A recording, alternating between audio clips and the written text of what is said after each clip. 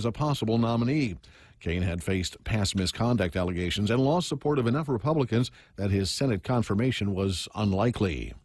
The Supreme Court will consider 2 cases about whether federal discrimination protections apply to LGBT workers. The first involving people who claim they were fired for being gay. Another case arises from a funeral home employee who was fired after telling her employer she was transitioning from male to female. Both cases will be argued in the fall. The 1964 Federal Civil Rights Act prohibiting sex discrimination does not mention sexual orientation or gender identity, but federal appeals courts have recently ruled LGBT employees are protected. Fox's Jared Halpern in Washington. Stocks closing mixed after the holiday weekend. The Dow down 48 points, the S&P 3 points higher, with the Nasdaq ending the day 17 points in the green. This is Fox News. Docomo Pacific's all-new business bundles provide tailored solutions to help your business become a better business. Choose from our Business Basic, Essential, or Value bundles and get unlimited talk and text, worry-free data at home and abroad, plus access to the fastest online speeds in the Marianas. Add on mobile or broadband lines and save up to 20% for each line. Email businesssales@docomopacific.com to find out which bundle provides the best solution for your business. Terms and conditions apply. Attention homeowners, if you don't have a solar energy system on your roof from Micronesia Renewable Energy, now is the time to get one. MRE solar energy systems now come with battery storage for zero money down. This means that your home will have power even when the island power isn't available, like during power outages or during and after storms. The inconvenience of not having power for your home is a thing of the past. Don't be left in the dark. Call 632-2613 for a free consultation. MRE, the smarter choice. Sri Lanka's president has given the military sweeping wartime powers to arrest and detain suspects following a series of Easter Sunday bombings that killed at least 290 people. In addition, a government curfew was to begin at 8 o'clock tonight. Streets in the capital of Colombo largely deserted, with most shops closed today as armed security stand guard on street corners.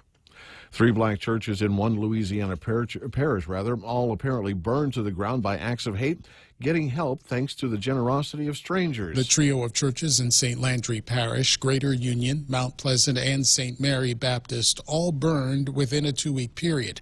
Parishioners want the churches rebuilt. A GoFundMe page was set up with a goal of $1.8 million. That effort saw a surge after the accidental fire at Notre Dame Cathedral in Paris, and by Easter weekend had easily passed that goal, taking in more than $2.1 million.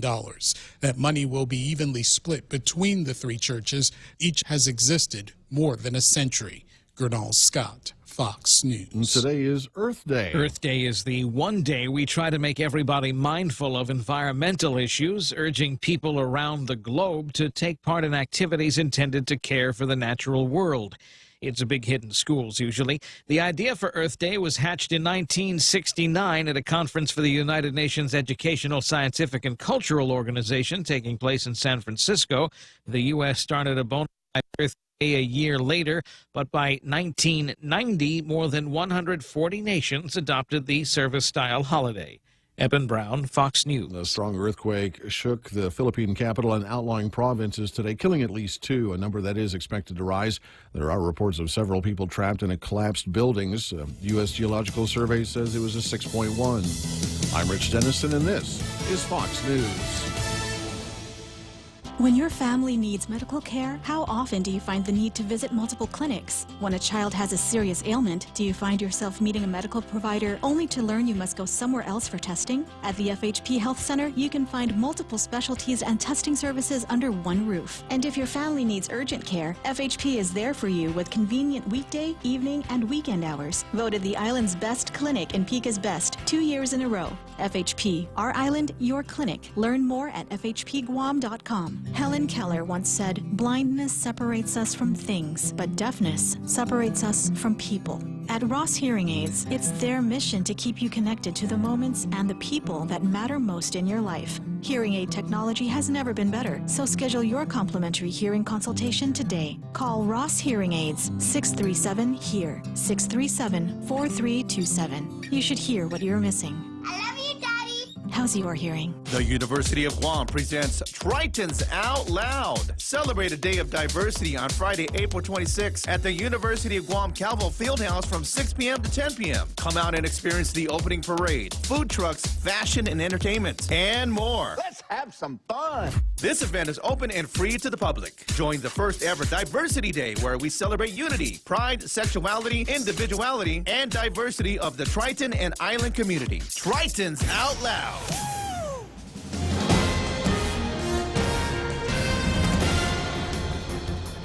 Half a day and good morning, Guam. News time here at The Point is 7 minutes past 6 a.m. this Tuesday morning. I'm Kevin Kerrigan. Here's a look now at some of the top stories from the Guam Daily Post. The Guam Waterworks Authority's top managers also got bonuses and pay raises last year, just like their counterparts at the Guam Power Authority. Following closed-door meeting last November, the Consolidated Commission on Utilities returned to public session. A motion was made to approve unspecified raises for unnamed individuals. The managers who were getting those raises were not named and their pay adjustments not specified. But in a near chorus, the commissioners all approved. It took about 32 seconds, according to an audio recording of the meeting obtained by the Guam Daily Post. GWA General Manager Miguel Bordallo's pay increased by $15,000 from $175,000 to $190,000 annually. The CCU also approved a $10,000 bonus for him. Legal counsel Kelly Clark got a $25,000 raise from $115,000 to $140,000 a year. Former Senator Bob Klitsky, who hosts the Tall Tales program here at The Point, has pointed out that the open government law requires pay increases to be decided in meetings that are open to the public. The law states that under no circumstances should a public agency hold a closed-door meeting to discuss salaries, salary levels, or salary adjustments. CCU Chairman Joey Duenas has acknowledged that unlike prior pay decisions, the specifics of last November's closed-door meeting were not announced publicly. Normally, employees and their pay adjustments are on the record, and that should have been the case this time, said Duenas. However, Duenas said the CCU decision and the pay adjustment documents are public records, and Duenas said he did not believe any corrections need to be made. The legislature's Public Safety Committee voted without objection to recommend Acting Captain Stephen Ignacio's nomination to become Chief of Police, despite a mental health evaluation that concluded he is not fit for the job. That conclusion is stated in a March 16th letter to the Public Safety Committee by Dr. Andrea Lighthouser, a licensed clinical psychologist at the Para Oceana Behavioral Health Center in Dededo. In her letter, Dr. Lighthouser, a mental health evaluation conducted by a clinical psychologist, has concluded that Ignacio is not fit for a mental health perspective for consideration for the position of Guam Chief of Police, she wrote. According to that committee report, Dr. Lighthouser conducted a psychological testing and submitted her fitness for duty report on March 11th. Full details of the evaluation and how and why Dr. Lighthouser reached her conclusions are not revealed. On March 29th, a medical and physical evaluation from Dr. Vince Akimoto was submitted to the committee. Dr. Akimoto is a family physician. His evaluation concluded that Captain Ignacio had normal mental status. Copies of Dr. Lighthouser's report were provided to senators, but the report was never raised during Captain Ignacio's confirmation hearing on April 16th. Public Safety Committee Chair Senator Jose Terlahi said he would bring Ignacio's appointment to the floor for a vote during this week's session. In a joint statement last night, Governor Lulian Guerrero and Lieutenant Governor Josh Tenorio said they are standing by their nominee. Their statement reads, Acting Chief Ignacio has the full confidence of the governor and the lieutenant governor, and they trust that the senators will give him due consideration and be guided by all the information they have received. We'll have more news after this. Howdy, folks. Colonel Sanders here to tell you about my KFC chicken and waffles. I paired my delicious KFC extra crispy chicken with a scrumptious waffle and drizzled maple syrup over the whole thing, and well, my. Try our new KFC chicken and waffles, now on Guam, but only for a limited time. KFC, it's finger-licking good. Okay, I think it's coming up soon.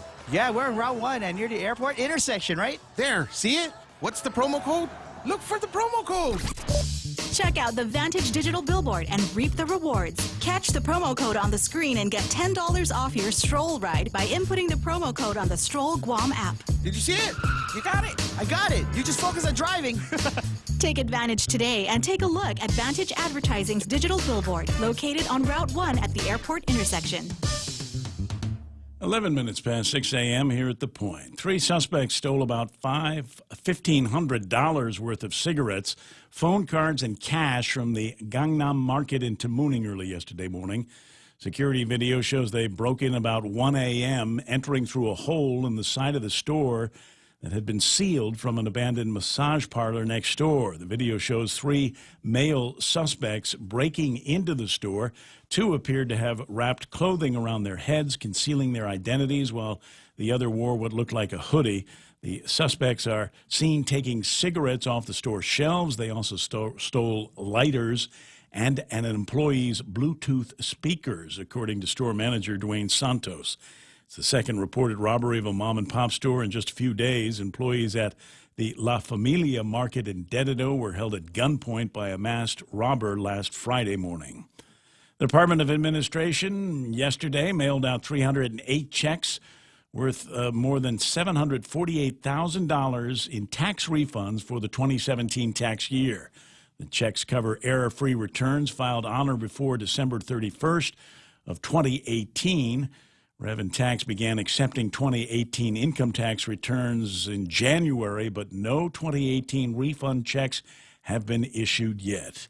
GovGuam is under court order to pay refunds on all error-free returns within 6 months of the April 15th tax filing deadline. For these stories and more, log on to postguam.com or pick up a copy of today's Guam Daily Post. Ray and Mike now with a look at weather.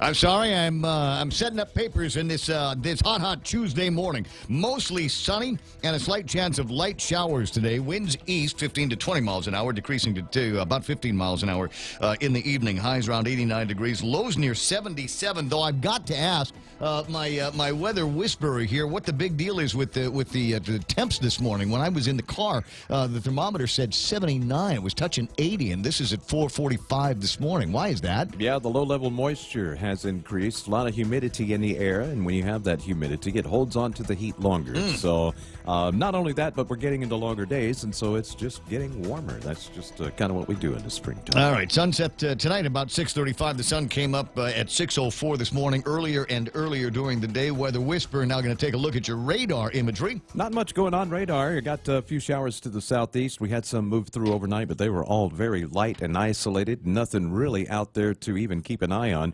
Checking satellite real quick, we will see some downstream weather features in the general trade wind flow. We do have some high clouds rolling over us right now. That's what we see going over Guam. There are no rain in those clouds. It's just high clouds coming off the stuff from the south. Blobich down to the south, that's where it'll stay. Nothing going on there. It's kind of just the same old for us. All right. Well, that's a quick look at news and weather together here. 6:14, brought to you by Bank Pacific. Where others put branches, they place roots. Get 2 Pepsi 12 packs for only $8.99 when you fuel up on $35 or more of premium high-performance fuel.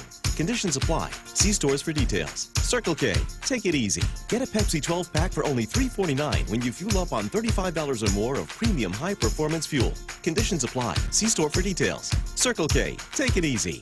Get 2 Coke 12 packs for only $8.99 when you fuel up on $35 or more of premium high-performance fuel. Conditions apply. See stores for details. Circle K. Take it easy.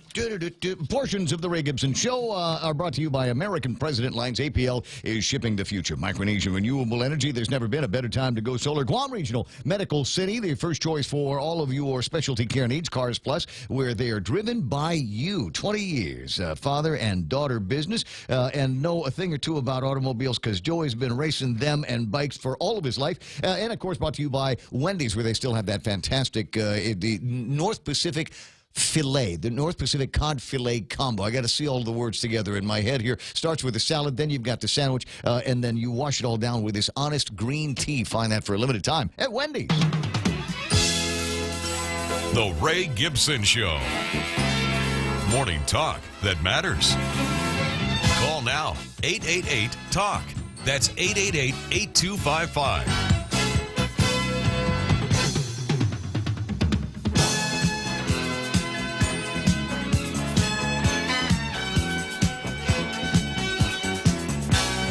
Slow down, you guys are going too fast here. Get to Ismael and John Ray and Nate Horn and Al Batista and more. I'll go over the list a little bit later on, but I gotta nail in these early adopters on the program to here before we start loading up on the rest of the other names of people that are coming in just in droves to check out the Ray Gibson Show here on 93.3 The Point. Welcome to the program. Excuse the mess. My name is Ray, and Mike Side along with my weather whisperer Michael Knight. I always freak out when the weather starts turning when it is as warm as it is in the morning, especially around this time of year. I don't want to call anything, but it seems to me that it's usually one of those, at least in my mind, one of the signs that there might be some rougher weather ahead. Yeah, definitely warmer weather, and it should be noted that although the Weather Service hasn't mentioned anything about a heat index, the fact that we have a forecast of mostly sunny and the warm temperatures we already had this morning, the moisture has really increased over the past couple of days, so it's going to be really hot out there if you're doing stuff outside. Hydrate.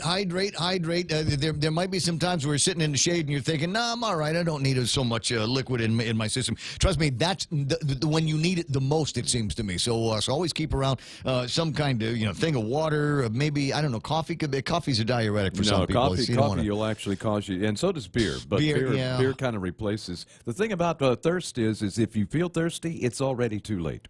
So hydrate. Yeah, as much as you possibly can. And some sage advice, some sage wisdom from weather watchers and guys like me that are old Pacific hands. My buddy Kevin Kerrigan from the Guam Daily Post is in studio and online this morning. How you doing, Kev? Good.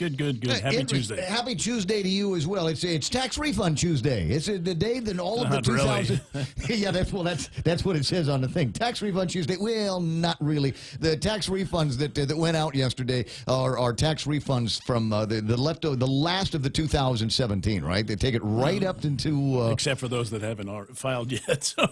But I mean, it's for those that had followed the rules and had gotten their paperwork in on time, they're good to go. And if there were no other problems with your returns from 2017, then you ought to be able to get some kind of a refund. Of course, the big question is for all of the people going, what is it? What about the 2018 returns? I was the first one at the Department of Revenue and Taxation. I put my thing in there, got the stamp, and it's received, and I'm waiting. Now I'm just waiting. And now here's the government doesn't have to actually send anything out until October, is my recollection of the law of the ruling of the court. So they've got some time to amass amount of money and then start sending them out within 6 months or so of April the 15th.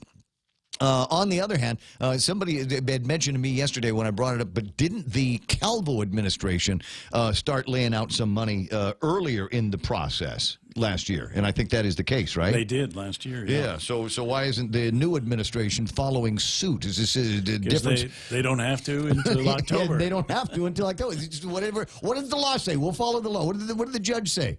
And so if we want to, and it's an election year, is this an election year? It is not an election year. So I don't know that there's going to be a whole lot of pressure on the administration to do anything other than what the court had prescribed for them. But, you can hold out hope. We'll obviously keep an eye on this for you because there's people around here in this building that are expecting a refund and looking to us for guidance and the sacred knowledge and wisdom on the ways of the Department of Revenue and Taxation, the Department of Administration, and what the heck, the entire government of Guam. And there's some interesting stories. Shall we cue the outrage now? Shall we? The follow-up on the outrage of GPA management and leadership getting their increases. And we told you, because Kevin told me last week, he said, just wait, because GWA got the same thing. And it's all spelled out in a story by John O'Connor, as mentioned in the headlines that Kevin Kerrigan just gave. GWA managers also get raises. This is... surprised because I told you that last week. The same way that I telegraphed to you that there's going to be a conversation about minimum wage and all of that. And there's just the beginning, tip of the iceberg. GPA, GWA, tip of the iceberg when it comes to increases that they're going to be getting. Did you see in the governor's budget proposal sent to the legislature that what are they talking about? $350,000 that they want to put towards a new kind of a Hay study, right? Why would you need to do that? Because there needs to be justification for pay increases for the rank and file now in the government of Guam, and then that will lead to the conversation and justification for the people over at the legislature to start manipulating artificially the minimum wage in this town. Do you see how it's all going to happen in a little bit? Now that'll be great for people that are making minimum wage. I got a feeling, because we'll watch the numbers go up. Anybody that is not making minimum wage probably not likely to get an increase, and they're probably going to be, what do they call it, compression, when you got the new guy coming in and he's now making as much as the guy that's been there for a year that went from $8.35 an hour to $9, and all of a sudden the new guy comes in and he's making $9 day number one, and everybody starts scratching their head. Yeah, but for us who do not make minimum wage, the beauty part of it all is that in 6 months a hamburger will cost about $9. There you go. Well, in some places where you go to now, a hamburger is already $9. Yeah. So things are catching up. I don't know. It's a 621. We're just going to have to bring in more money around here. That's what we're going to have to do, is figure out how to get more dollars. And I ain't high, I'll tell you that, man. I don't feel nothing. We'll that's what we'll do. We'll find a way. We'll legalize marijuana and then tax the hell out of it. Isn't that a great idea? Excellent idea. How do we do that? We have the Cannabis Control Board. Maybe we'll see if we can get close to some of those people in the Cannabis Control Board. But I've spoken enough without saying good morning. Sometimes you want to go where everybody knows your name, and they're always glad you came. You want to be where you can see our troubles are all the same. You want to be where everybody knows your name. Oh, I like that. We all do. There's Tony and Annette and Pinko, Ada, Tim Lujan, and then I'm jumping in late because a lot of people are joining up in the conversation today. So I'm going to have to catch all of this in the middle. I see Anita Muffness and the pretty Valentine's eyes. Charlene Marchessault is there. Karina Rose Faring is on the line, and she's changed her profile picture on Facebook. It is now the hand with the word enough on it. And Karina, you're welcome to chime in if you've got some new locations for people to do the walkout. We've actually already planned out ours. That is me and some friends. We've already planned out ours because it turns out we're going to be at Moses anyway. And this is the part where I was talking with some friends and they said, Ray, you're going to hell. Because I said, when we do the walkout, is it okay if I bring my drink with me? I was going to say it should be, since you're at Moses, it should be more of a stumble out, right? Yeah, it could be. Well, not at 5. Jeff Pleadwell is online. And you know what? I was thinking about you, Jeff, yesterday after I'd concluded the program, because it occurred to me I missed an opportunity on Good Friday to call you and find out what the specials were going to be for Easter Sunday over at Pirates Cove. I hope you can find it in your heart to forgive me. Christine Keating was there. Ry Nicholas is on. Ry, how you doing there? Are you still in Manila? Are you okay? My brother and his wife and daughter are in Manila right now. They were at the Mall of Asia when the quake hit. They are okay. Yeah, 6.1 quake northwest of Manila proper. Spoke to my wife and family. They said, they felt some rocking, but it wasn't so bad down there where they are, south in Las Piñas. But, up in Pampanga and those areas, Clark Air Base has suffered quite a bit of damage. Also, a couple of deaths, couple of fatalities associated with that. And there is, I got a note from Jim Brooks yesterday about some issues for travelers that might be thinking about going to certain parts of the Philippines, and the State Department is waving those places off. I'll share that with you in a little bit. Jackie Cabrera's on, says, Buenas from Barragata. Are you in town? Jack, you got to call into the radio station. Say hello. Tell everybody what you're doing in town. Are you doing some advocating for individuals with vision impairments, etc.? Gabby LG's on. Cousin Tommy Barcinas on this chat, and the Father Duenas chat says, good morning, Ayade. Good morning to you back. Juanita Machi, Greg Karabrock from Take Care is online. Mark Cruz is doing his wave. I see Dave Duenas, Dwayne Santos. Dwayne, we'll see if we can help out. The Guam Daily Post has a picture that was taken out of the surveillance equipment over at the Gangnam Mart in Tamuning. I first heard about the robbery there from a post that Dwayne had on the actual Facebook. So if you could take a look at this morning's Guam Daily Post and maybe you recognize the guy, maybe he's just some lunk in the village that you know, and now he stepped up to a little bit more of a hardcore deal. Well, and I was right though. Remember I was telling you about the robbery, the burglary, right? And I said what got stolen? The expensive, the good cigarettes, right? $1,500 worth of stuff, including the good cigarettes that were pinched as a result of that. I got Pat and Norma Jean Flores. John raids this. Mark Scott says, good morning. So what are we going to do about the illegal raises other than complain? You know what? I'm waiting for Bob Klitsky to see if there's another shoe dropping. He's a taxpayer and has legal standing to bring this issue to court. He's also his own JD, so we'll see what he wants to do. This is what I don't understand. If it's clearly a law that these sorts of things need to be done in public, then why in the world did the CCU do it in private? It just makes no sense. Because it's you know what? And we were talking to Joey yesterday about it, and Joey's like, well, you know, I'm not a lawyer. I'm just, you know, the guy at the Consolidated Commission on Utilities. If a lawyer were to come and say, oh, we've reviewed the process and you stepped out of line, or at the time when it was happening, if there was a lawyer in the room that said, oh, we're not supposed to do it this way. But absent that, then there are procedures that need to be, that need to, in my mind, would need to be met. It's one of those, it had the feeling like it's better to beg forgiveness than to ask permission. You know what I mean? Well, so if we'd have asked a lawyer might have said no, but since nobody said no, we went ahead and did it that way. And maybe now somebody will complain and we'll have to back up. But until that happens... Yeah, that falls under the spectrum of ignorance of the law isn't an excuse to break it. I'm not disagreeing. But that's the way it sounded. So I think it's gonna have to wait until somebody with some kind of standing comes forward and says you did this in the wrong order, or you did this in the wrong place, and you need to withdraw. And then what's going to happen? Then you know, we got the story today about the GWA managers, and apparently this one here looks like it was done right. Public, they after a closed door meeting on the issue on November. No, it wasn't done right. It was not done right. No. Oh, because it made it sound like they were in a closed door meeting, then went to the public portion of the meeting for 32 seconds. There was an approval. There was a motion to make the approval, and somebody said, which is the way it was done for the GPA. For GPA. For both, yeah. Okay, all right. So but again, but the names of the individuals and the amounts were not revealed during that vote. It was just a vote to approve on pay raises. To approve what had already been discussed in the closed door session. Exactly. I see. Okay, so yeah, okay, illegal. And so somebody was standing now has got to come out, and maybe it's going to be Bob, maybe it's going to be you. I like that. Asking for a friend. Acting chief of police is already a captain at the Guam Police Department. Lil Cruz is online. Ismail says, I'm a brain surgeon, but your heart looks great. You should be able to run now, but Doc, I've got no legs. I think I know what you're referring to there, Ismail. I got JZ. Timing online. Did I already say Lillian Cruz is on? Good. Cheryl Ochai, Patty Santiago, Randy Kruger, Michelle Peer. Michelle, did I see on Facebook that you are closing your gallery?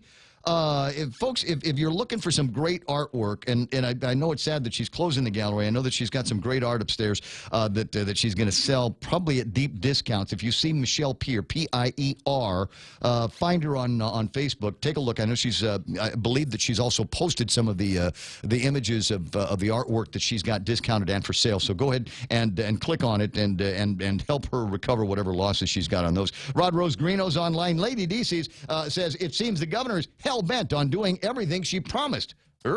She's giving raises like the Easter Bunny, being transparent, downsizing the government. The people need to stand up to this disgrace and speak up. James Howard appropriately chimes in with enough. And Lady D backs up on herself. Oops, not doing. I know, it's early. Sometimes when you're outraged, you're just banging on the keys. Ken LG says, I hate seeing the predictions made early August 2018 coming true before our very eyes and in real time. But wait, there's more. Rico Blanca Floors online. Neats Money, Pam Duvall. Pam's got some interesting posts online this morning. Go and hit her page and see what it is that she's writing about. And Vicky Ganashis, Borja, Richard Clark, John Torres, Morning Rain Man, wondering if the government has has 6 months to pay refunds on the date you file or from April the 15th. It's April the 15th is the date that everything starts we tolling. said that like every day so We've far. said that every day for John. John says, I'm sorry, there's the truth of it, and you can ask every day, but the answer is going to be the same every day. See you in October, unless there's somebody over at the governor's office or the Department of Administration or Rev and Tax that says, "Oh, we found our millions of dollars." And but if you're one of the guys that signed in early, if you signed in, say on February 1st. Right? It's not like you're in competition with everybody that did their refund, the returns on April the 15th. They will start from whoever came in, first, and then follow along like that. So you got that. Good Tuesday, Johnson Nicholas is saying. Ken LG, Ken, just call in. Alex Hafligwe, Troy Mesa, some more from Lady D. Amanda Shelton is online, and apparently I was wrong yesterday. I'd mentioned that there was this like, I don't know, social media challenge going around where the teens would go in, clean something up, someplace, an area that had been messed up, and they'd go and clean the thing up and then take pictures of themselves sitting on the big piles of trash cans of everything they cleaned. And I said Amanda Shelton, as far as I knew, was the only one that did that. And as far as I knew, that was right. Shirag Bajwani from Tina Rose Munya Barnes' office sent me a video of her and her team doing a cleanup. I think it's out at Tengiz, and maybe if it gets slow, I'll play the video in the background so you can see what it is that they're talking about. But, I hope it spreads. There's more places on Guam that need cleaning up, and if you're not doing anything on the weekends, why not? Rick Leone, I got Cody James, Bob Lozanima, Vivian Cunningham, Brian Bomba. I did see Arlene online early, and that made me smile. Nick Perlowski says, oh, I love this quote. Listen, I'm a politician, which means I'm a cheat and a liar. And when I'm not kissing babies, I'm stealing their lollipops. But it also means I keep my options open. Can you name the movie that comes from? You got it? Come on. What is it? It's from a Tom Clancy movie. I want to say it's the submarine movie. Come on, help me now. Red October. Hunt for Red October. That was very good. You did that all by yourself. Not bad. You kind of had to. Waiting for Kevin to jump in and help, but no. 6:30. I'm sorry. You know what it is? 6:32 in the morning, and I'm still in cruise mode from Game of Thrones yesterday, and I finally finished Happy on Netflix. So I'm a good guy. 6:30. We got to get into headlines here. 6:33 in the morning now from the Guam Daily Post. Here's Kevin Kerrigan. Half a day and good morning, Guam. In the headlines from the Guam Daily Post this morning, a woman was arrested Saturday night on drug charges after police responded to a report of a suspicious vehicle at the Bank of Guam parking lot in Agana. 31-year-old Regina Suan Quintanilla was charged with meth possession. According to the magistrate report, a man told police he'd lost the key to the car. He couldn't start it. He told officers the car belonged to his girlfriend's cousin, whose name he couldn't recall. When officers searched the vehicle, inside they found a handbag that contained 2 small clear bags containing a crystalline substance that later tested positive for meth. The female suspect in the vehicle admitted she owned the bag and its contents. However, she declined to tell police how she got the drugs, according to the complaint. 27-year-old Tyler Derek Smith pleading not guilty in district court yesterday to assaulting an enlisted female airman. The incident happened on July 30th last year. Smith admitted to kicking the woman while the pair were at Anderson Air Force Base. Smith was charged with assault as a misdemeanor. Chief Judge Francis Tadingo Gatewood setting a trial date for August 13th. Senator James Moylan has introduced 4 new bills that would increase the jail terms for anyone convicted of criminal sexual conduct, robbery, and crimes against tourists. Among the proposed measures is Bill number 98-35, which would require that the maximum, not the minimum, penalty be imposed on anyone convicted of a crime against a tourist.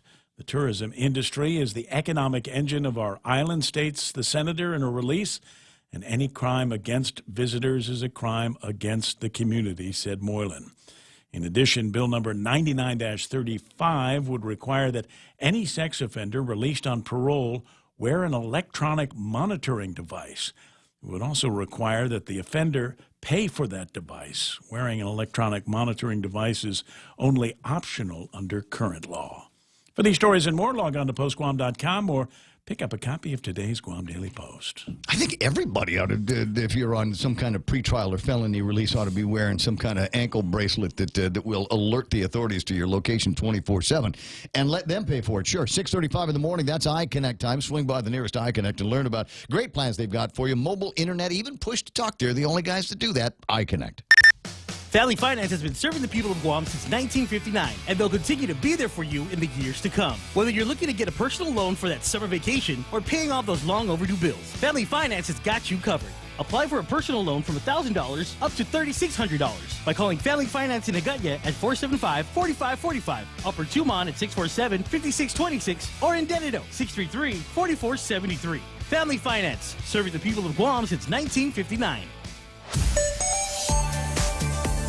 All right, time to take a look at the traffic gizmo and see what's happening out there. What's going on in the world of traffic, where you happen to be. Looking up at the northbound traffic from Gigo southbound into the Dededo area and into Upper Tumon. That's looking pretty good right now. 1 and 3 are in the clear up there. I don't see anything happening major at 8, 10, and 16. I don't think you're going to see anything with most of Route 4 and Route 8 into the downtown Hagutnya area. Marine Corps Drive running smooth right now. Let me zoom down to Big Navy and see if there's anything happening down there. A little bit of traffic getting into the intersection, but you should be just fine. Nothing in front of Navy Hospital cranking right now. So it's a sweet time to go for a drive. 6:36 in the morning, and that's right now traffic here on The Point. Security Title is honored to join in sponsoring Ray Gibson on The Point. Half a day. I'm Rita Tidegui of Manila, and this is where I start my day, listening to the voices of our community and sharing thoughts about issues that affect all of us. It all boils down to our people and our land. Ingatan ang iyong tahanan, protect your home. When purchasing or refinancing your home, remember to call the professionals at Security Title, just like you call Ray Gibson in the morning. Morning talk that matters. It's the Ray Gibson Show. Call now, 888-TALK. That's 888-8255.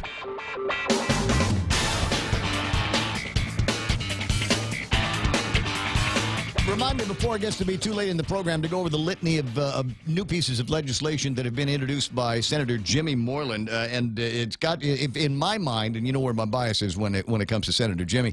I'm digging what I'm looking at right now, because it looks like somebody might be serious about getting tough on criminals and applying a little bit more than a slap on the wrist and trying to hold people accountable to their actions before this community. Interesting legislation, to be sure. Yesterday I spoke with Speaker Tina Rose Munya-Barnes about Bill number 86, and I don't know, in the history of legislation that has come out of this legislature in particular, or other measures that have been introduced by Senator Tina Rose Munya-Barnes, if any of them have hit the same, I'm sorry, it wasn't Bill 86, I think it was 88, have hit the same amount of displeasure with the morning listeners of this radio station. Bill number 88, relative to exempting home kitchens licensed as a home industry from sanitation laws and stipulating requirements for these home kitchens. The ruling from among our listeners was immediate and brutal. The other governor, Ken Leon Guerrero, said it might be the stupidest thing to come out of this or any other legislature. And this is how you know it's bad, guys. If you're watching on Facebook Live this morning, one of the images that had me, if if I was drinking coffee at the time, it would have shot straight out of my nose. But it is an image from Guam Blog, and Romeo has taken his artwork now and has got an image of Tina Rose. It's a cartoon image of Tina Rose Munya-Barnes standing as a maitre d' in a restaurant called Cafe Salmonella. Oh, how lucky! A table just opened, and there's a ticket thing in the back. You know, like you get when you're supposed to wait to be seated. There's a little ticket pull on it, and it says, take a chance. Take a chance. So interesting, because number one, Romy, it's clever artwork, and I'm crazy about it. And number two, let me just bring, it's almost like your own man says so. You remember when you were playing a game, baseball or whatever, and you were a little kid in sports, and you're not sure if the ball was fair or foul, but if somebody on your team said, nah, it's a foul ball, then the even your own man says so rule goes into effect, which means that it was if your own team says it's a foul ball, and so you're going to play it like that. No, it's not fair. It's not a home run. Sorry, kid.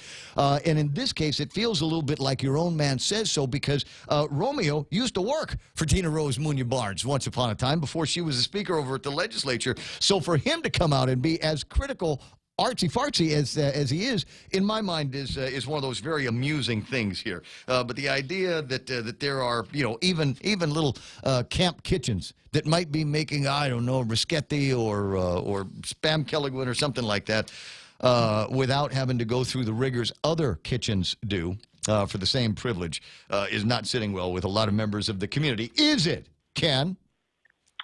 Well, once upon a time when I lived in Hawaii, there was a boat called the Relame, and it got catered a contaminated meal from a kitchen that was later decertified and the lawsuits, and it made the news when 160 tourists turned the Sunset Cruise into the Vomit Comet roller coaster. Woo!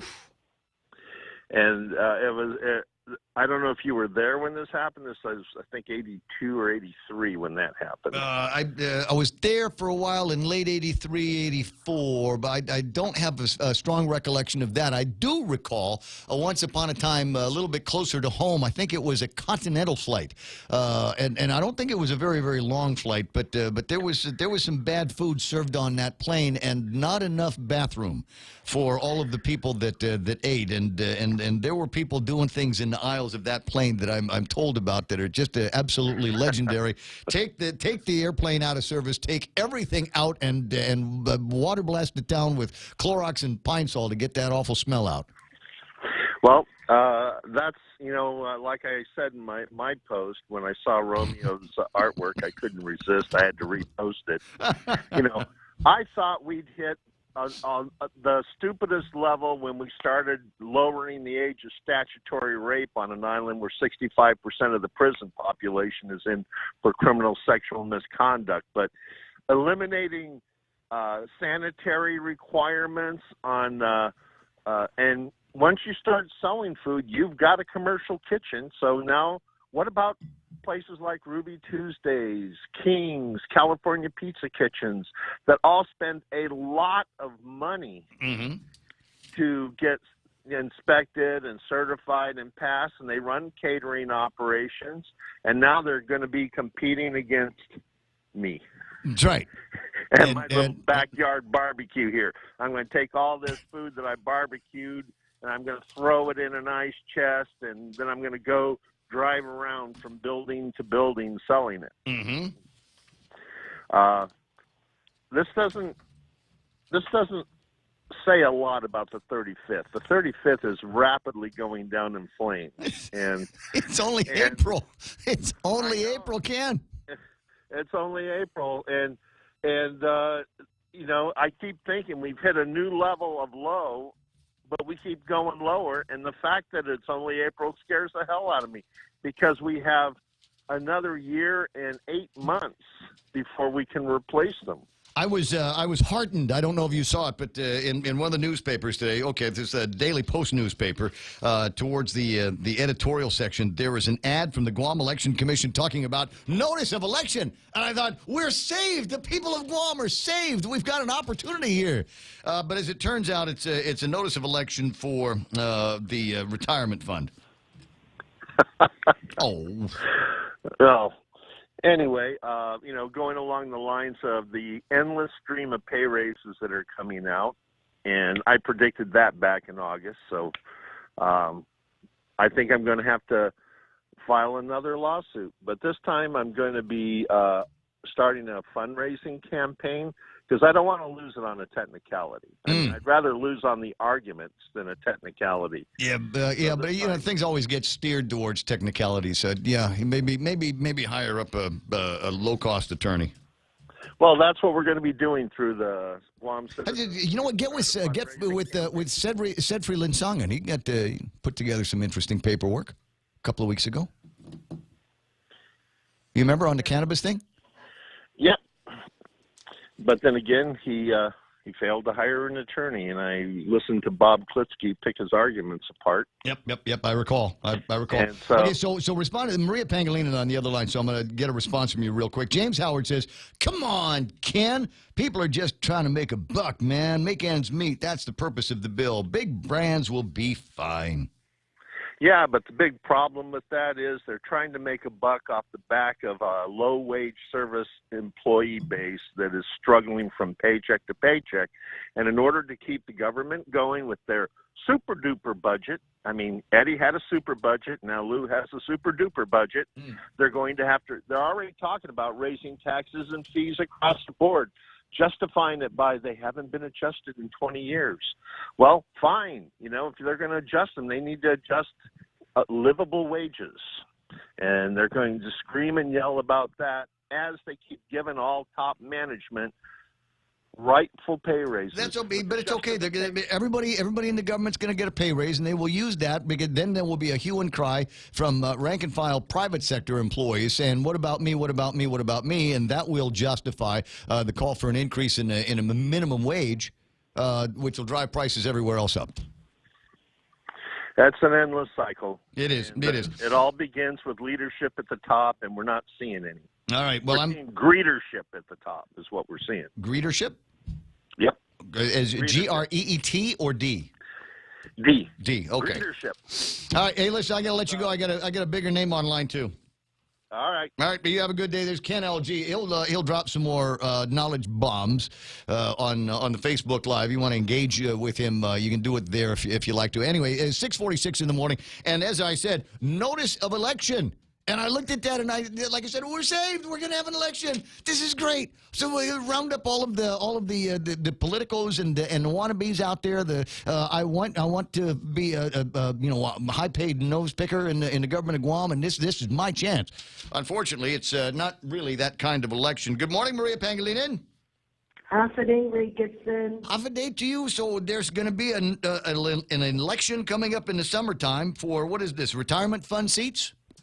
That's correct. The law requires that the Guam Election Commission conduct the election. Who can vote in this? Active vested employees of the government of Guam. Can I run in this? Can I run and become a member, a retirement fund member, a trustee? Unfortunately, unless you're vested, which means unless you've been contributing to the retirement fund for 5 years, only then can you run as an active employee. If you're a retiree of the government of Guam retirement fund, you can run as well. But unfortunately, Ray Gibson, I'm not either one of them. That's correct. And the candidate filing window has closed. Oh, when? Back in. You must have took out a very small ad for you took out a big ad for the election. You must have put a tiny one, just a little, just Scotia of an ad for the openings for the. No, sir, that's the second ad. I don't know how I missed it, but okay, retirement fund. So anybody that wanted to be a candidate as for a trustee on the board of the Guam Retirement Fund, you should have already filed. And now is there campaigning that they need to do, or what? Well, there are 4 offices open, and guess how many candidates we have? 4. That's correct. So what's the point of having an election? Can we cancel it and save a couple of dollars for you? We checked retirement fund and Guam Election Commission, checked our lawyers, and no, we cannot cancel it. It's by law. They must get at least 1 vote. Yeah, how much is this going to cost us?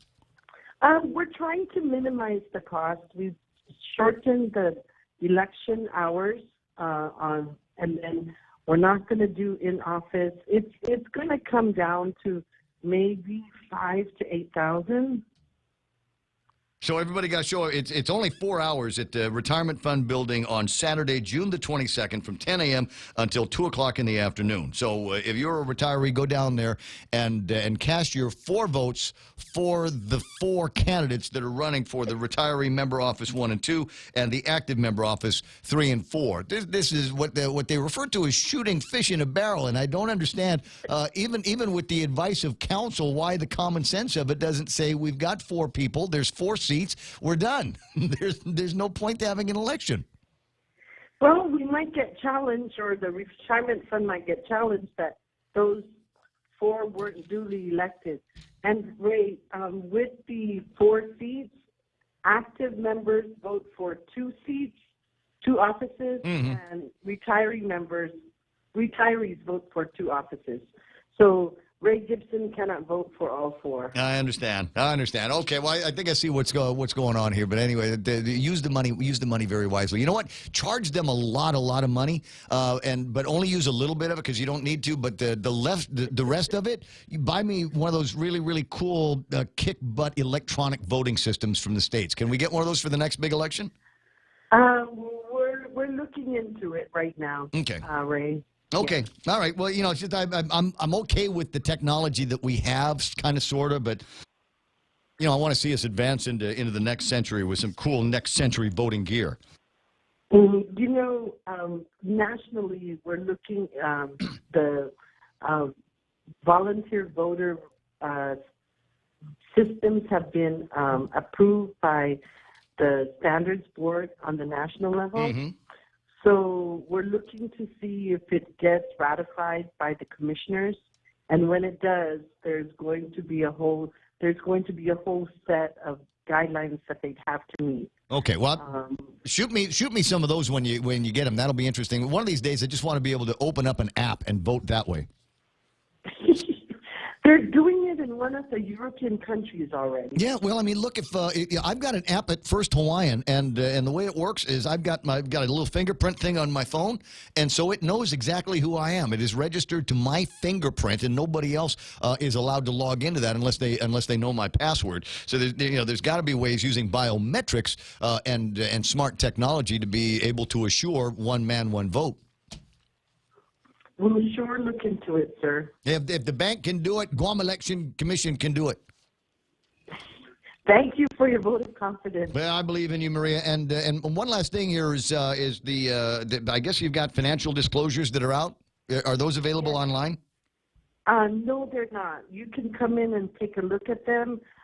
Yesterday was the deadline at 5 to either file your full financial disclosure or to request for an extension.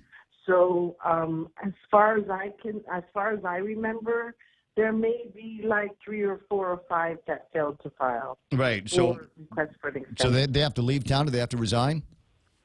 No, they don't. We will. The commission will be meeting tonight. The Guam Election Commission will be meeting tonight, and we'll report on what happened yesterday. Unfortunately, something was going on with Gmail, and so we waited until later on yesterday evening. Something was going on with Gmail. That sounds sinister. There was nothing going on with my Gmail. Oh well, we received notice from OTAC that we were getting our receiving our email was being delayed. Oh, how interesting! Reason, and I didn't understand the reason. Yeah. Well, to find out, because that's unusual for something like that to affect just you guys. I mean, I'm big on Gmail and all things Google. Government of Guam wide. Okay. Now, my friend Gwen online is asking, who are the candidates in this retirement fund election? Okay, so for the retirees, for the seats to represent the retirees, we have Dr. Wilfred Leong and Mr. George Santos. And for the active members, we have Mr. Ricky Hernandez and Mr. Tom San Agustin. So let it be noted that Mr. Tom San Agustin is from the Guam Election Commission. But we checked with our legal counsel, and there is no conflict. We have no conflict. Yes, and he will not be participating in any part of the election. I got you. So he's a candidate, but he's not going to have anything to do with the count or the execution of the election. Absolutely not. Okay, you let him know I'm watching him. Okay. Okay. All right. Listen, I got to let you run because it's 6:55, and I know you have to get to work today. Thank you so much, Ray Gibson. Have a good day. Thank you so much, Maria Pangolin, and I will have a great day. I appreciate you spending some time with me online. Who else is playing around online? I got Yoich Rengil, and happy belated birthday to you, my brother in Mangos. Vanessa Augustin Judikpa is online as well. Rudy Magallanes with a question says, good morning, Ray. What do you mean tax refund Tuesday? Oh, it's Tax Refund Tuesday. There's a whole mess of tax refund checks went out yesterday from the governor's office. They sent out a notice here, and it's in my pile of crap to talk about here this morning. And I was looking at it. Originally thinking, wait a second, this is not telling me what I need to know, i.e. where these funds are supposed to be coming from. And they're tax refunds that are based on 2017 returns, not 2018 returns. So for people with approved and error-free returns that go right up until, I want to say, New Year's last year, everything is in and has been paid for, and now we make our way into the 2018 returns, whenever that is going to be. But there's no requirement to meet any kind of deadline other than the one that begins 6 months from August the 15th. Vanessa Jadikpa says, Buenos Gen Hafa Day, Ray. Well, Buenos Gen Hafa Day back at you. Flo Cruz online, and Richard Leone is hanging out with us this morning. Now, as I said, the earthquake felt in a variety of regions in the Philippines last night. For those of you going, hey, Ray, don't you have a brother and a sister-in-law and a niece in the Philippines? Yes, they were at Mall of Asia and have reported that they are okay, and will likewise be headed home at some point. And along kind of in the same breath, I met a girl yesterday. Her name is Cherry. I know what you're thinking. And it's possible. But anyway, her name is Cherry, and she is from the Philippines. And we got to talking. I said, well, which part of the Philippines are you from? And she said, Davao. And I said, well, this is reasonably close to some of these places that are on the new no-fly list. The State Department has come out with a Philippine travel advisory. They've gone to level number 2. Exercise increased caution in the Philippines due to crime, terrorism, civil unrest, a measles outbreak, and kidnapping. The recommendation that you not travel to the Sulu archipelago, including the southern Sulu Sea, due to crime, terrorism, civil unrest, and kidnapping. Marawi City in Mindanao is getting off limits too because of terrorism and civil unrest there. Yeah, basically you want to stay east and north of a line that kind of squares Davao City. As long as you do that, you're okay. But if you go west or south of that, down into Zamboanga or the Sulu area, no, you do not know. Terrorists and armed groups continue plotting possible kidnappings, bombings, and other attacks in the Philippines. Terrorists and armed groups may attack with little or no warning, targeting tourist locations, markets, shopping malls, and local government facilities. The Philippine government has declared a state of national emergency on account of lawless violence in Mindanao and an outbreak of measles in the Philippines. Authorities there are reporting deaths in the national capital region, Central Luzon, and Davao. Centers for Disease Control and Prevention has additional information on the outbreak if you're interested in that. I know some of you are thinking, but wait a second, I need to go to the Philippines and some of these places where you might have some legitimate business. Just be aware that there are those kinds of things and those kind of people out there that will kidnap you and hold you for a long, long time until they get some kind of ransom to support their other illicit activities that are going on out there. Yeah, to be honest with you, if you're not a missionary or something, you probably don't have any business in those areas. Just don't go there very much, but people will try to go there sometimes for the sightseeing and the touring, and that's where you run into a problem. I wonder, I mean, it's how do you want to say this? It's like booking a ticket on the new Titanic. I'm wondering if there's anybody out there that's offering kind of an adventure tour. See if you we'll set you up on a tour of Malawi and the Zamboanga area and places like that, and we'll drive you by. We know that there have been kidnappings. We'll drive you by places we know that there have been civil unrest, and you just kind of take a chance and see how giddy you feel when you get to drive out of town. I don't even think anybody there is foolish enough to try to pull off something like that. It's real dangerous. Yeah, you've got a Muslim problem down there, saying that these Muslim folks are actually causing problems, and they want to separate from the rest of the Philippines. It's been going on for years. Zamboanga Ismail says, my old home where MILF means something totally different. Pete Guerrero's online. Good morning, Pedro. Guys, good to see you on. And Adonis Mendiola's there. Margaret Blas, and good afternoon from Arizona. Well, thanks very much for chiming in. I see you, Lisa St. Augustine, as well. We'll go over a roll call a little bit later on, but right now I've got to break into more news from the Fox News Network. That'll be followed by more news from the Guam Daily Post and Kevin Kerrigan right here on KUSG, Agana. He says they obey. I'm Rich Dennison, Fox News. President Trump today rejecting claims in Special Counsel Robert Mueller's report on Russian election meddling that indicates many in his administration ignore his orders to protect him from wrongdoing. Nobody disobeys my orders. At today's White House Easter egg roll, the president was also asked if he was concerned about being impeached. Not even a little bit. Many Democrats say information contained in the Special Counsel's report shows the president committed impeachable acts. The White House denies any such activity. Secretary of State Mike Pompeo offering U.S. supports to Sri Lanka today at the State Department. Our embassy and other parts of the U.S. government are offering all possible assistance to Americans and the Sri Lankan government alike. We urge that any evildoers be brought to justice. And at least 290 were killed in the series of explosions.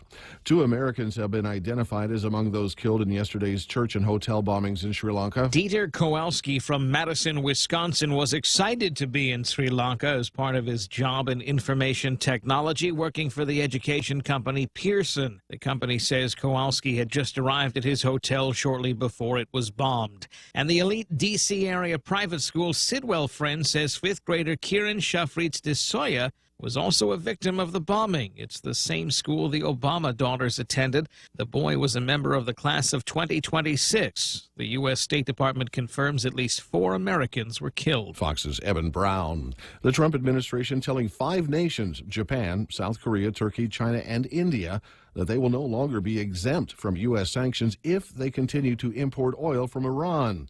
It's the latest moves by the White House to pressure Tehran. Today's announcement helping push the price of benchmark U.S. crude oil to its highest level since October of last year.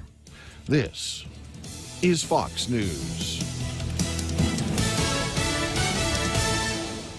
So what's the deal? Are you still paying for the right to have your checking account at your bank? Well, at Bank Pacific, we think it's our privilege, not our right. That's why we offer My Green Free Checking, where your monthly maintenance checking fees are zero. That's zero. And it comes with a free Visa check card and monthly green e-statements. My Green Free Checking. Bank Pacific today. Because having you as our customer, that's our privilege. Bank Pacific, where others put branches, we place roots. Equal housing lender, member FDIC. Viva Bank Pacific. Docomo Pacific's all-new business bundles provide tailored solutions to help your business become a better business. Choose from our Business Basic, Essential, or Value bundles and get unlimited talk and text, worry-free data at home and abroad, plus access to the fastest online speeds in the Marianas. Add on mobile or broadband lines and save up to 20% for each line. Email businesssales@docomopacific.com to find out which bundle provides the best solution for your business. Terms and conditions apply. All 6 people aboard a small plane died today when it crashed while preparing to land in central Texas. An investigation into the cause is now underway by federal authorities. Indiana State Police announcing new developments in the 2017 murders of 2 teen girls. Police have put out a new composite sketch of a suspect along with never-before-released audio and cell phone video of the person they believe killed Abby Williams and Libby German 2 years ago. State Police Superintendent Doug Carter says they think the suspect is from the Delphi community now or has previously lived here, visits Delphi on a regular basis, or works here. He adds they won't stop asking around to find him. We are confident that you have told someone what you have done. Police have not discussed any connection to the victims. They say they won't stop until the killer is caught. Gernal Scott, Fox News. The Supreme Court considers a census question this week. Challengers say it's a move by the Trump administration to intimidate illegal immigrants. Can the Trump administration add a citizenship question to the 2020 census? That's the question for justices tomorrow in a case testing the way the government counts how many people are in the country. Lower courts have blocked the question's inclusion. Opponents say the question will intimidate immigrant households, discouraging participation in Latino groups, and diluting counts used in determining congressional representation and federal funding. The administration argues the citizenship question offers better data to enforce the Voting Rights Act. In Washington, Jared Halpern, Fox News. The financial condition of the government's bedrock retirement programs for middle and working class Americans remains shaky, with Medicare pointed toward insolvency by 2026. That's according to a new report issued today by the government's overseers of Medicare and Social Security. I'm Rich Dennison, and this is Fox News. Here at APL, our core values give the company its heart and soul. Whether it's connecting your business with our global network through our newly enhanced service or investing our efforts into giving back to the community, APL is committed to serving you. We humbly honor the opportunity to find innovative solutions for you and your business. To learn more about our enhanced service, call 588-4651 or visit www.apl.com/Guam for more details.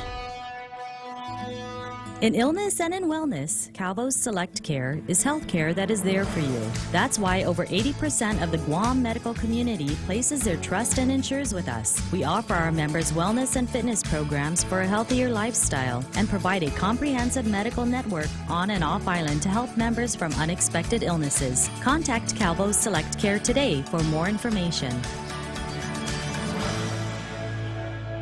This is Ronnie. Ronnie is about to break his piggy bank. Come on, piggy bank.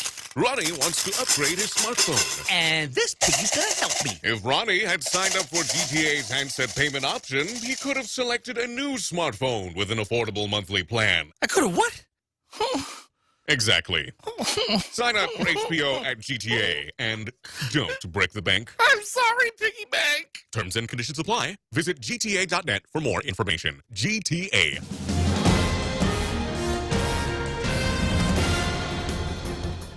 Half a day and good morning, Guam. News time here at The Point is 7 minutes past 7 a.m. this Tuesday morning. I'm Kevin Kerrigan.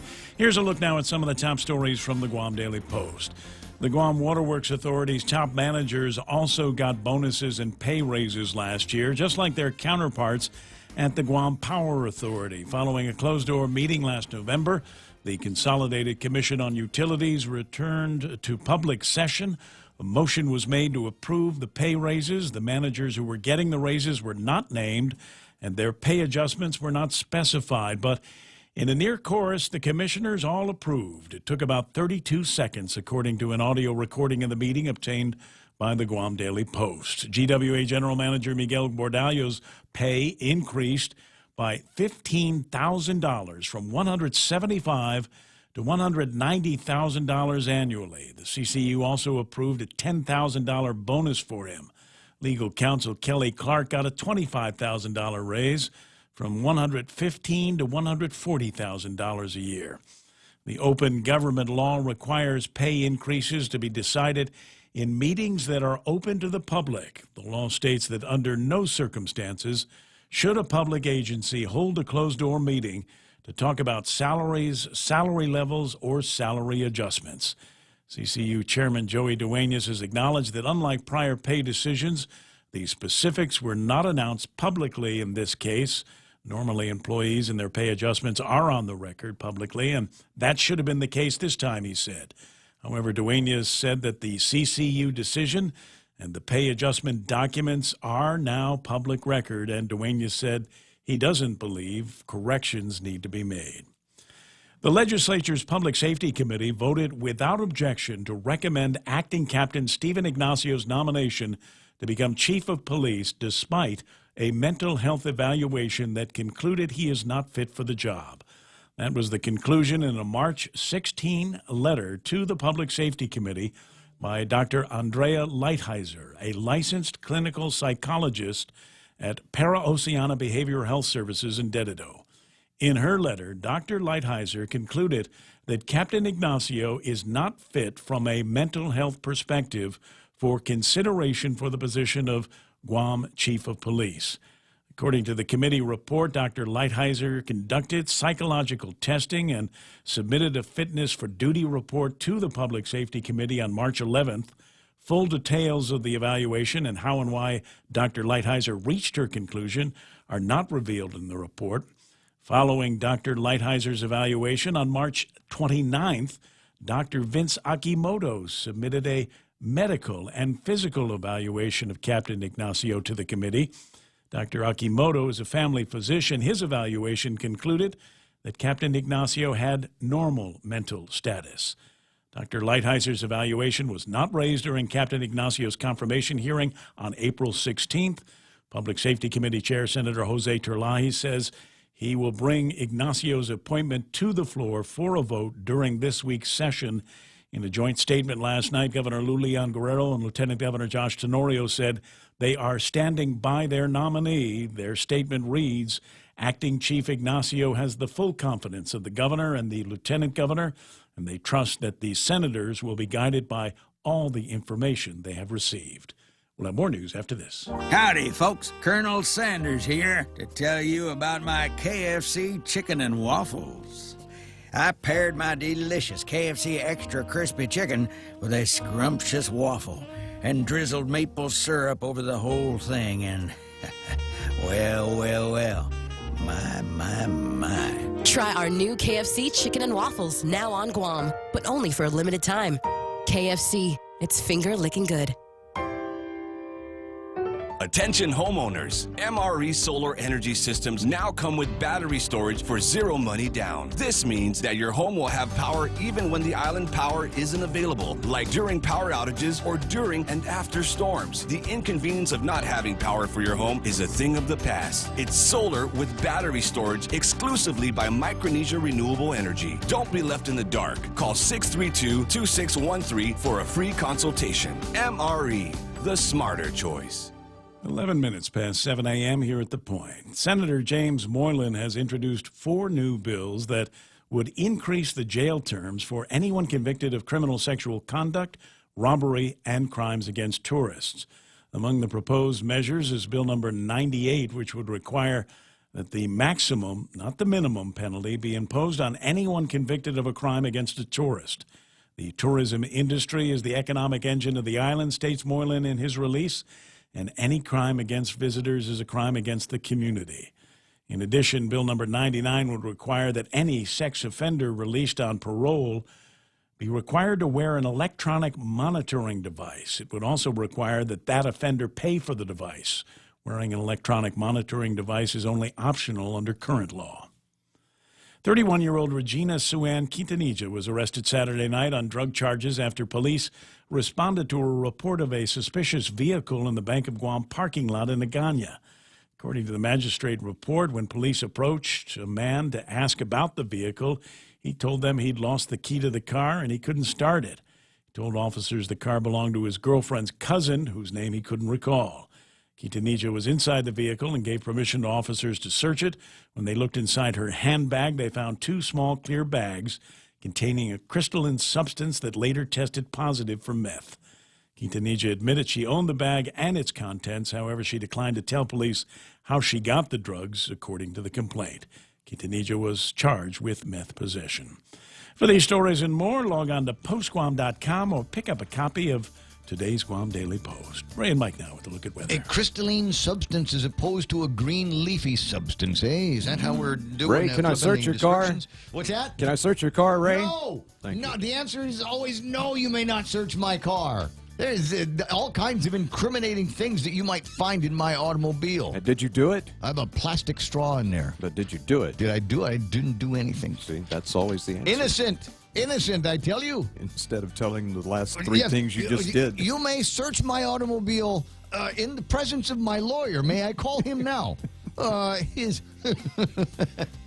It's got a long name of the firm. That's how you know you really want to do this. All right. What do we got? Mostly sunny skies today. Let me just, I'll make this short. It's going to be hot. That's what we've got for you in the forecast. It just is. Lots of sunshine out there, maybe on some light showers. I was absolutely thrilled when we got one of those light showers come through here yesterday, about 10:15, something like that. But wow, it's raining. And then just as soon as I noticed, the time it took me to say it's raining, it stopped. It stopped. There you go. That's all you're going to get. Winds east up to about 20 miles an hour, decreasing to about 15 later in the evening. Highs 89 degrees. Overnight lows also fairly warm, 77. It was 79 in the car at 4:45 this morning. Yeah, that's why we're talking about it being hot. And we'll look on radar real quick in satellite. Radar does not showing a whole lot, just some light showers. Caught up in a trade wind flow, got a little disturbance. It'll slide through today and tomorrow. Again, just isolated stuff. Check in satellite.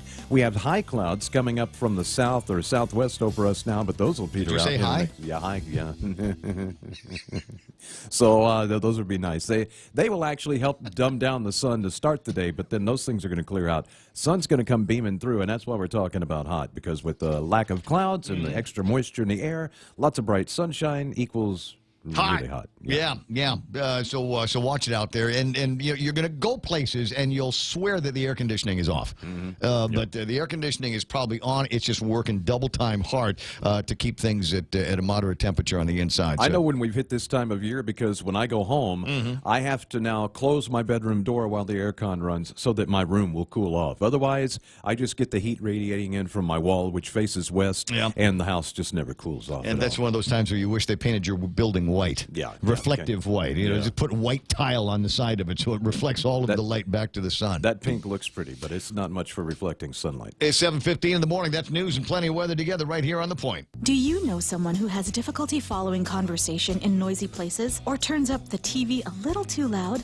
These may be signs of a hearing loss. Ross Hearing Aids specializes in hearing evaluations, custom-fit hearing aids using the latest in wireless digital technology, and custom-fit hearing protectors. Call Ross Hearing Aids today to schedule a complimentary hearing consultation. 637-HEAR. 637-HEAR. Ross Hearing Aids, located across Shirley's in Harmon. The really, really interesting portions of the Ray Gibson Show are being brought to you by Micronesia Renewable Energy. There's never been a better time to go solar. Guam Regional Medical City, the first choice for all of your specialty care needs. APL, they're shipping the future. My friends over at Cars Plus, that's Joey and his daughter Jen and Dunge.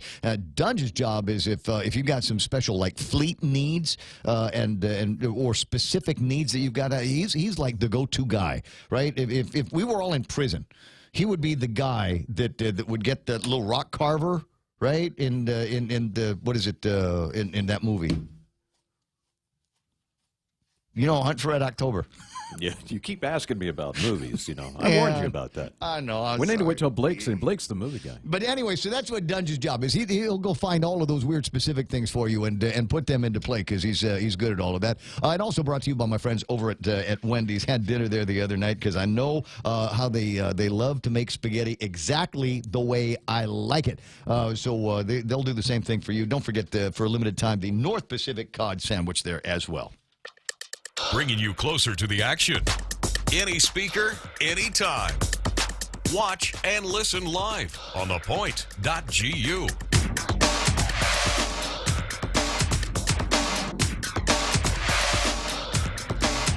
What was the movie? Shawshank Redemption. Somebody called it in, right? They did. Somebody Absolutely. called it in. Tell Gibson it's the Shawshank Redemption. It's crazy because I watch the movie whenever it's on. It's just one of those shows. There's not one wasted scene in the entire thing, and so I watch it whenever it was playing on television. I perhaps haven't seen it in a while because I've been on Netflix. Yesterday on Hulu, and I told you I got an invitation to go watch Hulu with a bunch of people in more of a club atmosphere, but I turned that down because I wanted to get it done and over with during the day, and unfortunately it ate into my nap time. So, well, that's why you're so grumpy today. Yeah, am I grumpy? No, I'm not grumpy. 7:18 in the morning.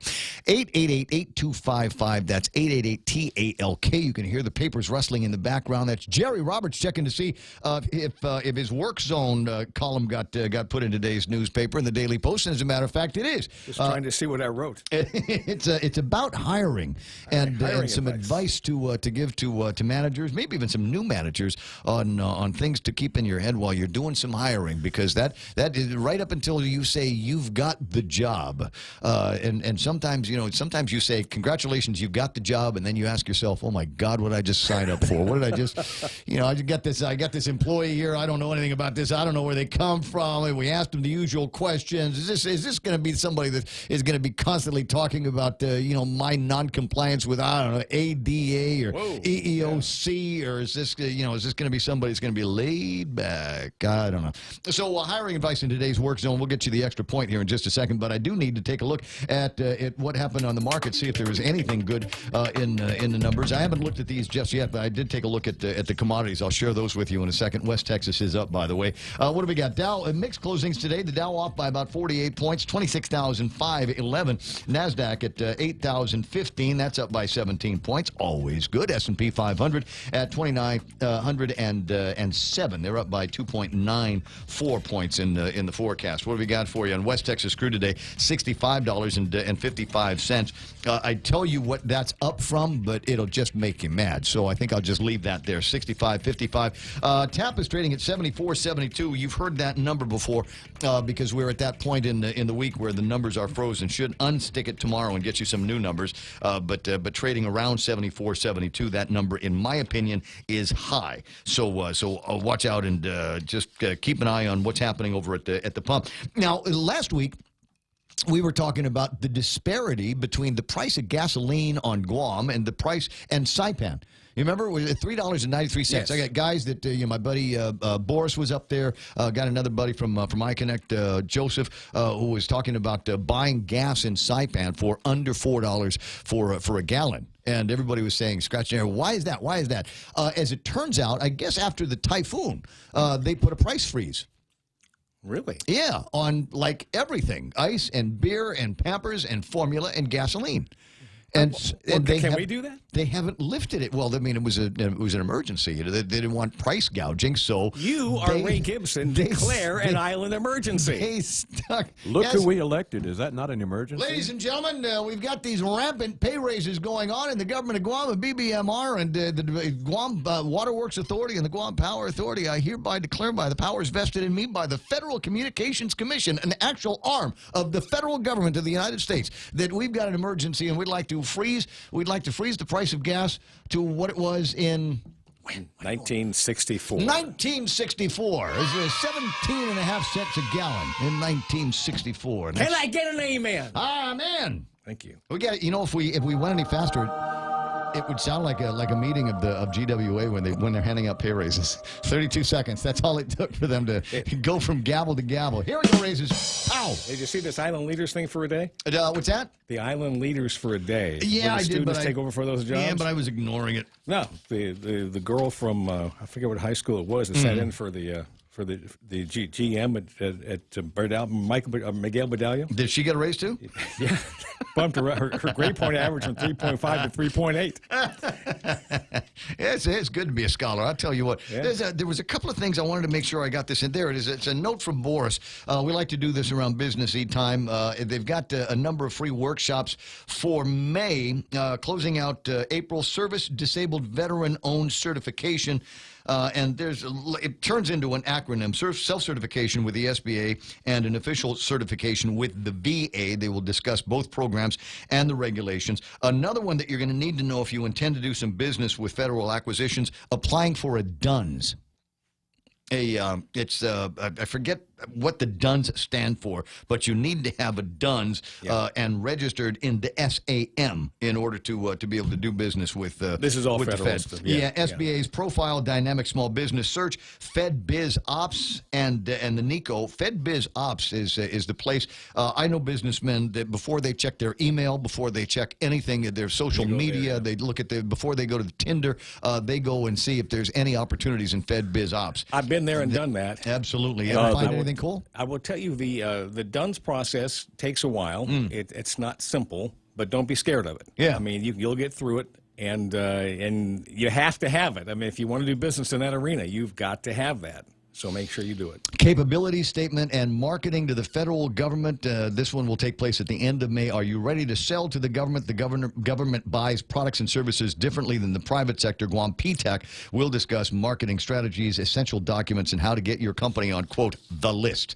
And if you want information, find Boris Hertzlet. His number is 735-2596, or go to guamptac.com. The DUNS is a data universal numbering system. Basically, it's done by Dun & Bradstreet that assigns a unique numeric identifier, which is your DUNS number, to a single business entity. And so it's unique. You know how you top a car?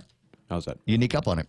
It's 7:23 and time for Jerry Roberts. And today's Extra Point brought to you by Guahan Insurance Services and First Hawaiian Bank, where it all starts with yes. A little over a year ago, I took a controversial stand on a topic that takes a toll on just about every organization that deals with it, and that's most of them. Today, we'll update our position on the dreaded annual performance review. Next on the Extra Point. It's important to have claims process that works for you. At Guahan Insurance Services, we make things simple and convenient. Same door you walked in to purchase your insurance is the same door you open to file your claim. We can't pretend that the car insurance claims process is fun, but we can promise a hassle-free and speedy recovery without any runarounds. For your home, auto, and business insurance, visit us at the Camacho Landmark Center on Marine Corps Drive in Tamuning. Don't forget to like us on Facebook or give us a call at 475-1162 or text 929-SAVE. That's 929-7283. Hey, are you ready to afford the good life? For example, cooking in a gourmet kitchen that is as amazing as your skills. Or how about paying off tuition? Or maybe expanding your home to make room for your parents. Live beyond your dreams, within your means, with a low-rate home equity line of credit from First Hawaiian Bank. To learn more or to apply, visit any branch or FHB.com. First Hawaiian Bank. It all starts with yes. Member FDIC, Equal Housing Lender. Almost 15 months ago, when this radio show was just getting underway, I suggested that employers ditch performance reviews. To some, this would be like banning red rice from fiesta tables. I heard about it for a long time, with opinion evenly split between let's do it and are you crazy? Some HR people told me they hated the review process, as did all of their workers, but they had no choice. It was a requirement. If you would like to read my take on annual reviews, go to guamtraining.com and download Extra Points number 3 and number 4. Here's the short version. Evaluations are expensive. People dread them. They disrupt production, and the scoring isn't very precise. One year, on the question of whether I was self-motivated, on the scale of 1 to 5, 5 being the highest score, I selected 5. My manager gave me a 4. And when I questioned that, he said, well, he agreed that I was a 5 in motivation, but he always graded a little bit lower just to leave, are you ready, room for improvement. I asked him directly what purpose that served, and if he felt I was a 5, I should get the 5. He gave me a disturbed look, then said, in an animated way, this was the way everybody did reviews, and I should just get used to it. I knew then the review process was highly flawed, and nothing since has changed my mind. I'm happy to say I'm not the Lone Ranger in this opinion. A lot more people these days are questioning the value of annual reviews. A recent survey backed by Employco USA, a national human resources company with nearly 30,000 employees, found that 2/3 of organizations feel that their performance reviews are not effective. They describe them as subjective and highly ambiguous. Imagine that. However, Employco CEO Rob Wilson said reviews may be difficult to eliminate, as they do allow employers to work on merit increases for workers. Now, what am I missing here? If the scoring isn't all that accurate, then the foundation for giving the merit increases isn't exactly rock solid, right? Wilson says modern performance reviews are largely based on the merit system used by the military. In World War I, it's 100 years old. There's not much good to choose from here. If we're using the results of these reviews to give out raises, promotions, or in some cases to justify terminating workers, then we're doing all that with numbers we know aren't totally trustworthy. On the other hand, if we ignore the reviews when making those decisions, then what's the point in having them? My opinion now is the same as before. Review should be an uplifting session between manager and the worker with two-way feedback, all centered on higher performance. Do we need to establish mentoring or coaching or training? And where do we both agree we want to be 3, 6, 12 months from now? If you train your managers right, relationships will be stronger. And then, if you do some kind of review, you can come up with the numbers that actually stand up under scrutiny. That's the Extra Point. Get out there and make something good happen today. For 93.3, The Ray Gibson Show, Guahan Insurance Services, and First Hawaiian Bank. I'm Jerry Roberts. James Howard, with a point that he wants to add on Facebook Live, says, what gets measured gets results. Yeah. So figure out what is appropriate measurement for your shop. Yeah, I mean, what you focus on, and James is right, what you focus on, people will do. Mm-hmm. But you put that into the agreement you have with the worker. Here's where we're going, and here are the metrics or the issues I want you to focus on. And by the way, this will also impact your bonus at the end of the year. You kind of tie those two things together. Or in some cases, your continued employment, or be, maybe if jockeying for a better shift or something like that. You want to work. You want to work with the morning guys at the fast food place as opposed to the overnight guys. The same thing is true in the radio business, by the way. Yep. There's certain shifts that you want that you're going to be attracted to, and so make it a point to figure out what those metrics are that your boss is going to be looking for, and try to stick with it, and make sure you ask your boss. Which is another point, I'm guilty of it as well. Mike's been asking me for some kind of review, and I'm like, dude, you still get to work here every day. How's that? How's that for a review? So no, I want more, I want other, I want different. So get into a position where you nag your boss to find out what those are. I think reviews ought to go in both directions. In both directions, absolutely. The employer and the employee need to be on that same page, understanding what impacts the job and where is success. I call it where the end zone is. Okay? I want to know where the end zone is so I can get there. But when you walk into Ray and say, Ray, I have a suggestion, he puts his fingers in his ears and goes, blah, blah, blah, blah, blah, I can't hear you.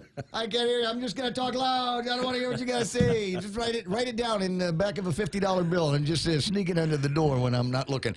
Anyway, 7:30 in the morning. That's Jerry Roberts, and today's Extra Point, again, brought to you by Guahan Insurance Services and First Hawaiian Bank, where it all starts with, got to jump into headlines now from the Guam Daily Post and Kevin Kerrigan. Half a day and good morning, Guam. In the headlines from the Guam Daily Post this morning, 3 suspects stole about $1,500 worth of cigarettes, phone cards, and cash from the Gangnam Market in Tamuning early yesterday morning. Security video shows they broke in about 1 a.m., entering through a previously sealed door from a neighboring abandoned massage parlor. The video shows the 3 men breaking into the store. 2 appeared to have wrapped clothing around their heads, concealing their faces, while the other wore what looked like a hoodie, partially covering his face. According to store manager Dwayne Santos, the thieves are seen taking cigarettes off the store shelves. They also stole lighters and an employee's Bluetooth speakers. It is the second reported robbery of a mom-and-pop shop in just a few days. Employees at the La Familia Market in Dededo were held at gunpoint by a masked robber last Friday morning. The Department of Administration yesterday mailing out about 308 tax refund checks totaling $748,730. All of the refunds were for the 2017 tax year, not last year. According to a release from DOA, the checks cover error-free returns filed on or before December 31st of 2018. Revenue Tax began accepting 2018 income tax returns on January 28th of this year, but no 2018 refund checks have been mailed out yet. The government of Guam is under court order to pay refunds on all error-free returns within 6 months of the April 15th tax filing deadline. The U.S. Mint will launch its America the Beautiful Quarters program next month with the issuance of a new 25-cent piece that honors Guam's War in the Pacific National Historical Park.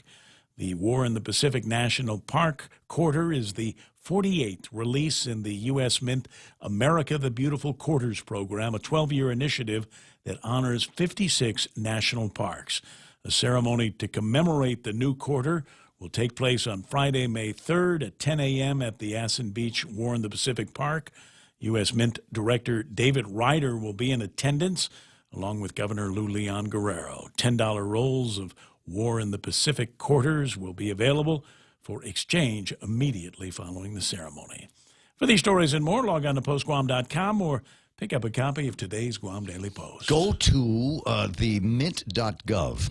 USMint.gov on the World Wide Web and put in an order now. It'd be nice to get the $10 rolls and things like that, but those won't increase in value as quickly as the proof sets are going to be. So see if you can line up with the US Mint, order a couple of proof sets, proof silvers, and add that to your collection. And for those of you that would like to start a collection of US proof sets, I know where you can find some. And that's Headlines, friends, brought to you by my friends over at iConnect. Call them up at 888-8888 and ask them about great prices on mobile plans that come with internet. How about push to talk? They're the only guys that do it. Again, 888-8888.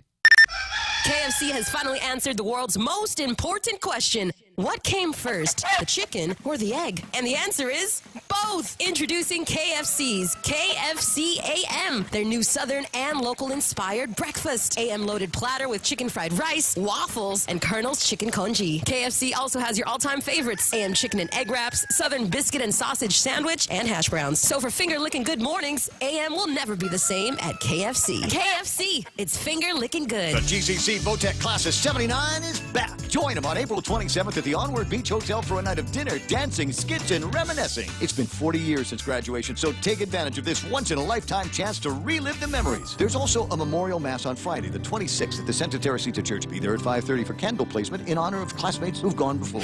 Tickets for the reunion on the 27th are on sale for $40 a person. For details, find Connie Kittigwa St. Nicholas at 488-6108 or Kathy Diaz, 777-3243. B-Bus 79ers. Hey, traffic up in the Jigo area by Anderson Air Force Base is go slow because it's just, I guess, one guard's got to do the saluting. And it's usually got two guys up there, and it's just taking a while for everybody to get in. 1 and 3 a little bit busy coming out of that intersection towards Marine Corps Drive. Chicken Joy intersection a little bit slow northbound. That's meeting up with slower traffic southbound up around the two gas stations in northern Dededo. But once you make it past the 1 and 3 intersection, should be smooth going right up until you get around the Kmart intersection. There you'll meet a little bit of slowing down. Weird traffic pattern up on 8, 10, and 16 between Happy Mart and the 8, 10, and 16 intersection. Watch for things to slow down. You'll be able to get through the intersection, but then again, it starts slowing down until you get to the Chinese restaurant and make that one turn into the good lane to get into Tiedzen. Also slow moving in the opposite direction. A lot of traffic trying to get in there right now. From about where Wendy's is towards the intersection, expect some traffic slowing down there, and at the school, traffic over at 10 and 15 also looking like it's moving fairly slow, as is traffic at the intersection of 4 and 10. But once you're on 4, should be all right until you're into the downtown Agutnia area, where things are busy at all of the intersections. It's 7:36, and that's right now traffic on the point. Docomo Pacific's all-new business bundles provide tailored solutions to help your business become a better business. Choose from our Business Basic, Essential, or Value bundles and get unlimited talk and text, worry-free data at home and abroad, plus access to the fastest online speeds in the Marianas. Add on mobile or broadband lines and save up to 20% for each line. Email businesssales@docomopacific.com to find out which bundle provides the best solution for your business. Terms and conditions apply. The Point is KUS 93.3 FM and 104.3 HD3. I'm just going to talk. I just roll right into this. I don't need the guy with the deep voice to say my name before I can start talking on the radio. It's 7:37 in the morning.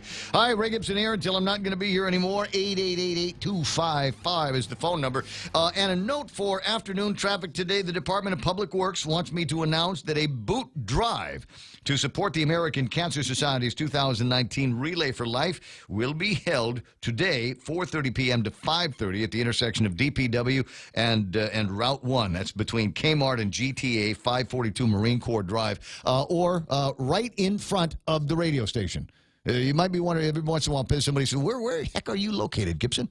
And I say, well, my house. And they say, no, where do you work at? Where's the studio? Studio is across from the main gate over at DPW, which is where they will be having a boot drive starting at 4:30 until 5:30 this afternoon, again, in support of the Relay for Life. And I guess their team's going to be doing some fundraising for all of that. So somebody going to be out there with some boots in their hands. Please fill those boots, why don't you? And help them out with their fundraising activities. 7:38 in the morning. And a note from a buddy of mine, hit me up on the WhatsApp number, and you can do the same thing, 988-5874. That's 988-5874 if you want to send me some interesting videos, if you got them, interesting memes. And the picture I'm gonna toss up right now is a photograph out in Pampangas, I believe, in the Philippines, and it will show a concrete sign to a, quote, natural swimming pool that got shook down as a result of the earthquake that they had there. Put a little fear of God into a lot of people, a lot of shaking in some of the tall buildings that got felt in Manila. A couple of folks have been identified as fatalities in that particular quake. And I anticipate now that the sun is up and shining, I think we're going to see a lot more signs and a lot more visible structures or visible evidence that there was actual earthquake in that place. Here's a picture of a roadway. That looks like the road had been picked up and tossed vertical, and you can see obviously a crack in the road. Now around here we just go, oh, that's something that DPW's got to get around to fixing, but that there is a result of the terrific earthquake that took place there. If you've got family and friends that might be doing some traveling, some just wanted to go shopping for Easter break or something like that, you might want to check in with them and make sure that they're okay. We've done that with my brother and his kin, so we know that they're in good shapes as well. 20 away from what, 8 o'clock in the morning? What are the big stories here today? What is the big things that we're talking about? Well, there's the usual and expected outrage. There were pay raises given to GPA, and uncovering some other news, the Guam Daily Post found pay raises as well, likewise, as they say in the government of Guam, with GWA in what looks like the same not quite legal fashion. Which was the subject of a conversation that I had with Bob Klitsky on yesterday, and that he took and riffed on in his program, talking about the way they did it versus the way it's supposed to be done. Now, I don't know if he's going to if he's going to be the shoe that drops on this and finds a way to take it before a man in a robe. In order to get some kind of satisfaction or urge them to find a way to do it right. Now, I don't know what the process or procedure would be to end up doing that, and whether he's going to be the guy that takes up those cudgels. And then you've got some other interesting stories that are floating around. I got a note from my buddy Jimmy Moylan yesterday. Was talking about a bunch of new bills that he has introduced over at the 35th Guam Legislature. We are all of us saying enough. Enough. It was it's cliche in this program now where we talk about the revolving door of felons that go into the criminal justice system and receive the proverbial slap on the wrist from somebody in a robe, and with the last remarks, go forth and sin no more. And apparently the first thing that they do is go sin. We were telling you about a story yesterday about a couple of guys got busted for armed robbery involving tourists. And one of these fellas, not only is one of the fellas involved in here, not only is he a recidivist, not only is he very well known in the police community, but the bloodline, the family line, is very well known in the cop community. And they just know how to game the system. And figure, don't worry about it. You might get busted by the man. You might get pinched. Might have to do a few hours in a jail. But don't worry. They'll eventually let you out. Some kind of felony release. And then you can go on and rob some more people. Wouldn't surprise me if these jugheads know or are familiar with the people that rolled over on the Gangnam Mart. Stole some cigarettes and vape juice and Bluetooth speakers and all of that stuff. So we've got a real serious problem here, and I think it has to do with reliance on the plea bargaining that goes on in a lot of these cases, and I think a far too lenient judicial system that we've got here. Disagree with me if you want to at 888-8255. Jimmy Moylan on the line. Good morning, Senator.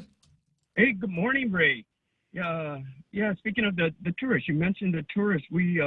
I actually drove by that scene while they were being interviewed by the police officers. Broad daylight, side of Marine Corps Drive, ocean view, tourists just enjoying the lovely scenery, but held up at gunpoint. It was totally terrible. And you're right.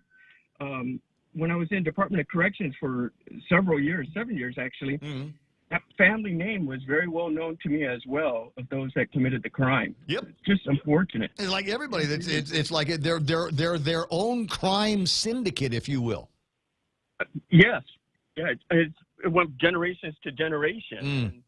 And we all thought rehabilitation was the thing, but sorry to say that. Yeah, I'm not. You know, let's change the name of the Department of Corrections. I don't know if there's any corrections going on in that facility. We need to send a clear message out anymore. We're not interested in correcting anybody or helping you straighten your life out. You are there to be punished and taken out of community out of communities so that the rest of the communities can function safely. So true, and it's funny, when as a parole officer, you do all these interviews with the inmates prior to their being released, and to tell you the truth, I was kind of surprised, and I had to get used to it. I never met so many innocent people until I started talking with people that are incarcerated.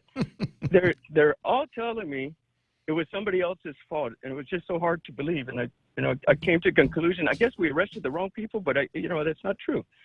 It's just a matter of their attitude changing and accepting your fault and then dealing with it from there. There's a great story in today's paper. I just wanted to riff on this for just a second. Hold on a second. There it is. Suspicious vehicle check leads to drug arrest. A woman was arrested on drug charges, is in the Post, after police responded to a report of a suspicious vehicle at the Bank of Guam parking lot. Regina Suan Quintanilla, charged with possession of a Schedule II controlled substance, as a third-degree felony. According to court documents, police met with a man who said they lost the key to the car and that it would not start. He told officers the car belonged to his girlfriend's cousin, whose name he couldn't recall. They conducted a vehicle check in an attempt to locate the owner's information and found in a handbag 2 small clear bags with suspected methamphetamine. So we got the cops out there that are doing their jobs.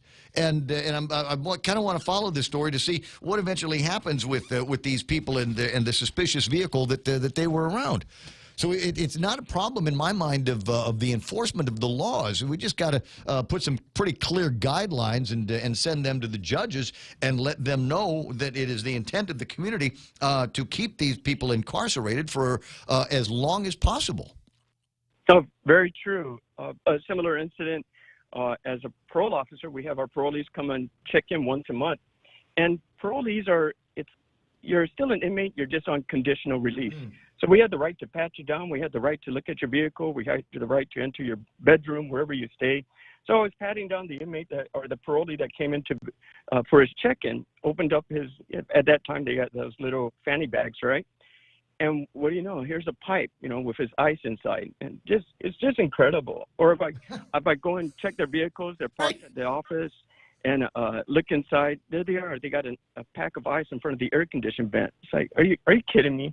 This is just too easy. It's just blatantly out there, and we need to put more teeth into these into the law. They get away with things. We incarcerate them. They back out. Recidivist. Mm-hmm. And that's why we introduced some of our bills just the other day. What is it now? Four measures? Right. We're looking at increasing penalties on criminal sexual conduct, increasing penalties, or at the time, mandatory time to serve on robbery.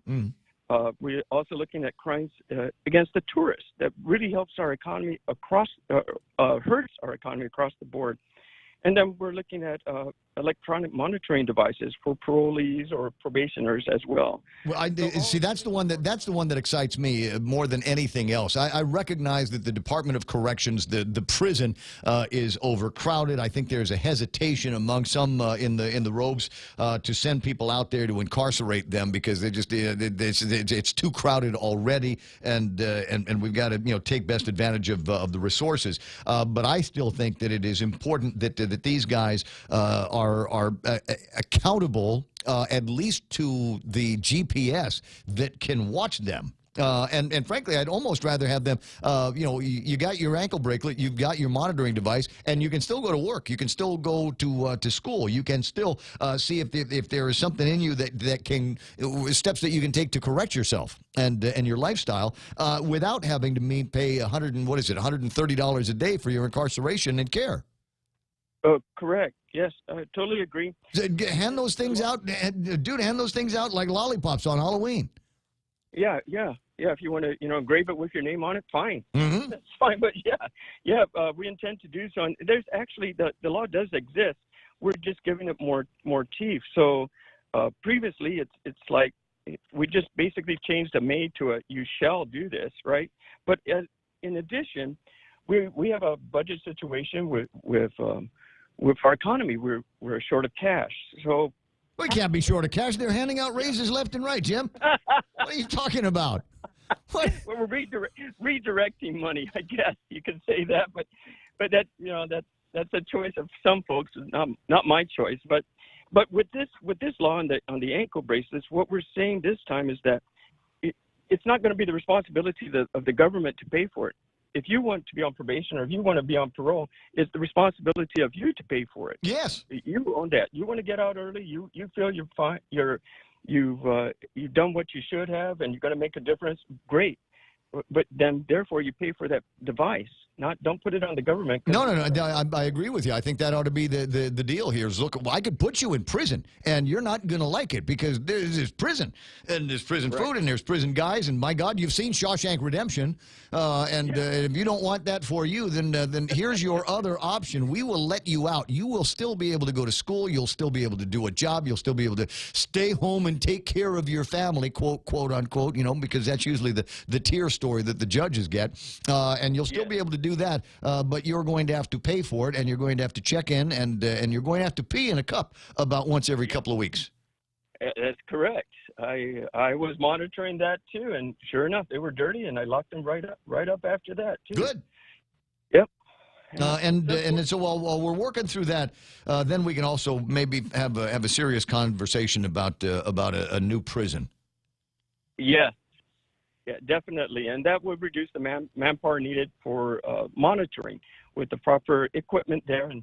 But we need income. We need a new source of money coming through the island as well, and not through increasing BBT or increasing fuel taxes, those kind of things. But we had to locate and generate more income with businesses and so forth. And in order for businesses to come to the Guam, they got to feel safe. Yeah. And right now, if they opened up our newspaper or looked at the front page, they're going to think twice. I agree with you. 10 away from the top of the hour. Here's some interesting conversation. I also noticed that your colleague Pido put up a measure over at the legislature. This one here calling for the approval of the rules and regulations for games of chance. That has now made its way to the legislature as well. So I imagine that there's going to be a public hearing on this fairly quick. Do you think you might be that the guys might be able to get this onto committee? Because, frankly, the carnival is just weeks away. Yes, I know he's diligent in trying to get that out. So I'm sure we can get things rolling and moving on with that, so we can get a contract signed if it does go forward with this legislature body. Can I just bring up something that I've already found in it that I don't like, which is it just kind of matopping to me? Okay. Is there like for the games of chance? For, your beto, your color games, big, small, whatever, right? There's actually going to be somebody checking ID. Okay. Have you seen that? This falls under the heading of you got to be kidding me. When you and I were little kids, there was no prohibition from us playing any of these little quarter games.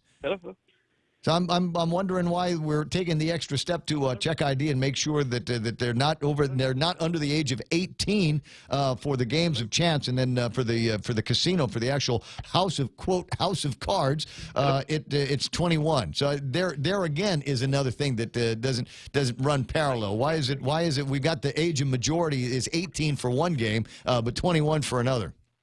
Okay, sorry, Ray, we went blank there for quite some time, like so many seconds. I was trying to. Okay, so what I was saying is in the rules that have been promulgated so far, as I read them, for games of skill, or games of chance, and games requiring skill, or I think games of chance, you got to be 18 years of age to play. And now the phone's gone completely. Crap-a-lap. I hate it when that happens. All right. Well, it's in the actual rules, so I'll go ahead and riff on this in my head, because when I was a little boy, I never had a problem. I'd just go right up to the lady and say, it's my 50 cents, and I'm putting it on blue. And it never got on blue, and so I never won that one. But nobody was there checking my IDs. But if you're going to play that game in this carnival, it's possible that there is going to be somebody who will want to look at your Government of Guam ID or your driver's license to ensure that you are over the age of 18. Now, if you want to get into the House of Cards, they're going to be asking if you are over the age of 21, or 21 or over. And I'm going, why is that we have two different ages of majority where it comes to gaming? So if you want to play the games outside, it's okay. 18 or over, you're good to go. You want to go to the casino and play in the House of Cards, you have to be 21 or older. And it doesn't make the sense to me. I could be reading the thing wrong. It's very possible that I'm misinterpreting what's in black and white in front of me. I don't think so. But you know, I'm open to somebody else's interpretation. 7:53 in the morning. One of the other things I've clipped out from the Daily Post over the last couple of days here is an ad for Geeky Friday that is going to be coming up. And there's a picture literally of my brain and my glasses for Geeky Friday Quiz Night with details on how you and your group of geeks can enjoy the evening. Here's Becky North. Hi, Ray. Yes, Habitat for Humanity is having their semi-annual quiz night, which is coming up on May 3rd. Mm-hmm. It's a team event trivia challenge, so people get 6 folks together, come on down and pop down your $360, come down to the Sheraton, have dinner, and then try your luck at seeing how many of the trivia questions you can answer. So let me just riff on the dinner real quick. It's really, really good. This is not a trail mix dinner. This is not one of those things where they're throwing, like, you know, crap food at the banquet. This is a really, really good buffet that they're going to be putting out, and you're going to want to go and get up twice for it. Yes, and make sure that they're going to put the food out twice as fast. Yeah, and the other thing is bring a lot of what my pop used to call folding money. Because there's going to be bars. I think we like 2 bars going on, and now the serious players, they're going to be the ones drinking coffee, and everybody else that's just in there to goof off is going to be drinking every label of beer they have. Exactly, and a lot of people have a good time, no matter what. Absolutely. If you're a serious player, yep. If you're not so serious, make sure you have folks you enjoy being with. Yeah, absolutely. Well, it's listen, I'm the quiz master, so I know we're going to have a fantastic time. Doors open at 5:30, dinner at 6:15. We'll begin the games promptly at 7:30, and I'll try to get everybody home by about 10 o'clock. There is still time to sign up for the early bird registration. You can do that by getting in before what, Saturday? Saturday afternoon, 5 o'clock, because we'll be at the office till 5 on Saturday. And so if people want to stop by the office in Agania, which is kind of across from Mescla, on the 2nd floor, you have to go around the back of the building to get upstairs. We'll be there on Saturday. If you're going through the week, give a call to the office at 647-4667 to see if somebody's there, because we only have part-time staff. Or you could go to Remax up by you, across from One Stop. Yeah. For 2 months, across from GTA. They've got some tickets there. Or you could call me, 565-6480, and I can meet up with you. I met up with somebody last week at Gone Point to have their ticket exchange. Oh, my God, that sounds spooky. It kind of was. You know, I'm thinking sometimes people watch, you know, meeting in the Pizza Hut parking lot, or... Yeah. Someplace meet here. Just find, like she says, the Remax right next to me, and go find Mescla. They're also platinum sponsors. Gold sponsors include PDN, Staywell, Trivision Media, Calypso, and they're the guys that put together the Geeky Night artwork here. Thanks very much, Red, and the crew there. So get yourself signed up, and then we'll all see each other on Friday, May the 3rd, at the Sheraton. And if there's another way people can get hold of us, habitatqn@gmail.com. And if you're a Docomo person, you can just email our habitat at guam.net. Since Docomo's webmail or whatever is not going to Gmail right now. Oh, interesting. Okay. Yeah. If you're a Docomo person, are you a Docomo person? On it. Yeah, I got you. All right, and so it's always a good time. You get to school, I'll see you pretty soon.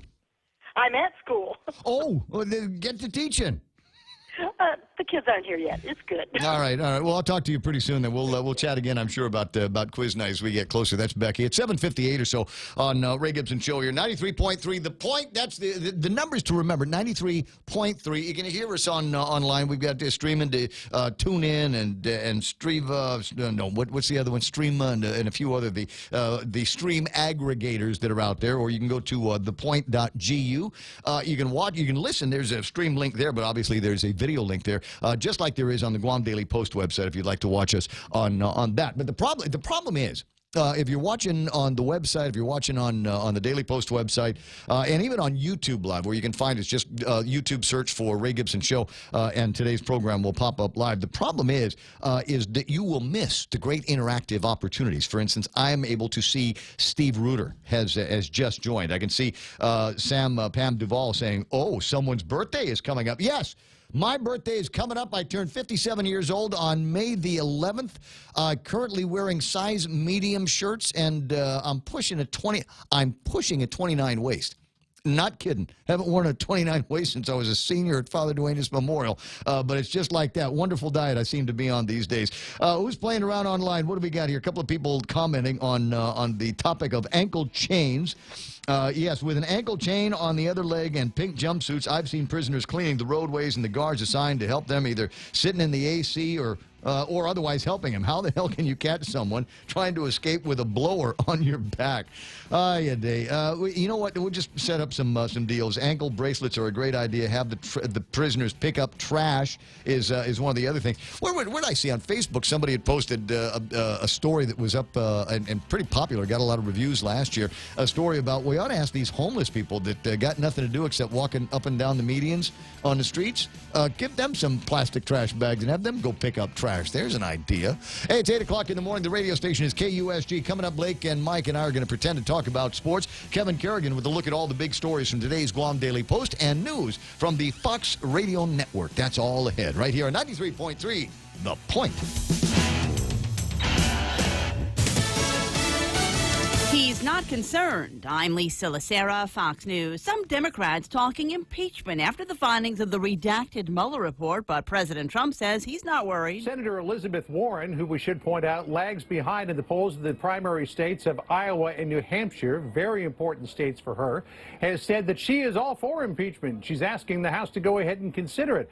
But in a Dear Colleague letter that was sent out earlier today, Nancy Pelosi is saying, well, maybe that's not the best way to go. She said in the letter, quote, while our views range from proceeding to investigate the findings of the Mueller report or proceeding directly to impeachment, we all firmly agree that we should proceed down a path of finding the truth. Fox's John Roberts at the White House. A short time ago, House Judiciary Committee Chair Jerry Nadler subpoenaed former White House counsel Don McGahn.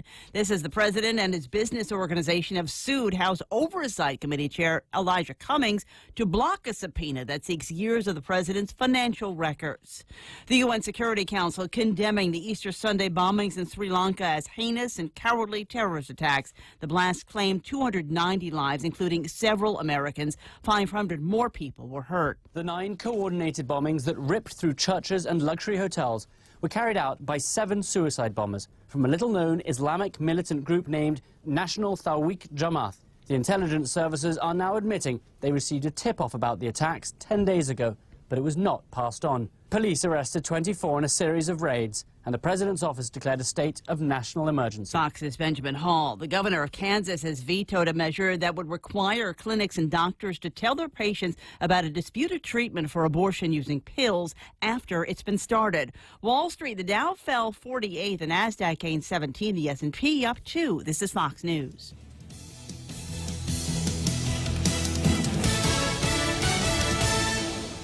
Attention homeowners, if you don't have a solar energy system on your roof from Micronesia Renewable Energy, now is the time to get one. MRE Solar Energy Systems now come with battery storage for zero money down. This means that your home will have power even when the island power isn't available, like during power outages or during and after storms. The inconvenience of not having power for your home is a thing of the past. Don't be left in the dark. Call 632-2613 for a free consultation. MRE, the smarter choice. Docomo Pacific's all-new business bundles provide tailored solutions to help your business become a better business. Choose from our Business Basic, Essential, or Value bundles and get unlimited talk and text, worry-free data at home and abroad, plus access to the fastest online speeds in the Marianas. Add on mobile or broadband lines and save up to 20% for each line. Email businesssales@docomopacific.com to find out which bundle provides the best solution for your business. Terms and conditions apply. The Supreme Court agrees to consider if federal employment discrimination protections apply to LGBT workers. The Supreme Court will hear two different challenges to a federal civil rights law. The first involving people who claim they were fired for being gay. Another case arises from a funeral home employee who was fired after telling her employer she was transitioning from male to female. Both cases will be argued in the fall. The 1964 Federal Civil Rights Act prohibiting sex discrimination does not mention sexual orientation or gender identity, but federal appeals courts have recently ruled LGBT employees are protected. In Washington, Jared Halpern, Fox News. Federal appeals court rejecting a bid by former Army intelligence officer Chelsea Manning to be released from jail for refusing to testify to a grand jury. The controversy surrounding racially charged lyrics by singer Kate Smith continues in Philadelphia. The Philadelphia Flyers removing the statue of Kate Smith from outside Wells Fargo Center Sunday while announcing they will no longer play her famous rendition of God Bless America.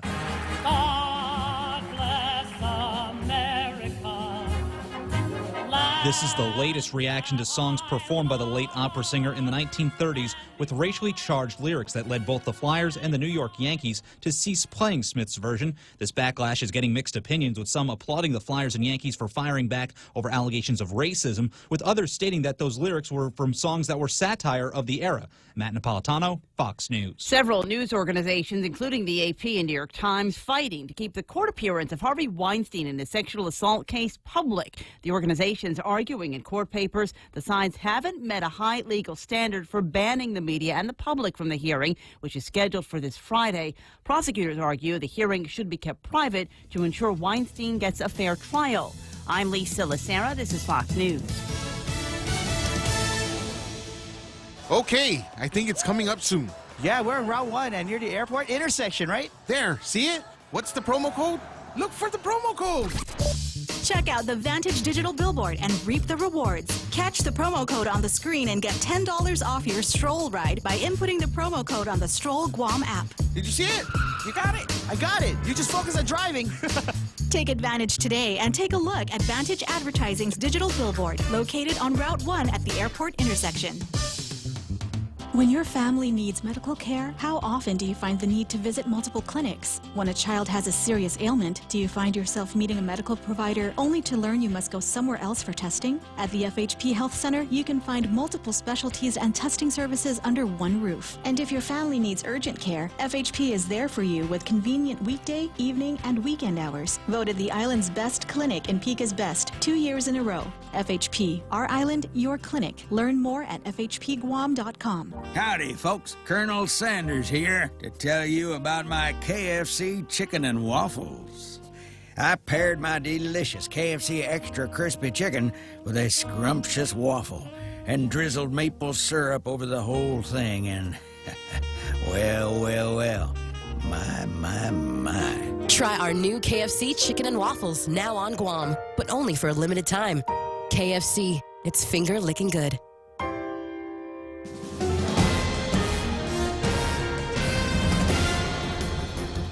Half a day and good morning, Guam. News time here at The Point is 7 minutes past 8 a.m. this Tuesday morning. I'm Kevin Kerrigan. Here's a look now at some of the top stories from the Guam Daily Post. The Guam Waterworks authorities top managers also got bonuses and pay raises last year, just like their counterparts at the Guam Power Authority. Following a closed-door meeting last November, the Consolidated Commission on Utilities returned to a public session. A motion was made to approve raises. The managers who were getting the raises were not named. Their pay adjustments were not revealed. But in a near chorus, the commissioners all approved. It took about 32 seconds, according to an audio recording of the meeting obtained by the Guam Daily Post. GWA General Manager Miguel Bordallo's pay increased by $15,000 from $175,000 to $190,000 annually. The CCU also approving a $10,000 bonus for him. Legal counsel Kelly Clark, meanwhile, got a $25,000 raise from $115,000 to $140,000. The open government law requires pay increases to be decided in meetings that are open to the public. The law states that under no circumstances should a public agency hold a closed-door meeting to discuss salary levels, or salary adjustments. CCU Chairman Joey Duenas has acknowledged that, unlike prior pay decisions, the specifics were not announced publicly in this case. Normally, employees and their pay adjustments are on the record, and that should have been the case that time, he said. However, Duenas said that the CCU decision and the pay adjustment documents are now public record, and Duenas said he doesn't believe corrections need to be made. The legislature's Public Safety Committee voted without objection to recommend acting Captain Stephen Ignacio's nomination to become Chief of Police, despite a mental health evaluation that concluded he's not fit for the job. Clinical psychologist Dr. Andrea Lighthizer reached that conclusion in a March 16th letter to the Public Safety Committee. In her report, Dr. Lighthizer wrote that Captain Ignacio is, quote, not fit from a mental health perspective for consideration for the position of Guam Chief of Police. How and why Dr. Lighthizer reached that conclusion were not disclosed. Following Dr. Lighthizer's evaluation on March 29th, Dr. Vince Akimoto, a family physician, submitted an evaluation concluding that the acting police chief has normal mental status. Public Safety Committee Chair Senator Jose Turlahi said he would bring Ignacio's appointment to the floor for a vote during this week's session. Governor Lou Leon Guerrero and Lieutenant Governor Josh Tenorio last night issuing a release stating that they are standing by their nominee. Acting Chief Ignacio, they said, has the full confidence of the governor and the lieutenant governor, and they trust that senators will be guided by all the information they have received. We'll have more news after this. In illness and in wellness, Calvo's Select Care is health care that is there for you. That's why over 80% of the Guam medical community places their trust and insures with us. We offer our members wellness and fitness programs for a healthier lifestyle and provide a comprehensive medical network on and off island to help members from unexpected illnesses. Contact Calvo's Select Care today for more information. Here at APL, our core values give the company its heart and soul. Whether it's connecting your business with our global network through our newly enhanced service or investing our efforts into giving back to the community, APL is committed to serving you. We humbly honor the opportunity to find innovative solutions for you and your business. To learn more about our enhanced service, call 588-4651 or visit www.apl.com/Guam for more details.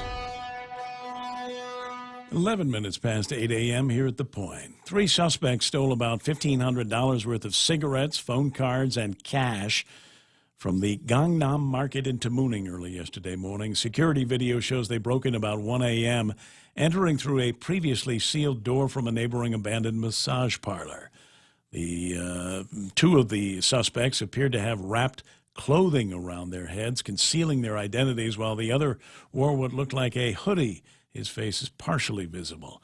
Suspects are seen taking cigarettes off the store shelves. They also stole lighters and an employee's Bluetooth speakers, according to store manager Dwayne Santos. It's the second reported robbery of a mom-and-pop store in just a few days.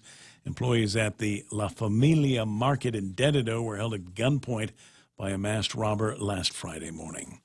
The Department of Administration yesterday mailed out 308 tax refund checks totaling $748,730. All of the refunds were for the 2017 tax year. According to a release from DOA, the checks cover error-free returns filed on or before December 31st, 2018. Rev and Tax began accepting 2018 income tax returns on January 28th this year, but no 2018 refund checks have been mailed out yet. The government of Guam is under court order to pay refunds on all error-free returns within 6 months of the April 15th tax filing deadline. For these stories and more, log on to postguam.com or pick up a copy of today's Guam Daily Post. Ray and Mike now take a look at weather. It's ugly hot today. It was hot at 4. It was hot when it was dark, is my recollection. 79 degrees getting out of the car at 4:45 this morning. So I'm not holding out any hope that today is going to be nice in terms of cool, mostly sunny in the forecast, and maybe on some light showers. Easterly winds blowing up to about 20 miles an hour, decreasing to about 15 miles an hour after the sun goes down. Highs hot 89, maybe 90 degrees. Overnight lows 77, maybe up to 79. Again, sunset tonight at 6:35, and we'll watch the sun come up about 6:04 tomorrow morning. We'll take a first look at the windy screen for Guam and see if there's anything in there that is of any kind of interest to us. Right now, we're looking at wind. What should I put on now? Yeah, not much in terms of wind. I do like the app, though, because it shows how Guam and all islands actually are, they're wind shields. They see the wind's coming across, and then it hits it. Guam, and then you see a little blue on the lee side of the island, and that's just because of the topography. The winds are just lighter as they get on over, but then once you get another 10, 12 miles offshore, then the winds couple back together and goes back to what it normally is. These are the low clouds. Yeah, low clouds, and we got a few out there. No rain under them, though. Looking at radar as we were a little while ago, just some scattered showers out there, isolated showers, I should say. But just like yesterday, looks like the activities, we got a little uptick going on through the early morning start, but they should dry out as we get on through the rest of the day and things start to really warm up. Satellite shows just some high clouds really moving over us right now. There are some at the surface, but not too much. And none of this really has any rain, so it's just clouds to look at. Hopefully some of these clouds can hang around and keep that bright sunshine down and keep it from getting so hot, but that's not what the forecast shows. I was looking at the clouds on the northern end of the island on the way in. As I was coming into work, passing by Kmart and tooling my way up the street to where we have the studios for the radio station, there was a kind of a reddish tint on the clouds that I could see. I wasn't sure if that was some kind of flame or just some bright red lights further up north that I couldn't see. Yeah, if it's coming in this morning before the lights up, no, definitely that would be some sort of reflection from the ground. Maybe the Air Force Base has some kind of activity going on there, and it just happened to reflect well up there. Could have been that as well. Yeah, I mean, a fire I got would passed by a fire truck. I mean, not a fire truck, but one of those one of the little fire sedans. Yeah, and frankly, a fire would break out on Air Force Base, and we would never know anything about it. It's facts. 8:14 in the morning. That's news and weather together here on The Point. Let's go for a drive. Let's take a stroll. Let's gallivant. Let's go cruising. We all have different ways to describe how we get up and go in our cars. But whatever you may call it, you can do more of it when you save 6% off your fuel purchases at any Shell station when you use your eligible Bank of Guam Visa and MasterCard credit cards. So stop by any Guam or CNMI Shell station and start saving today. Visit bankofguam.com for more information. Terms and conditions apply. Bank of Guam, the People's Bank. Member FDIC. Guam Regional Medical City brings you portions of the Ray Gibson Show, the really interesting stuff. First choice for your specialty care needs. Also brought to you by American President Lines, where they're shipping the future in Micronesia renewable energy. There's never been a better time to go solar. Get a Coke 12 pack for only $3.49 when you fuel up on $35 or more of premium high-performance fuel. Conditions apply. See stores for details. Circle K. Take it easy. Get a dozen extra-large eggs for only 49 cents when you fuel up on $35 or more of premium high-performance fuel. Conditions apply. See stores for details. Circle K. Take it easy. Get a case of Circle K water for only $2.99 when you fuel up on $35 or more of premium high-performance fuel. Conditions apply. See stores for details. Circle K. Take it easy. 8:16 in the morning, and if you need to sell a piece of property here but don't want anybody to know until after it's already sold, people you got to talk to are over at Security Title. They know how to keep a secret. They bring you portions of the show just like Take Care and Cars Plus, where you can find Joey and Jen and Dunge. 20 years they've been doing business over at that place, and a great business they've been doing up at the store in Mighty. Need new cars, new set of wheels of any kind, even used stuff. Go check out Cars Plus. Rediscover Talk Radio here. Your FM News Talk Superstation. This is The Point.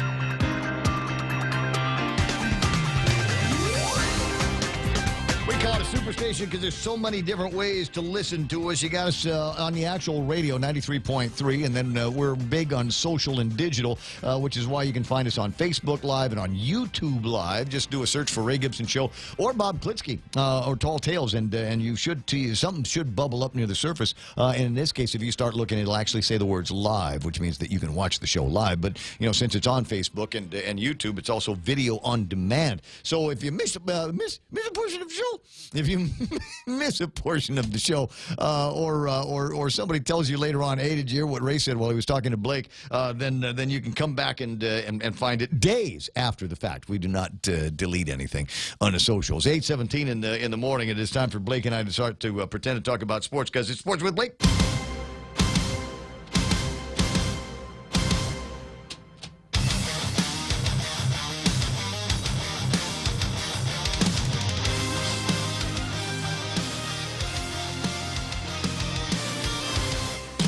All right, there's a crap story running around about guys with beards that carry more germs than dogs. There's a study found that men, like us, carry more germs than dogs, deadly bacteria in their facial fuzz. They discovered that nearly half of all sampled beards hosted bugs dangerous to human health. The study described dogs as cleaner than bearded men. I wonder who wrote that article. I don't know. Where'd they do the study? Was it with Taliban guys? Yeah, I don't know. I mean, people can, it's just like hair, it's up to the it's like teeth, too. I'm sure that there's some people who never brush their teeth and their teeth is nasty, and that's probably grosser than dogs. But if you take care of yourself and you have hygiene and proper hygiene rituals and rules and care for yourself and knowledge, then... I mean, and plus my dog, I've got 2 dogs, and they are inside dogs. Yeah, and I'll let them out, just during the day, and just laying belly down on my driveway. No, they're not cleaner than my face. I'm telling you. Yeah. Well, I have a rule too that I make sure anytime I get soup in my mustache, I get it out within 15 seconds. You have to. Well, I do the same thing with beer. I mean, with as much beer that goes over the bearded part near my mouth, there's just no way any kind of bacteria could survive. No.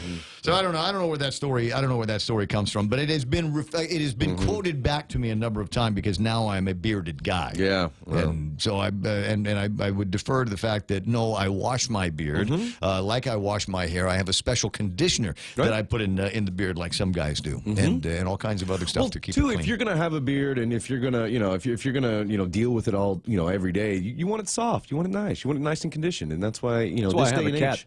In this day and age, there's beards are such a thing that you can, just like you said, just go buy a specific beard conditioner or beard oil or beard comb or whatever. Bob O'Malley asking this morning, who's going to watch Avengers this week? I didn't see the first one. Is it on Netflix? It's on Netflix, right?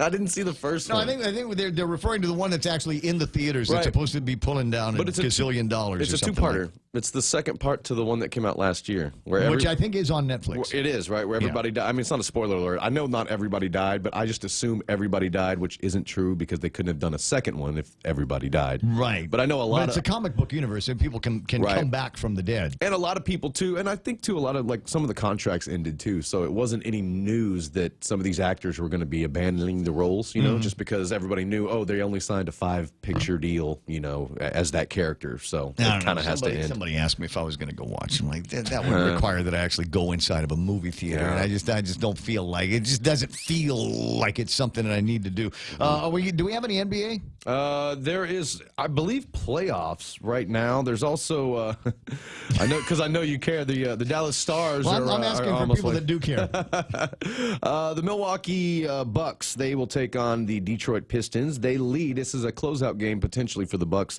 They lead that series 3-0. Tip off at 10 a.m. on TNT here locally, and then right after that, Mike Knight's Houston Rockets will tip off against the Utah Jazz, and they also lead 3-0. So did the Astros play again? I think they lost yesterday to my Rangers. Could be. I'm not sure. Somebody made a reference to it on the Facebook Live, really? so I'm not sure. Yeah, I believe. I don't know. I'm trying to switch my things, and it's got all today's games, not yesterday's games. Gotcha. While you're doing that, note here, there is going to be a 5K this weekend. St. Francis's 10th annual Crusade to Educate is going to be taking place on the 27th. Now, this is actually going to be at the school in Zotnya. So For St. Francis, yeah. Yeah, yeah. Mhm. So it's not one of those, Marine Corps Drive races. It's not a two-mile race. It's going to be in Zotnia. So keep that in your head while you're getting ready. Register now at St. Francis. Showtime 5:30. Go time is going to be 6 o'clock in the morning. And the second of the big galloping that's taken place in Zotnia in the last week or so. They've got this race coming up. And Zotnia was host for a little bit of the perimeter relay that the Guam Running Club put together Very last cool. week. Last weekend. Yeah, the Astros, me and Mike Knight were actually talking about this yesterday, right after the show. They lost to the Rangers because I guess even though the Astros are a better team and they're really good, they can't beat the Rangers for some reason. And yesterday was a good one because we're talking baseball. Final score, Rangers 11, Astros 10. So a lot of offense in that game for all the crowd that was on hand. But that was the final from yesterday. I got a few games today all around the league. I was looking to see if we've got some GML action, and Mark Colby says, yeah, GML action continues tonight. Junior Nationals, who are 2-2, will take on the Expos, who are 3-1. Junior Nationals on a 2-game losing streak, while the Expos have won the last 2 outs. Streak will either continue or stop for either one of them. Either the losing streak will end or the winning streak will end, one way or the other, guys. So we'll watch and see what happens over at the GML. I don't know what time things are going to get underway. What is that, about 7:30? Yeah, usually about 7:30. Yeah. Today, no, it's not Wednesday. Let's say it's not Chamorro Village tonight. It's just a regular Tuesday night. And also, I want to do because Mark Colby does work so hard. So it's interesting to note that the Junior Nationals, Ray, are averaging about 4.3 runs a game, and the Expos averaging 10 runs a game. So just something to watch as these two will fight it out tonight. But yeah, Ismael, thanks, Mark. Talking about the Avengers, Ismael with a spoiler alert. After thousands of finger snaps, Thanos goes insane when he's unable to snap the 35th Guam legislature into oblivion.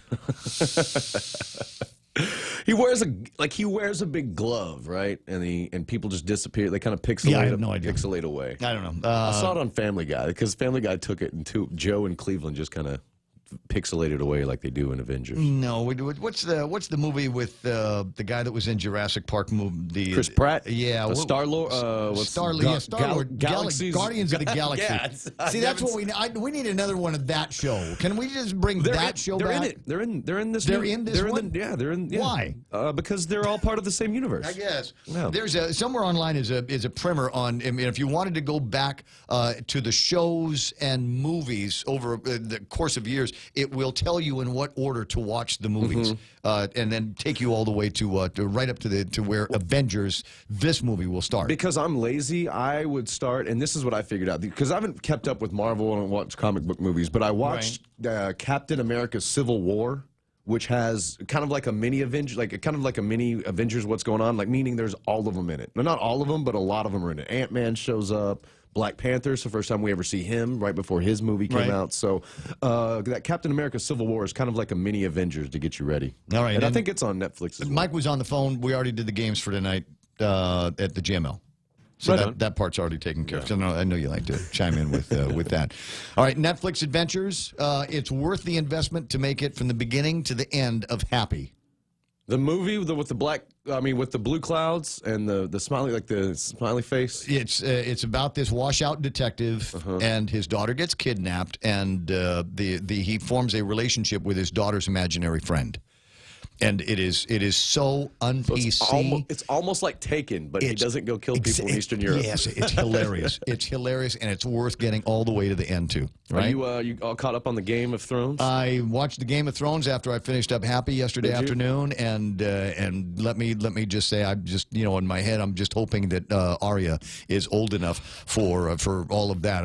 It was in my head and going, should I close my eyes here? I should close my eyes. I basically watched 2 hours. We got to be careful. People will actually hit the button on the radio station. They'll turn the radio off. No, I'm not going to give you do any spoilers. No, no spoilers. I'm not going to talk about the show itself. Yeah. I'm just going to talk about my experience with this new season. Meaning, I didn't watch it. I didn't run to my HBO last week and watch it. So when I watched the new episode, I had 2. So I watched. I see. So I had 2 back. So I watched. Yeah. So I caught up with both episodes. So I watched episode 1 and episode 2 last night, and let me tell you, the cliffhanger. We are steamrolling towards the end. Yes, we are steamrolling towards the end in so many ways. So because there's so many characters. The preview, and they're all funny. Yeah, everybody was making jokes. It was a really funny episode last night. It's gallows humor. I mean, they're about to meet the White Walkers. I know. But did you know what I laughed? And this is not a spoiler alert, so you don't have to turn off your radio. But I laughed last night when when they were pouring wine for each other. Is the big girl still around? Yeah, and they were pouring wine for each other, and then there was like only half for you, and then Tyrion just kind of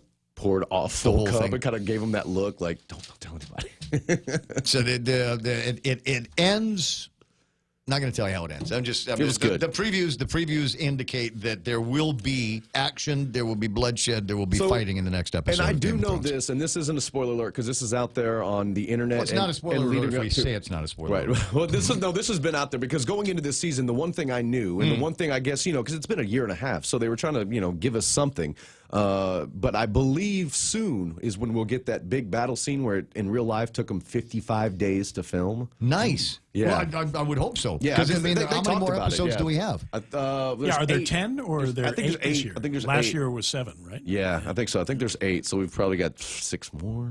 Something like that, because it ends in the middle of late May, yeah, right? and Okay. I also heard in the same thing, again, no spoilers about the show, but the articles that have been coming out leading up to the premiere, how that big battle episode isn't the last episode. So we're going to have the big battle episode, and then I think there's a couple episodes where we clean up. And They need a prequel. We sifted. That's what's coming I out normally, next. Yeah, I wouldn't normally go in that direction. At some point you got to say goodbye to the franchise and the characters and all that, and walk away.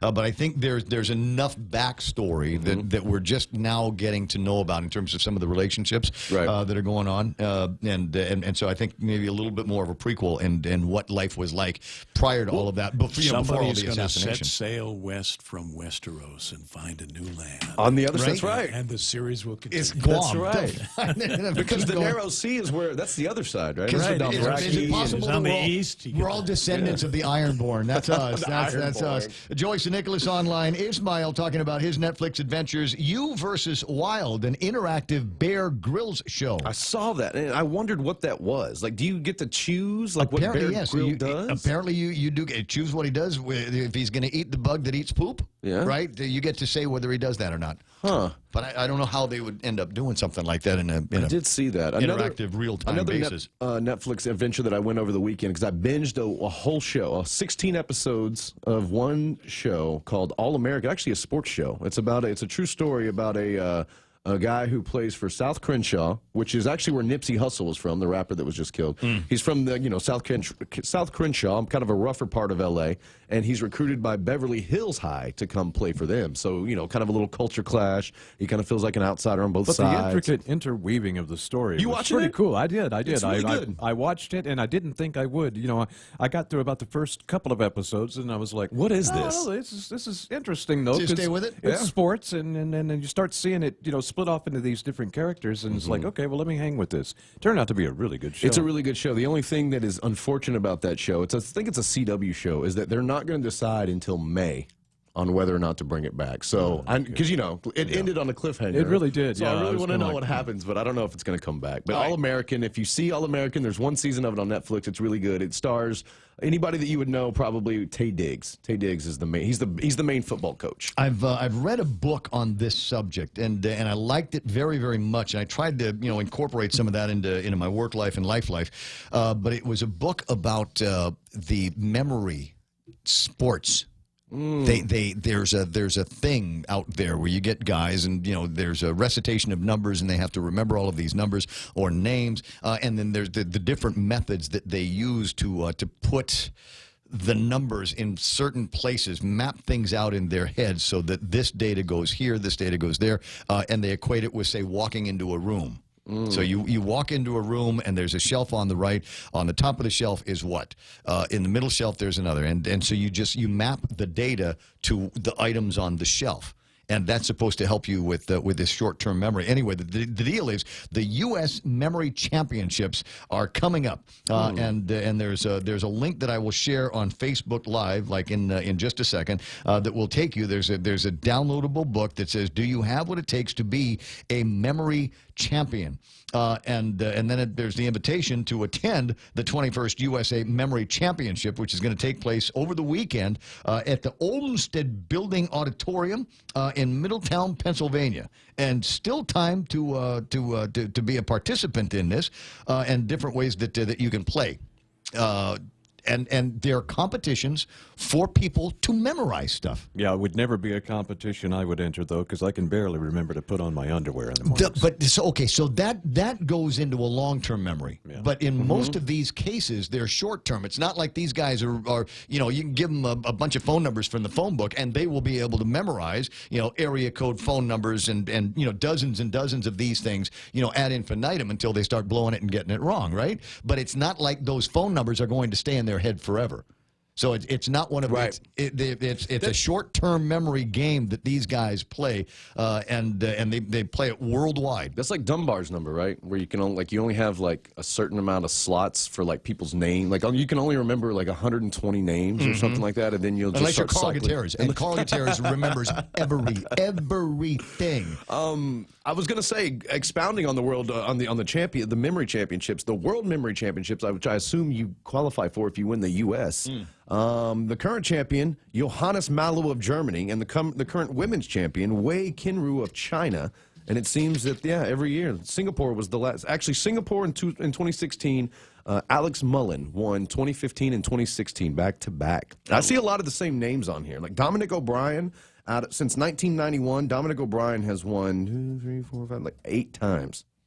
8 times he's won. I've got the book in my it's in my, what do you call it? I can't remember what you call it. My iPhone. I've got it in my iPhone, my iPad. I'm kidding. But the book on memory is in my whatchamacallit. 8:33 in the morning. I better finish up there. We tried to talk about sports today. Sometimes we get to it, sometimes we don't. Tomorrow, I'll remind you to talk about Youth Fest 2019. I think Vic Camacho is going to be coming in to talk about that because it's a big deal to him. Weekend, and there'll be right? all kinds of games that are going to be this weekend's going to be crazy busy. And then tomorrow we'll talk about the sports, the soccer camps that are going to be coming up this summer. Like I told you right before we went on air, it must be summer because they're bringing out the kids and camps and youth camps and all kinds of good stuff. So good time of the year.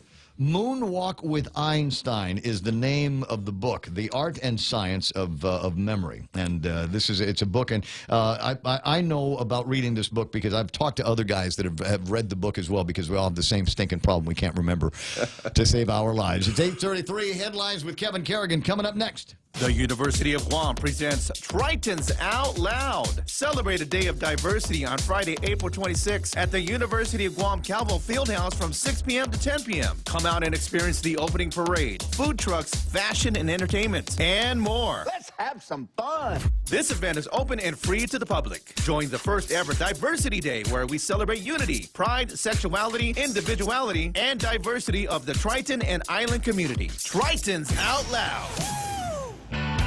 8:34 in the morning. Try this. Do you remember the first phone number that you ever remember putting into your head? My grandmother's phone number growing up, 472-6570. The phone number of the apartment that I lived in 1941 Church Lane in Mo'ili, Hawaii was 941-4960. My CompuServe ID was 7614633, 3315. And it's amazing that I can remember that kind of thing. Ask me when my daughter's birthday is. No, please don't. It'll embarrass me. 8:35 in the morning. Time for headlines from the Guam Daily Post and Kevin Kerrigan. Half a day and good morning, Guam. In the headlines from the Guam Daily Post this morning, 3 thieves stole about $1,500 worth of cigarettes, phone cards, and cash from the Gangnam Market in Tamuning early yesterday morning. Security video shows that they broke in about 1 a.m., entering through a previously sealed door from a neighboring abandoned massage parlor. 2 of the robbers appeared to have wrapped clothing around their heads, concealing their faces. The other wore what looked like a hoodie, partially covering his face. According to store manager Dwayne Santos, the thieves are seen taking cigarettes off the store shelves. They also stole lighters and employees' Bluetooth speakers. It is the second reported robbery of a mom-and-pop store in just a few days. Employees at the La Familia Market in Dededo were held at gunpoint by a masked robber last Friday morning.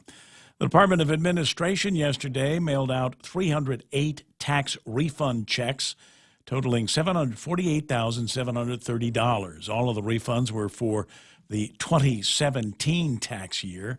According to a release from DOA, the checks cover error-free returns filed on or before December 31st, 2018. Rev and Tax began accepting 2018 income tax returns on January 28th, but no 2018 refund checks have been issued yet. The government of Guam is under court order to pay refunds on all error-free returns within 6 months of the April 15th tax filing deadline. The U.S. Mint will launch its America the Beautiful Quarters program next month with the issuance of a new 25-cent piece that honors Guam's War in the Pacific National Park. The War in the Pacific National Historical Park Quarter is the 48th release in the U.S. Mint America the Beautiful Quarters program, a 12-year initiative that honors 56 national parks and other national sites. A ceremony to commemorate the new quarter will take place on Friday, May 3rd at 10 a.m. at the Assen Beach War in the Pacific Park. The U.S. Mint Director, David Ryder, will be in attendance, along with Governor Lou Leon Guerrero. For these stories and more, log on to postguam.com or pick up a copy of today's Guam Daily Post. Make him come here. That would be a good idea. You know the guy? The last time that when they had the Guam State Quarter come out, they had the Mint Director at the time come out to Guam to help inaugurate that one because I don't know, must have been snowing where they were at. 'Cause let's go. We're going to go to the tropics. Okay, I'll meet you at the airport. It's 8:37 in the morning. We'll call that iConnect time. You should as well. Call them 888-8888. Tell them Ray Gibson said I know about some specials and cool plans that they've got for things like mobile phones and internet service, even push to talk. 888-8888 iConnect. The Extra Point with Jerry Roberts of Guam Training. Hi, I'm Jerry Roberts, and every day on The Ray Gibson Show, I get to comment on the incredibly diverse, fun, challenging, sometimes frustrating, often exciting, but always interesting world of work. I hope you'll be there with us. You can find daily transcripts of The Extra Point at guamtraining.com. Tune in every weekday morning at 7:20 for The Extra Point with Jerry Roberts. Brought to you by Guahan Insurance Services and First Hawaiian Bank on 93.3 The Point. Traffic Gizmo is telling me we got locked up traffic out in Marine Corps Drive just in front of the T-Stell Newman Visitor Center, Pizza Hut, and Big Navy this morning. I don't know what it is. Maybe they're down to just like one sailor to, give you the wave onto the inside. What do we got here for Navy Hospital? Is it starting to busy up around there? Just a little bit. Doesn't look like there's a whole lot going to affect traffic inbound if you're on Route 4. Maybe a couple of stops up around Sinahani and the gas station there, but clear all the way to Kipuha Loop on 4. 8, 10, and 16 running pretty clear right now. You will find a little bit of a slowdown, but generally over at the intersections. Intersection at 10 and 15 out in Manila, a little bit busy over there as people are trying to get from Price L across the way to head to, I don't know, the utility village up in a little further north of there. Northbound traffic, no problems, nothing major, and southbound from Jigo all the way in to the downtown Tamuning area. And Upper Tumon, where Triple J Motors here is where Jeff Jones is, and Jeff today wishing his wife Jane a very, very happy birthday. So congrats. You know who else got a birthday today? Other friend of mine in the media works over at KUM, Sabrina Salas Matanani is celebrating a birthday today. I know her long enough to tell you what birthday it is, but I also known her long enough to learn to keep that information to myself. It's 8:39. That's right now traffic here on The Point. This is Ronnie. Ronnie is about to break his piggy bank. Come on, piggy bank. Ronnie wants to upgrade his smartphone. And this piggy's gonna help me. If Ronnie had signed up for GTA's handset payment option, he could have selected a new smartphone with an affordable monthly plan. I could have what? Exactly. Sign up for HBO at GTA and don't break the bank. I'm sorry, piggy bank. Terms and conditions apply. Visit gta.net for more information. GTA.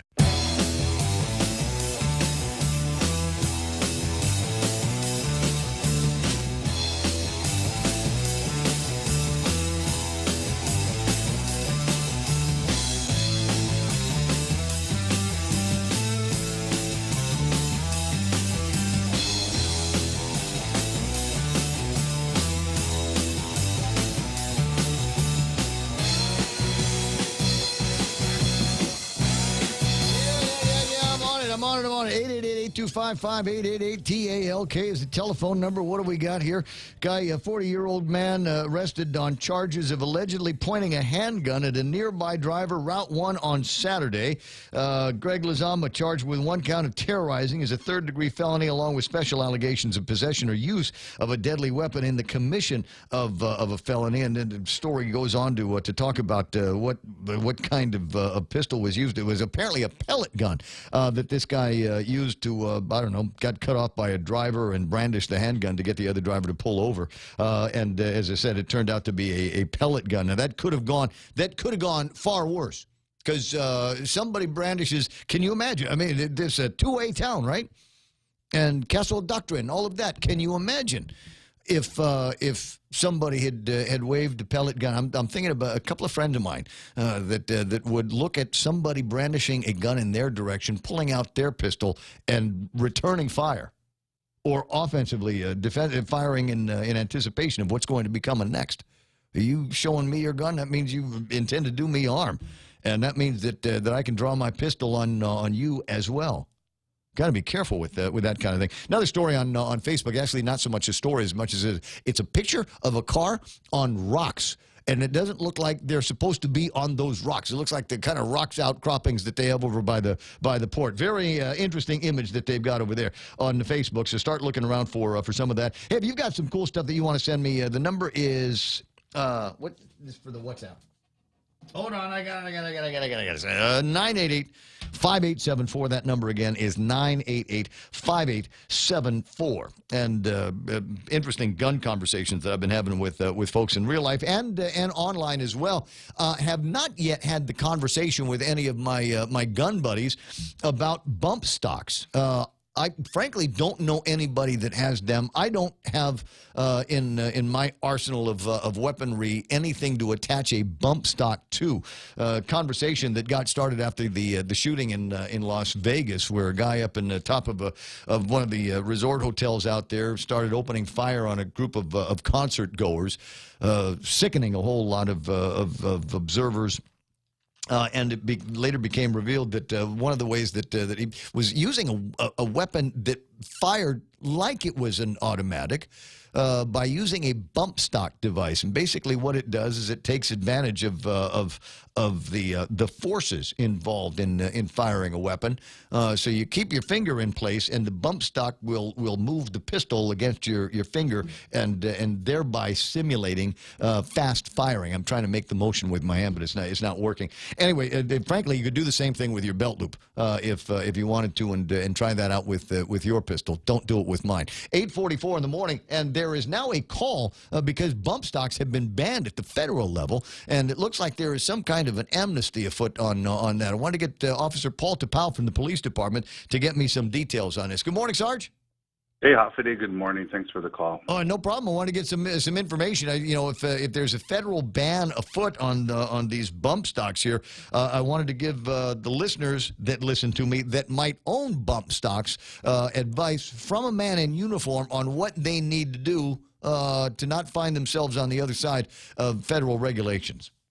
Yeah, absolutely. Thank you. So a few weeks ago, the Bureau of Alcohol, Tobacco, Firearms, and Explosive, the regional, the RAC, Mr. Special Agent Jeffrey Gaines had reached out to the Guam Police Department with efforts to pretty much asking gun owners or gun collectors if they can,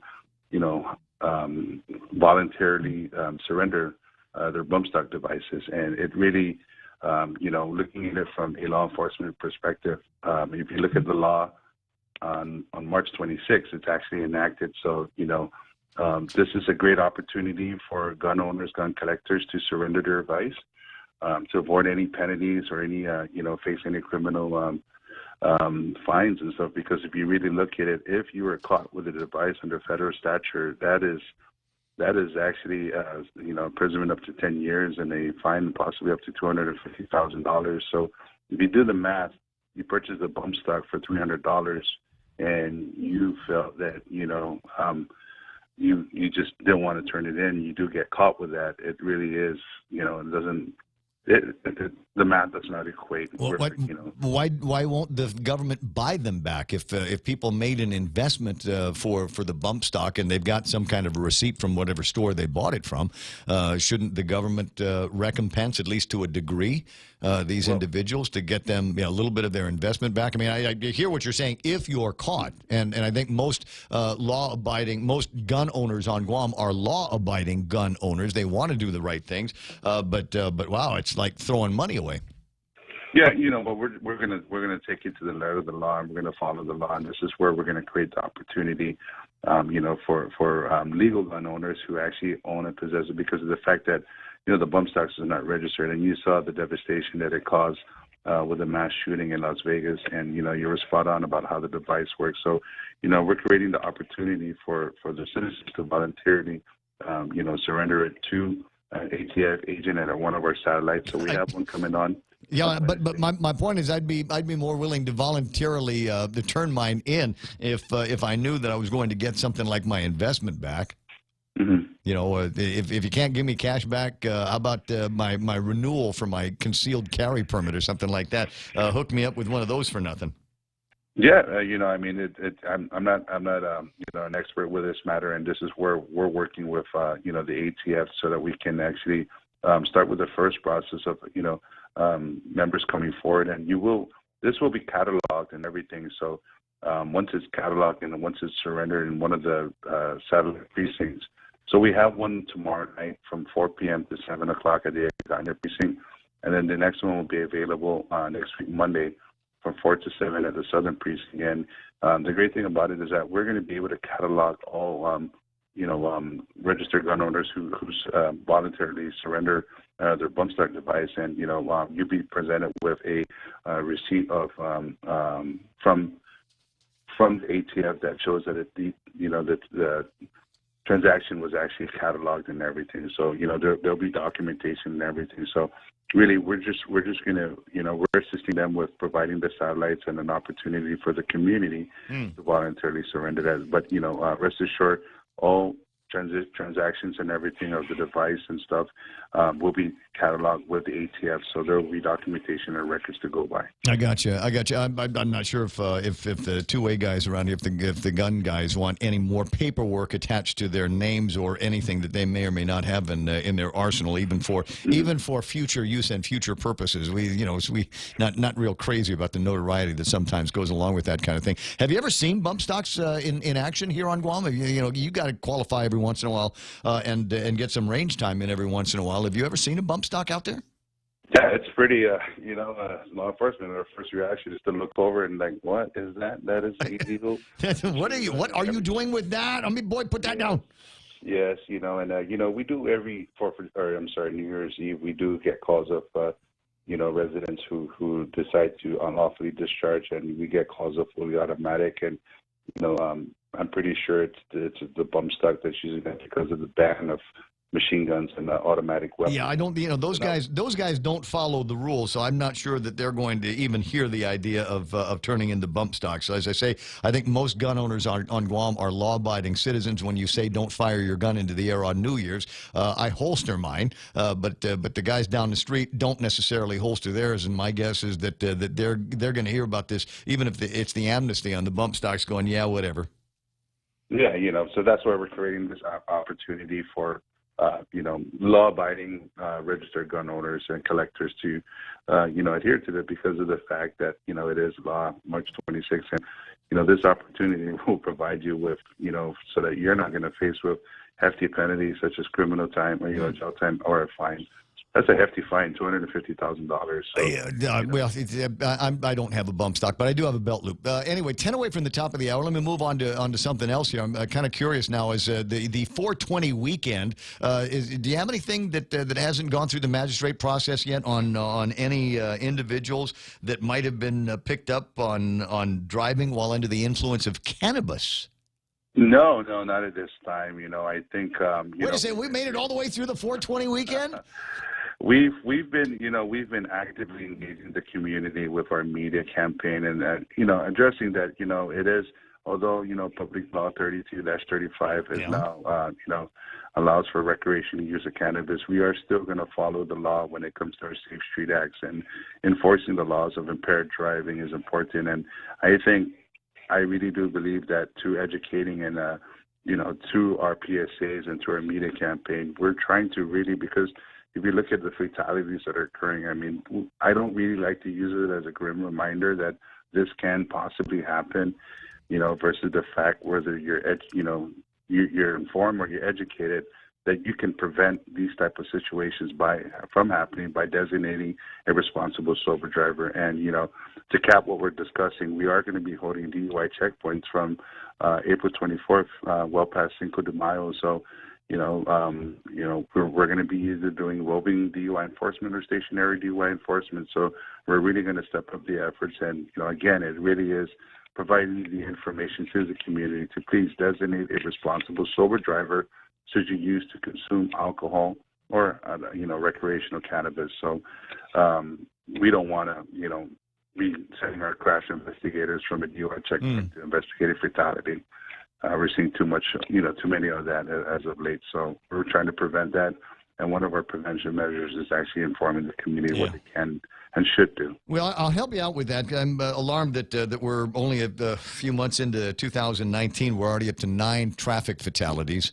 And from what I'm seeing on Facebook and the social media here, it seems like each crash gets worse than the one before. The cars get more mangled, and the injuries get greater. So yeah, be very, very careful out there. And as the man says, there are going to be some checkpoints that are going to be out there. But I'm continue to express my satisfaction that we made it through the 420 weekend without anybody getting pulled over for driving while under the influence of cannabis.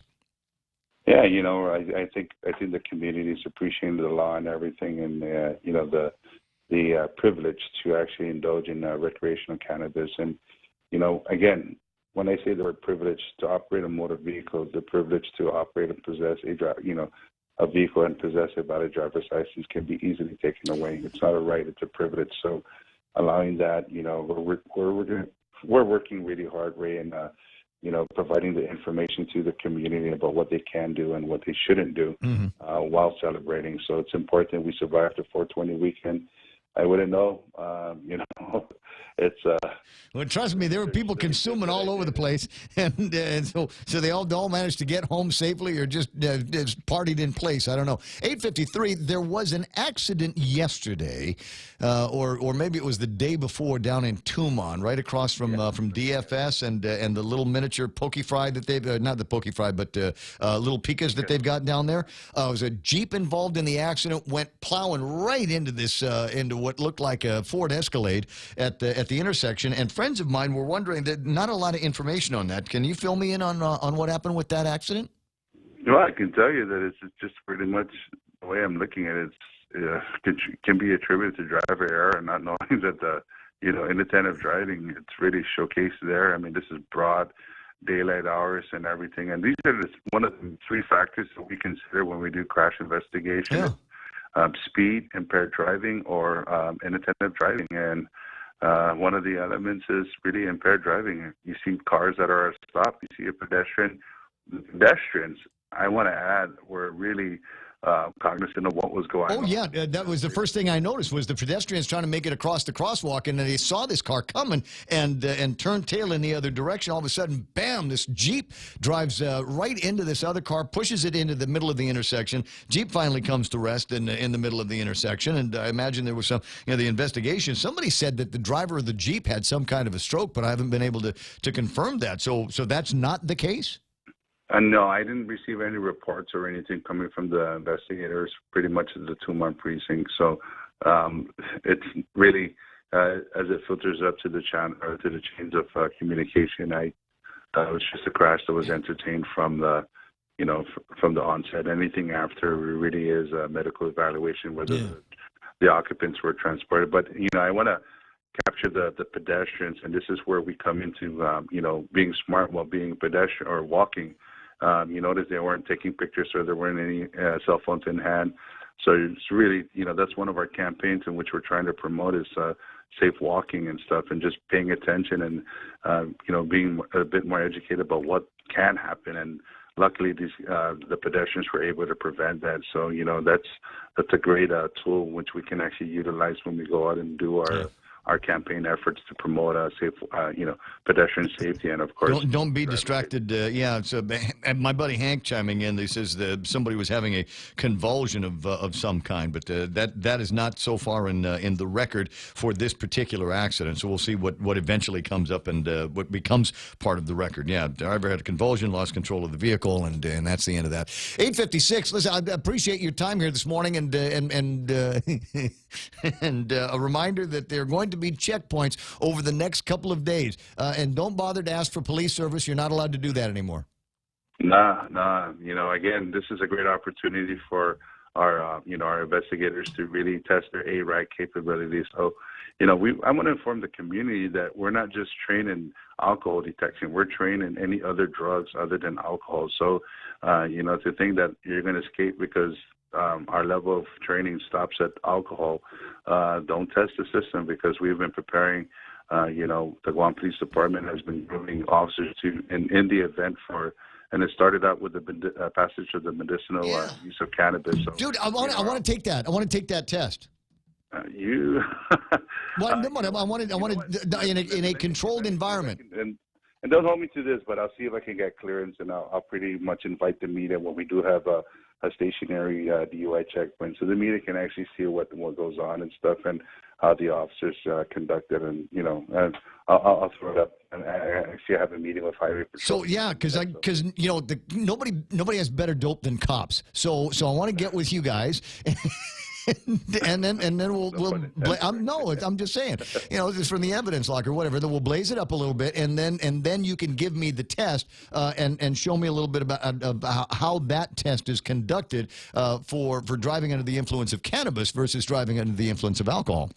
Yeah, it's a good recommendation. Now that we're into recreational use, we might actually have to utilize those who want to consume as part of our test subject, so that we can have our test categories to distinguish between alcohol. That's good. Thank you for that. Yeah. Well, no, it's my community service. I'm taking one for the team. So I'll bring my friend James Howard and my other friend Pam and a couple of other people. We'll all get together and sit around, smoke it up, and then you guys can do a visible test and see what the process is for determining whether somebody is under the influence of methamphetamine.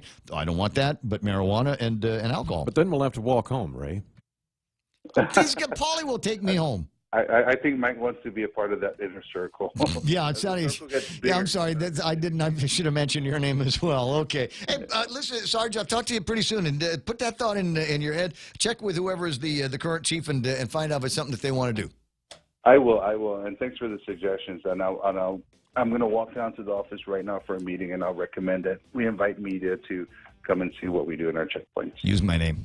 Say Ray Gibson said. All right, buddy, I'll talk to you pretty soon. Hey, can I call you offline real quick? I need to make contact with the registered owner of Sumo. He's out of town, but yeah, go ahead and hit me on the WhatsApp, and I'll be happy to get you the information. Gotcha. All right. You take care. Maybe we get some information on who it was that killed Sumo. 9 o'clock in the morning. Radio station is KUSJ. Actually, we done that years ago and went out literally bar hopping with the police department. And everywhere we went, we took a drink and they gave us the test, and we were able to watch our blood alcohol content increase. Suffice to say, before the end of the night, we were all absolutely faced, as you can imagine. But it was a safe way to get the word out to the community about what the process was like. 9 a.m. The radio station is KUSG. I got you. Stand by now. Here it comes. Fox News Live. More legal action. I'm Lisa Lacera, Fox News. A former Trump administration official compelled to testify before Congress after the release of the Mueller report. Former White House counsel Don McGahn is being subpoenaed for testimony in documents as part of the Judiciary Committee's investigation into obstruction of justice and corruption by President Trump and members of his administration. The special counsel's report detailed a call between McGahn and President Trump. McGahn refused to carry out a request from the president to have the Deputy Attorney General remove Robert Mueller. Attorney General William Barr is scheduled to testify for the Judiciary Committee May 2nd. The panel is also requesting testimony of Mueller and now wants to hear from McGahn in public on May 21st. Fox's Jared Halpern on Capitol Hill. Arizona Republican Congresswoman Debbie Lesko was asked about the subpoena. Really getting to the point of ridiculousness now when you have Nadler issuing subpoenas just about every day. She appeared on the evening edit on the Fox Business Network. North Korean leader Kim Jong-un will visit Russia and meet with President Vladimir Putin. That's according to Pyongyang state media. A postponement in a court hearing for a man accused of killing a South Carolina student who thought he was her rideshare driver. A new court date has not been set for Nathaniel Rowland. He is being held in Columbia, South Carolina for the murder of Samantha Josephson. She was last seen alive getting into Rowland's car, which she thought was her rideshare vehicle. According to state media outlets, an assistant solicitor said Rowland has not posted bond and did not appear today. The state law enforcement division says the case is still being investigated. In the meantime, Uber says the tragedy has prompted upgrades in its service. It has rolled out push notifications to urge people to ID drivers and cars providing rides under their banner. Fox's Gernal Scott, this is Fox News. Docomo Pacific's all-new business bundles provide tailored solutions to help your business become a better business. Choose from our Business Basic, Essential, or Value bundles and get unlimited talk and text, worry-free data at home and abroad, plus access to the fastest online speeds in the Marianas. Add on mobile or broadband lines and save up to 20% for each line. Email businesssales@docomopacific.com to find out which bundle provides the best solution for your business. Terms and conditions apply. The GCC Votech Class of 79 is back. Join them on April 27th at the Onward Beach Hotel for a night of dinner, dancing, skits, and reminiscing. It's been 40 years since graduation, so take advantage of this once-in-a-lifetime chance to relive the memories. There's also a memorial mass on Friday, the 26th, at the Santa Teresita Church. Be there at 5:30 for candle placement in honor of classmates who've gone before.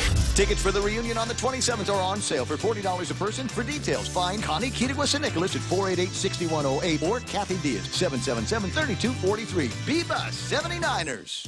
A contender for the board of the Federal Reserve withdraws his name. President Trump on Twitter writing that Herman Cain, the former conservative presidential candidate, has withdrawn from consideration to be nominated to the Federal Reserve Board. Cain did not offer an immediate explanation for the withdrawal, but winning confirmation in the Senate was in doubt, with at least 4 Republican senators already saying they would oppose his confirmation. When the president said earlier this month that he planned to nominate Cain, the selection stoked bipartisan controversy over Cain's qualifications for the post and the allegations of sexual harassment that derailed his 2012 presidential bid.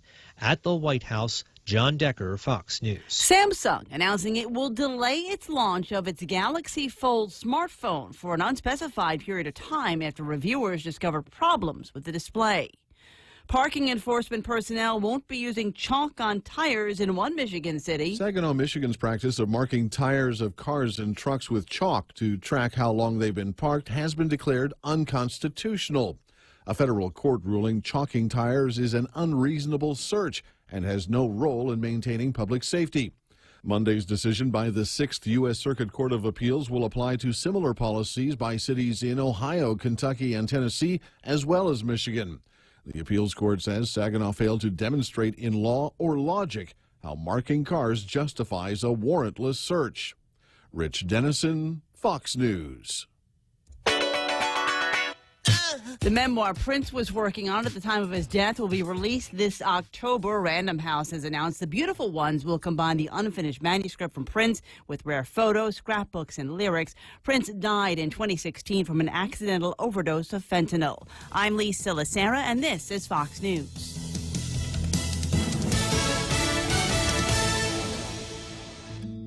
In illness and in wellness, Calvo's Select Care is health care that is there for you. That's why over 80% of the Guam medical community places their trust and insures with us. We offer our members wellness and fitness programs for a healthier lifestyle and provide a comprehensive medical network on and off island to help members from unexpected illnesses. Contact Calvo's Select Care today for more information. Long list of supporters of the Ray Gibson Show, starting with Wendy's, where they've got the incredible North Pacific cod filet meal. You get the salad, you get the sandwich, you get the green tea to wash it all down with. For a limited time at Cars Plus, where they are celebrating, well, generally every day that ends with a Y, they're celebrating, and they want you to swing by and take a look at some of the new rides that they got for 2019, maybe some new Harley stuff in the Harley store. It's called Cars Plus because it's Cars Plus, all kinds of other stuff. Great service department there as well. Guam Regional Medical City, the first choice for all of your specialty care needs. Micronesia Renewable Energy. Never been a better time to go solar. And, of course, American President Lines, where they are shipping the future. The Coconut Wireless is back. The Ray Gibson Show. Call now, 888-TALK. That's 888-8255.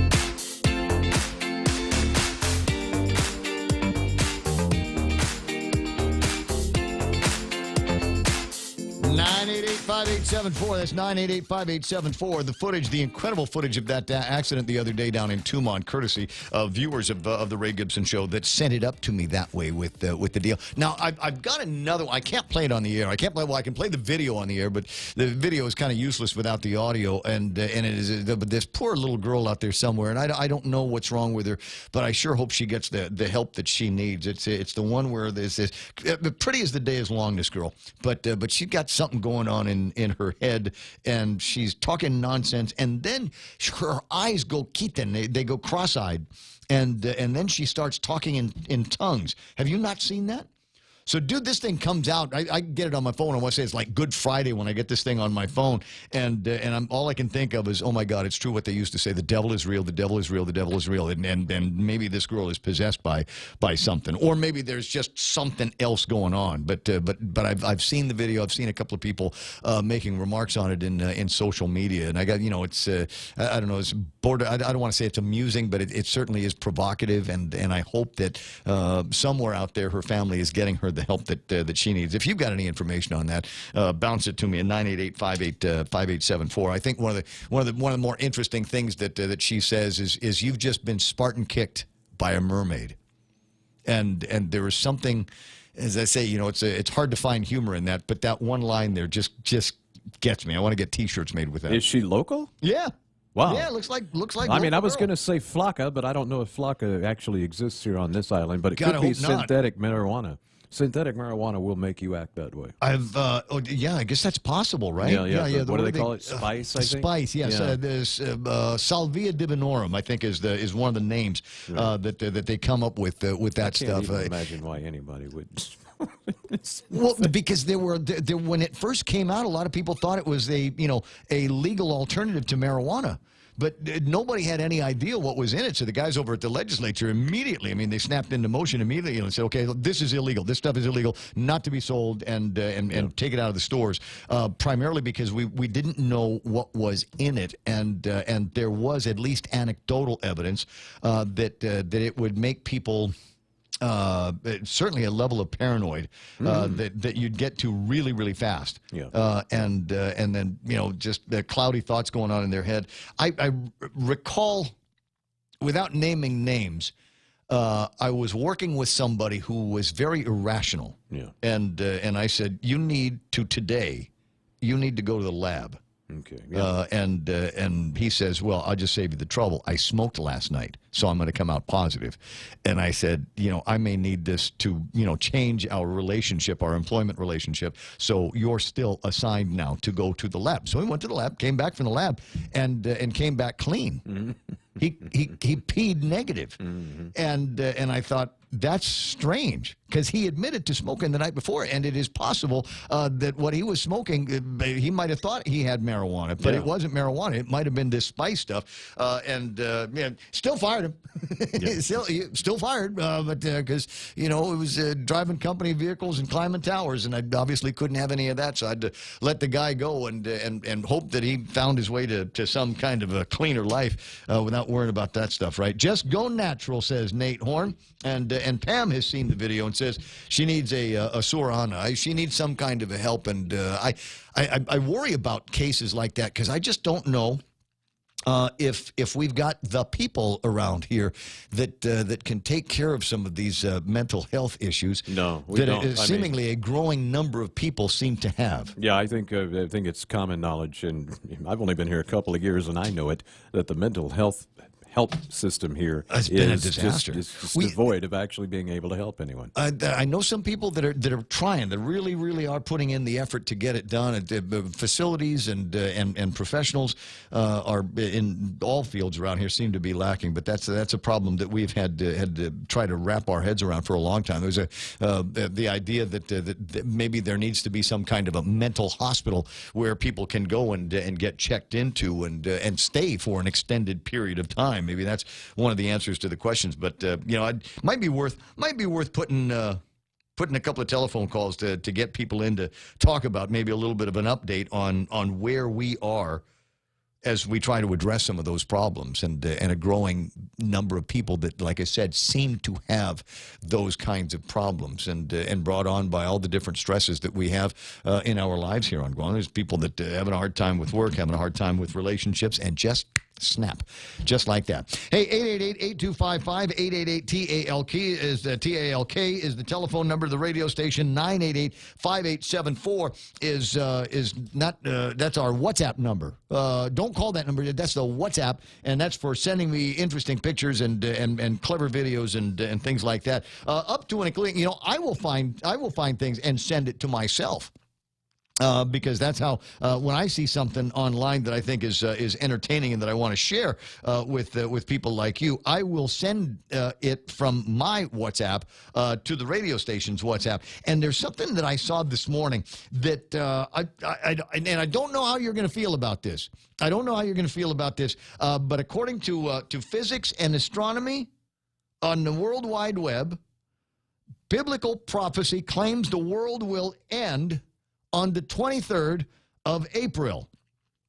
And I'm going to call up the website so you can see that I'm not just blabbing here. There's an actual website where they claim that the world is going to end today. Story goes on, is the rapture finally here?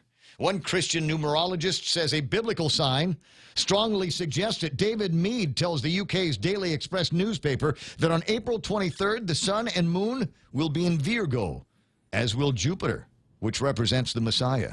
For a certain branch of evangelical Christianity, Revelations 12, 1 and 2 describes the beginning of what is known as the rapture and the second coming of Christ. This is bad. I haven't picked up the living room. But see, if you were in good shape spiritually, you would be welcoming the return of Jesus. I've got a lot to answer for, so maybe not. Yeah. A great sign appeared in heaven, a woman clothed with the sun, with the moon under her feet, and on her head a crown of 12 stars. She was pregnant and was crying out in birth pains and the agony of giving birth. In the passage, the woman is represented as Virgo, according to Mead. The alignment represents the lion of the tribe of Judah, marking the rapture, the belief that Christ will bring the faithful into paradise prior to a period of tribulation on earth that precedes the end of time as we know it. It also believes the so-called Planet X, also known as Nibiru, will appear above the sky today, causing volcanic eruptions, tsunamis, and earthquakes. Where was there an earthquake? There was an earthquake in the Philippines, but they have one every week. I mean... No, we have our share of earthquakes. Didn't we have a little shaker yesterday as well? Earthquakes are just kind of the way it goes on Earth because it changes. Where's the ominous music? We need to have some kind of ominous music around here. But anyway, so I tell you what, I will... Yes. I'm looking to see if there's an appropriate I'm place sorry, to but pick every year up you've on got the some story. nutcase that's saying, this is the end of the earth. Well, I'm just saying it's Run today. I got crap to do today. I got meetings I got to go to. Dogs and cats. What time is it going to be today? Can we do it? Can we do it after happy hour? Can I get a couple of loads on before in the washer before we hit the rapture? I guess this is our heads up. Could be today. Somebody. The scary thing though is somebody's going to take this all very seriously. And I want to know: is it April 23rd our time or the other side? I don't know. So that would be tomorrow. Well, the story comes out of a British newspaper, so that's already in our time They're zone, on the right? meridian, for crying out loud. I mean, it's Monday one day and it's Tuesday on the other side. Right. So Nate Horn says, let's get stoned since we're going to die anyway. Let's all go and get stoned. And James Howard says, find the others.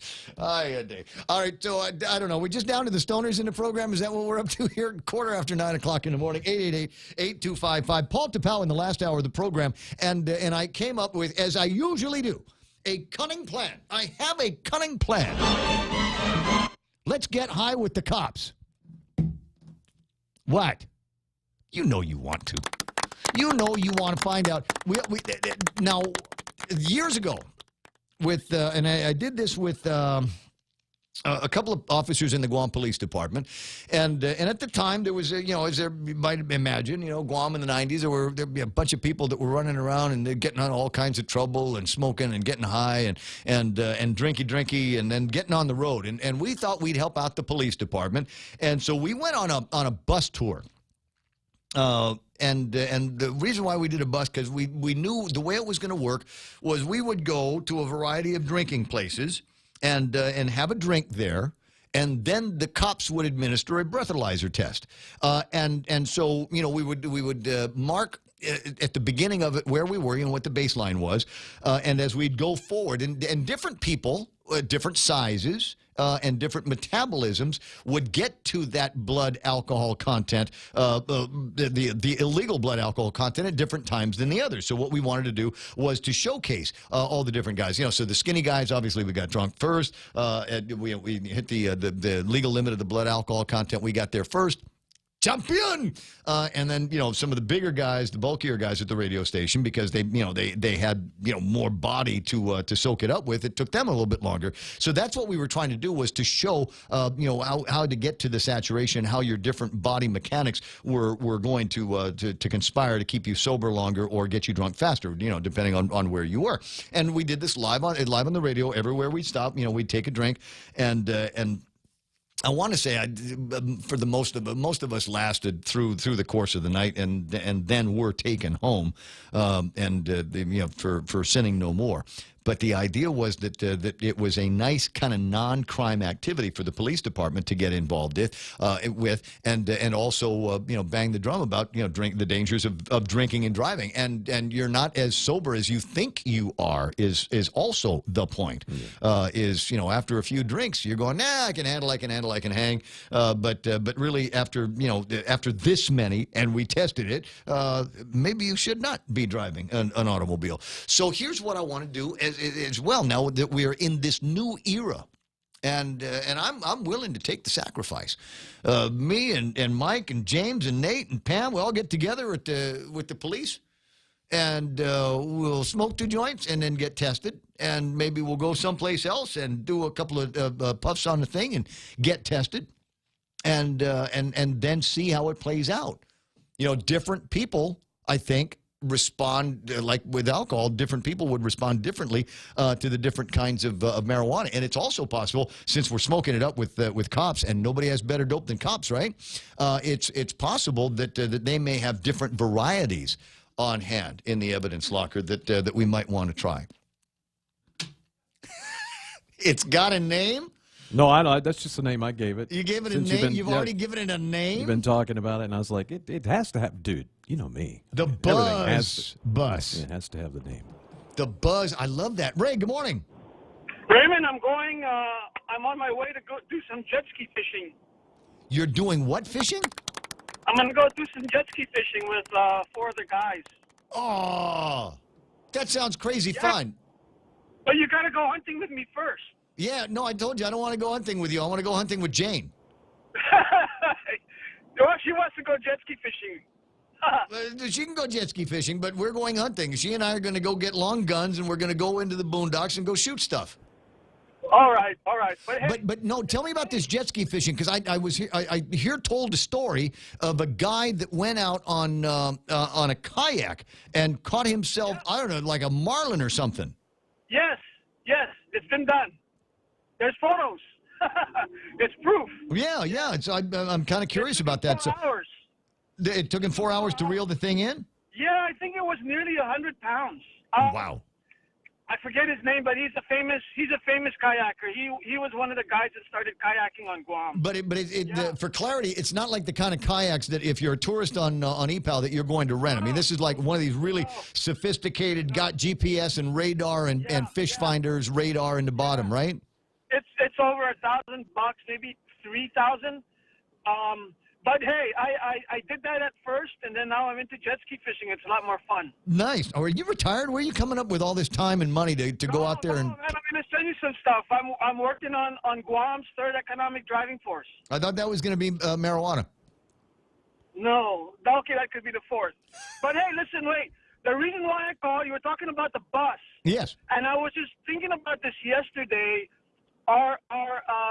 Our reunion is coming up, and I'm not going to say how many years, but our 40. reunion is coming up. Yeah. I told you I was going to I'm letting the Academy girls plan the Father Duenas class of 1980 reunion. Hey, remember what happened to Roger on the last bus ride? You remember that? Someone took photos. But my eyes are going wide. I don't remember having a camera at that. Yeah, somebody did. They took. Yeah, Roger was up on the stage. Something happened. I can't explain, but something happened, and it made the bus ride the most memorable bus ride I've ever had. Yeah, I'm not sure we should be talking about that. The deal is what happens on the bus stays on the bus. What happens at reunion stays at reunion. No, but it's good stuff. You know, it's just guys having fun, enjoying themselves. You know, and just reminiscing about what we went through in high school. Okay, just for clarity, before he blurts anything else out, I don't know the name of the stripper. Okay, I just want to make it very clear. I don't know her name. I didn't set that up. That was somebody else. I said nothing about a stripper. I just said a stage, right? Again, I didn't know we were going to that kind of place. I thought we were going to go visit the kids at the hospital. I thought that's what we were doing that night, and that's why we needed the bus. But I'm thinking we need to do a bus ride, but not necessarily, go to some of the tourist spots on Guam. Just reminisce. Let's have an offline conversation soon. What do you say? Yeah, let's do it, man. Let's do it. All right, hit me up on the class of '80 chat 888-8255-888. Yeah, that's right. I would just hang up. I'm okay. I couldn't hang up fast enough on that conversation. Interesting. Yes, we've had interesting times among me and my classmates. I don't know why. I guess. We get the 79ers, and we've been running the thing for the GCC class of 79, and I was hanging out for a little bit with Ken Lujan from the Small Business Development, those guys, last night, and they've got their class of 79 reunion that's going to be coming up from John F. Kennedy High School. So there's going to be a whole bunch of that, and all kinds of activities they're leading up to it. I'm class of 1980, so as I said, Heidi Ballendorf and the girls from the Academy class of 1980 have lots of time to plan our reunion. Yeah, they want to do it. They're better at it. They have meetings. We've attempted meetings before, but after the first couple of beers are open, we forget why we're there. It's like we're old guys, whatever. 9:23 in the morning. So where was I going? I'm sure that there were things that were in my head that I wanted to get to. There is on the front page of today's Guam Daily Post. It's a grainy picture, unfortunately, and this is one of the things that you got to do if you were getting an alarm system or a video recording system at your place. Trying to get one that works really, really good in low light. Without giving you too much information about my system, I will tell you about the one that I have at the house. The one that I use at the house is by a company called I'm probably going to mispronounce it, but it's Anke Vision, ANNKE Vision. And they've got different varieties of them. They've got wireless systems. They got wired systems. They have electricity over IP. So the systems are self-powered. And the very cool thing about these systems is they have their own infrared lights on them. So as somebody gets close to the camera, you're not so much concerned about ambient light. Lighting these guys up. It's IR, and these things see the IR in the dark. So you get somebody walks in. What's like the Paris Hilton tape? You remember that? looks like that, looks kind of like that, but you get enough detail in the face to be able to capture. So see if you can test those things. And the video surveillance systems are getting cheaper and cheaper and cheaper. There was a once upon a time, if you wanted to get into a system, it set you back in the thousands of dollars plus installation. But you can now order online these kinds of systems, and they're super easy to set up. And one of my favorite features of them is that I can watch the house in real time. I'm calling the image up right now, and I can put it up on the screen. So there's my backyard, and I'll leave that up there just long enough to give you an idea. See, and I'm happy because it's not messy, and I water blasted the pavement. And if you look very carefully in the picture, there is Dog Nova, who is on patrol at the house. And he's under orders and instructions to bite anybody that comes in the back. See, I love this. I can see that Nova has eaten her food for breakfast. That's nice. And I can also see, as I'll point out to Facebook viewers, you might actually be able to see the cat that is going to make its way toward Nova's food in a second, and maybe chow down on some of that. Yeah, I guess we're crowded in the backyard today. But ANNKE. Look it up on Amazon. You can get a four camera system without spending a whole lot of money, and then hang that up with a good alarm system. I use SecureTech over at my place because they're able to come in and without spending a whole lot of money, we're able to put in a really, really good system. Likewise, that I can check in with online on my phone. There's an app, and I can arm and disarm the system. But more and more, we have to do those kinds of things. And more, it's getting a little bit more price-wise easier to do. You can get full-blown alarm systems around $1,000 installed, right? And surveillance that you can set up, the video cameras, you can install yourself. I mean, if you can run wire over the roof of the house and drill a couple of holes into the ceiling to mount the cameras, you can do all of this stuff yourself. I mean, the networking is not all of that. Look, if I can do it, you can do it.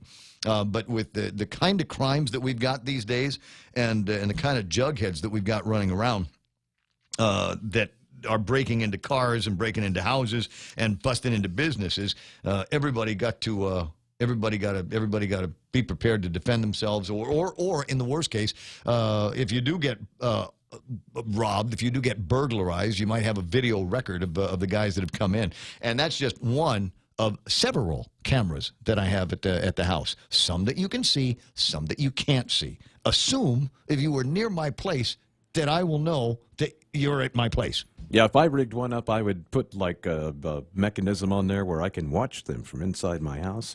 And on the side of the camera, it will have 2 tranquilizer darts. And as soon as they get in there and start messing with my car, Yep. there you go. Pew, pew. Sleepy time. Rudy Magallanes says, need wireless. How do you know I don't have wireless? They've got wireless. They've got wired. They have the other kind. What is my security called? SecureTech. And if you, Pam, if you need the telephone number, give me send me a message, and I'll bounce it to you after work. And Cosendo says Paris Hilton video. Remember that? Funny, it's the only example that came to my mind. Predator movies. Remember that? Yeah. Happy Taco Tuesday to you as well. Dave Dueña says SimpliSafe. Get the 2nd generation system, which works here over your internet system. Hey, that's interesting, Dave, because I remember that SimpliSafe. We hear about these guys, some of the late night talk shows and stuff. I didn't think they were shipping to Guam.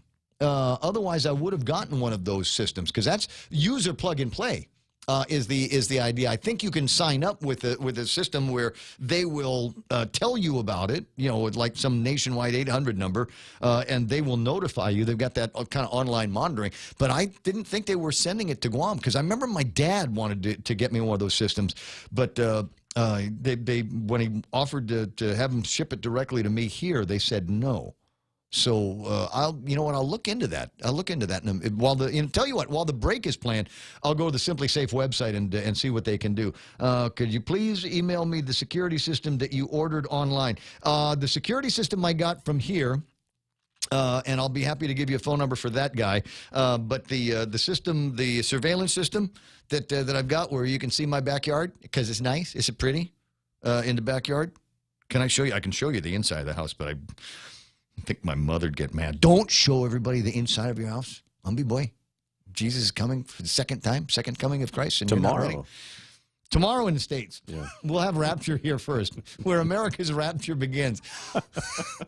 This is just the stupidest show on radio. What can I say? 9:30 in the morning, 888-255-8888 is iConnect's telephone number. They want to talk to you about all kinds of systems. You want to get one of those systems like I've got? I get one of these phones that you can watch your security system on. You're welcome to call them and ask them about those kinds of features. You know what I found out they still know how to do? Old-time two-way radio, right? Businessman radio. Give them a call at 888-8888. It's important to have claims process that works for you. At Guahan Insurance Services, we make things simple and convenient. Same door you walk in to purchase your insurance is the same door you open to file your claim. We can't pretend that the car insurance claims process is fun, but we can promise a hassle-free and speedy recovery without any runarounds. For your home, auto, and business insurance, visit us at the Camacho Landmark Center on Marine Corps Drive in Tamuning. Don't forget to like us on Facebook or give us a call at 475-1162 or text 929-SAVE. That's 929-7283. Family Finance has been serving the people of Guam since 1959, and they'll continue to be there for you in the years to come. Whether you're looking to get a personal loan for that summer vacation or paying off those long overdue bills, Family Finance has got you covered. Apply for a personal loan from $1,000 up to $3,600 by calling Family Finance in Agutya at 475-4545, Upper Tumon at 647-5626, or in Dededo, 633-4473. Family Finance, serving the people of Guam since 1959. Okay, I think it's coming up soon. Yeah, we're on Route 1 and near the airport intersection, right? There, see it? What's the promo code? Look for the promo code. Check out the Vantage Digital Billboard and reap the rewards. Catch the promo code on the screen and get $10 off your Stroll ride by inputting the promo code on the Stroll Guam app. Did you see it? You got it. I got it. You just focus on driving. Take advantage today and take a look at Vantage Advertising's digital billboard located on Route 1 at the airport intersection.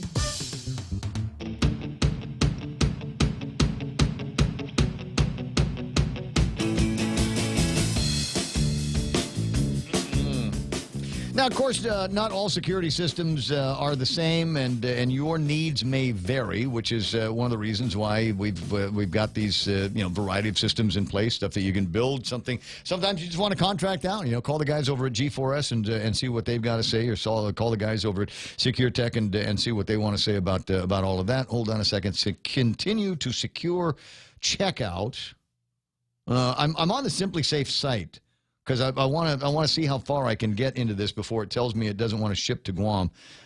Country is United States. State is, GU is not on the drop down list. Let me see if we can get to the bottom of this. PR for Puerto Rico is on the drop down list. But there's no Guam. Okay, let me check on country. Let me see if we can get it. On country, you have one choice: United States. But on the drop-down list for states that they will free shipping to, there is no GU. There is no highly insulting. What do they call it? Minor Pacific or minor outlying islands or territories. Don't you hate that when you see it? Did they not list Guam as its own country? No, the only country choice is. United States. Wow. So it's not even like we can sneak in and say Guam is the country and Tamuning is the state.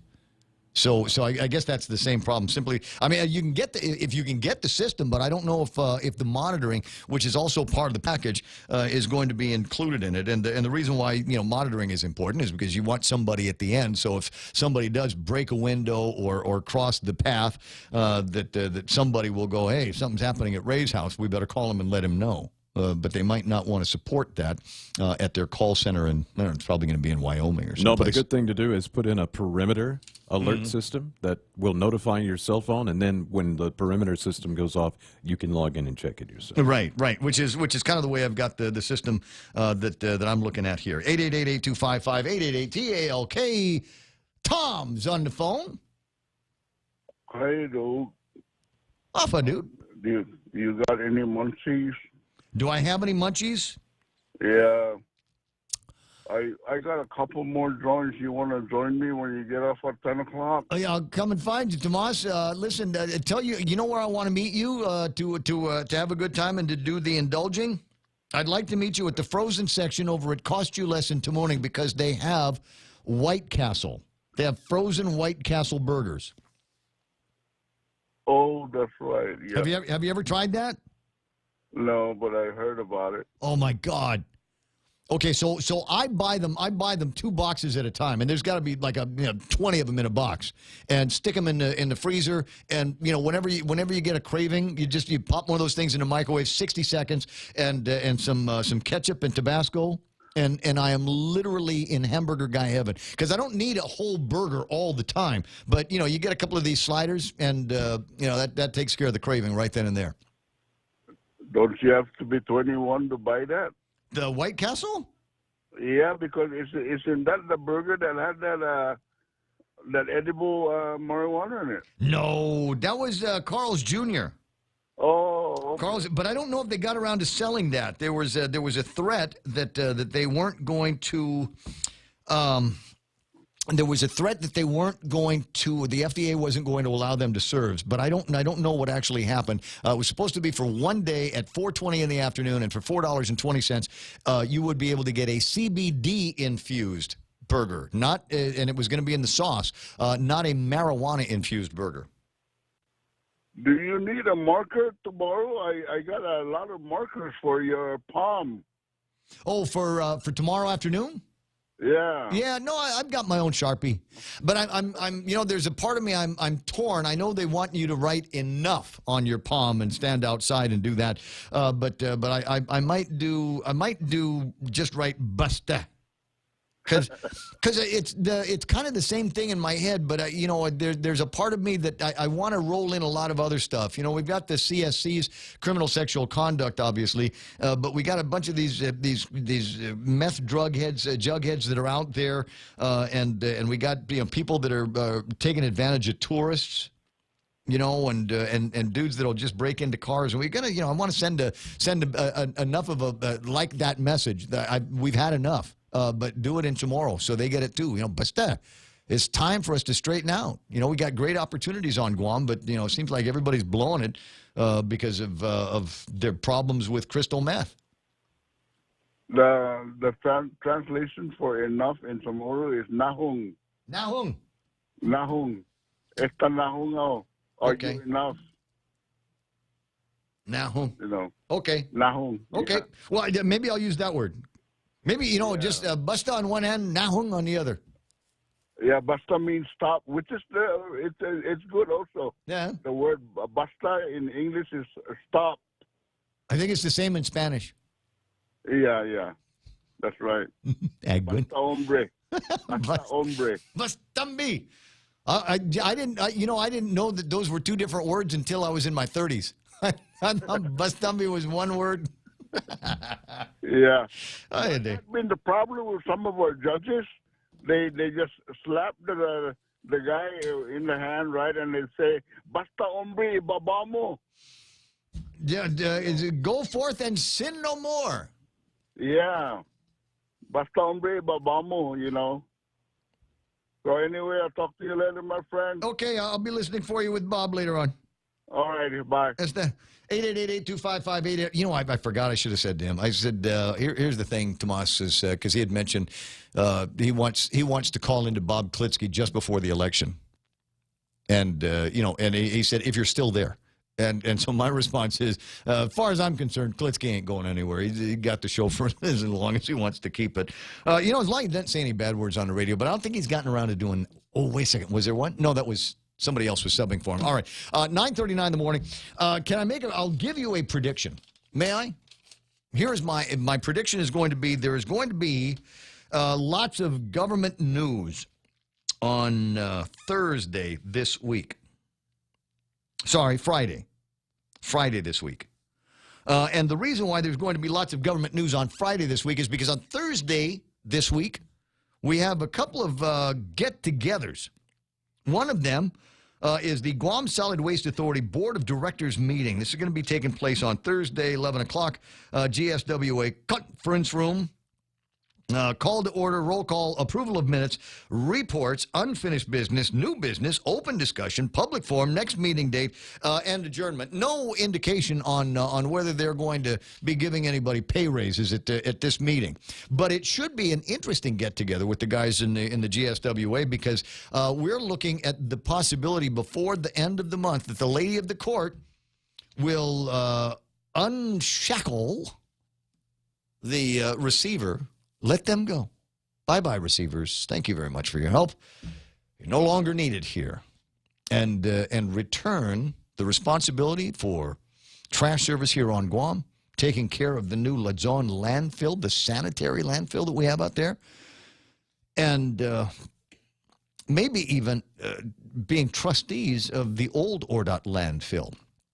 And that might happen. That might actually happen at the end of the month. And it might happen depending on some of the discussion that comes out of this meeting, because I think there's some things that GSWA still has to work on and take reports to the lady over at the court before she will see her way clear to saying that the time of the receiver is over. And, you know, I have one of those jaundiced eyes from having lived on Guam all of my life.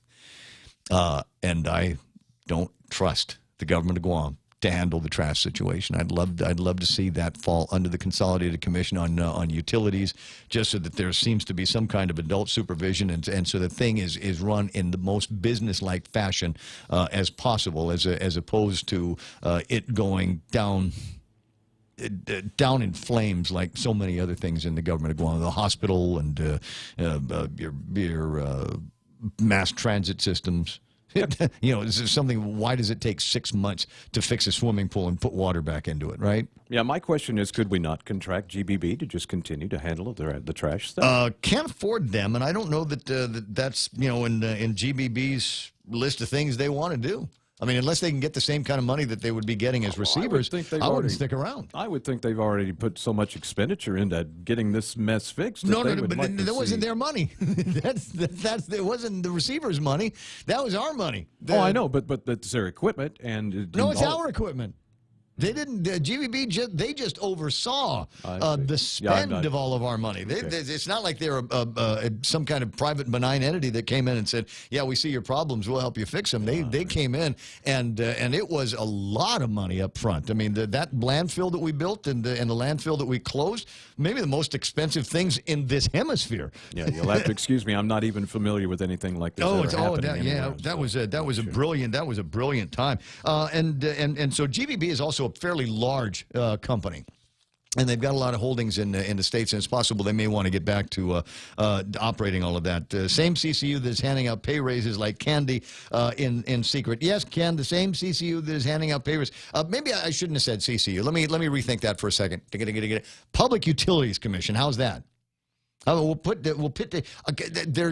We can give them more responsibilities. So I'd maybe like to see the Public Utilities Commission in a position where they are overseeing everything that happens with our solid waste system here, so that we don't lose the momentum that we have had over all of these years. You want to keep it out of the CC, that's fine. But how about we give it to the Public Utilities Commission? And while I'm thinking of assignments for Fred and the guys over at the PUC, let me also offer this up. Can they handle the 911 system?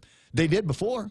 And it was taken out from under them. And I'm of the opinion that had we left things the way they were and allowed for the 911 system to be overseen by the Public Utilities Commission, we might not have gotten into a situation where the millions of dollars that had been set aside from ratepayers like you and I for our cell phones, that wouldn't have gotten thrown down the toilet of the government of Guam treasurers. Anyway, and elicited the ire of an actual Federal Communications chairman, who was not very happy to hear that we weren't using those dollars specifically for funding the purchase and maintenance of the E911 system. There, happy now? Okay. Speaking of the Public Utilities Commission, what do we got here? They are going to have a meeting 6:30 on Thursday night, at which time they will approve minutes from the last go-round. And then go on the PUC travel policy, extension of PUC contract for administrative and bookkeeping services, GPA's filing of net metering data and GPA's response to the Daymark net metering report. Among our sponsors, Jeff Vuokola, Joe over at Micronesia Renewable Energy, I guarantee that they will be there for Friday night's meeting. They were the guys that asked Daymark to come out and conduct a net metering study for Guam to determine the value of solar with batteries, and to present that to the Public Utilities Commission, present it to the Guam Power Authority by way of trying to make sure that the rate with which solar power users on Guam are recompensed, compensated, if you will, for deriving the credits from the solar power that they are generating. That's the deal behind net metering. And Daymark wanted to talk to them about the different values of solar. Obviously, you've got the avoidance of not having to use the liquid fuels, but they ponder there are other advantages that need to be factored in there as well. So it will be interesting to see what comes out of this, and how that's going to impact the still blossoming industry of solar systems here on Guam. I think Friday going to be one of those days. Now, I've also got, coming up in the programs over the next couple of days, I've also got, you remember when, what's his name, James Cameron came out here and did the, and took a ride down the Challenger Deep. Do you remember that? You remember it just captured all of our imaginations. Old school Guamanians will remember when, was it the Trieste? That was one of the first of these submersibles to make it all the way down to the Challenger Deep. But that was back in the 60s, and since then nobody'd gone back. And Cameron says, no, I got a gizmo that I can climb into, and it will take me down there and bring me back up. And so he did it. And they launched the thing from, I want to say it was Paul Allen's boat here on Guam. And that was a fun time. That was a fun time to have these people around, because there was all kinds of scientists of all kinds of different stripes that were doing, full court media presses here on Guam. And they'd come in with, you remember those little wig holders? Styrofoam, basically a styrofoam skull. And so what they would do is they'd take these things down to the crushing depths. And you would take something that was as big as your skull, because it was something that held a wig, right? And they'd take it down to the crushing depths and shrink it down, just like the tribes in the Amazon, and make shrunken heads out of it. And it was one of the craziest things to see, and just the density of these things after they had been at depth. They took a styrofoam cup, did the same thing with it, and took it down into the crushing depths. And you take a regular old coffee styrofoam cup, and pretty soon it looks like a thimble.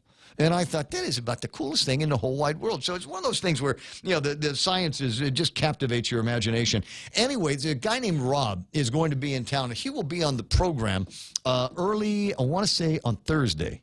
So make tracks to make it a date here to be here, and what this guy's got to say about going back down there and doing the do in the Challenger Deep. I mean, it's getting to sound like we've gotten the technology nailed down. It's getting to sound like some of this satellite loading business that we're talking about, reusable rockets and things like that. Oh, what James forgot something in Challenger Deep? We'll just go down and get it. Take us 8 hours to do it, and 8 hours to get back. But yeah, we can do that for you. Inner space, no problem, man. We got this. I just had a thought. It's a marijuana thought. I saw it come across your face. Did you? Yeah, for those that are not watching, it was interesting. I wonder what it would be like to smoke at that depth. I mean, I'm asking for a friend. Yeah, I would think, because you actually have to have, I believe, purified oxygen inside the container. Oh, so no lighting. Yeah, so you can't really smoke or light anything, and I think it would have less effect actually because of the purified nature of the air that you're breathing. Yeah, I don't know, but we'll give James we'll give him one of those things and see if he wants to do it. Another public notice that I thought was interesting, the Department of Parks and Recreation would like to conduct extensive research, it says, on the potential nomination of the Latte of the Mariana Islands to the United Nations Educational, Scientific, and Cultural Organization, short for UNESCO, as a World Heritage Site. And forgive my ignorance, but where is the Latte of the Mariana Islands located? Where do we have? Does every village have one of those? It's not the Laddystone Park in Agania, is it? The one that everybody is decrying because it's mosquito infested and there's no working bathrooms and everything looks like junk down there. That's not the one that we're going to show off to UNESCO, is it? Or are we just talking about the Laddystone itself, the icon, the symbol? Yeah, I don't know. It's so. I just did a search on it, Latte of the Mariana Islands. Yeah. They show the Rota Laddystone Quarry, which may be where it's at. Yeah, but Richard Ibanez doesn't have anything to do with that. Yeah, but I don't see anything Guam here Parks and Rec. Nothing that points to a specific latte being the latte of the Mariana Yeah, Islands. we'll see if we can dig out at Richard and find out what he knows about that. A couple of other cases that I thought were interesting, and one of those where I wonder just how excited people need to get about this. There were apparently some people arrested over the weekend for illegal fishing and poaching. April 5th, conservation officers arrested Alejandro Evangelista and Jess Villagomez, the pair allegedly fishing within the Tumon Bay Marine Preserves.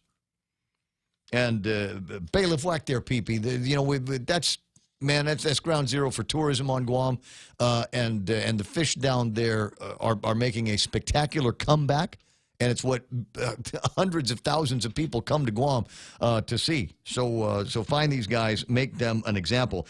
In another case, conservation officers confiscated 10 reef fish, 2 spear guns, a Toyota pickup truck, and other fishing items because these guys, Columbus Kohler, Ismayan Keiko, Kesmel Rilke, Rusty Aiken, and Ichok Setin were busted for fishing in the PD bomb holes. We need more officers surveilling some of these places. PD bomb holes, another one of these places where there's interesting fish life.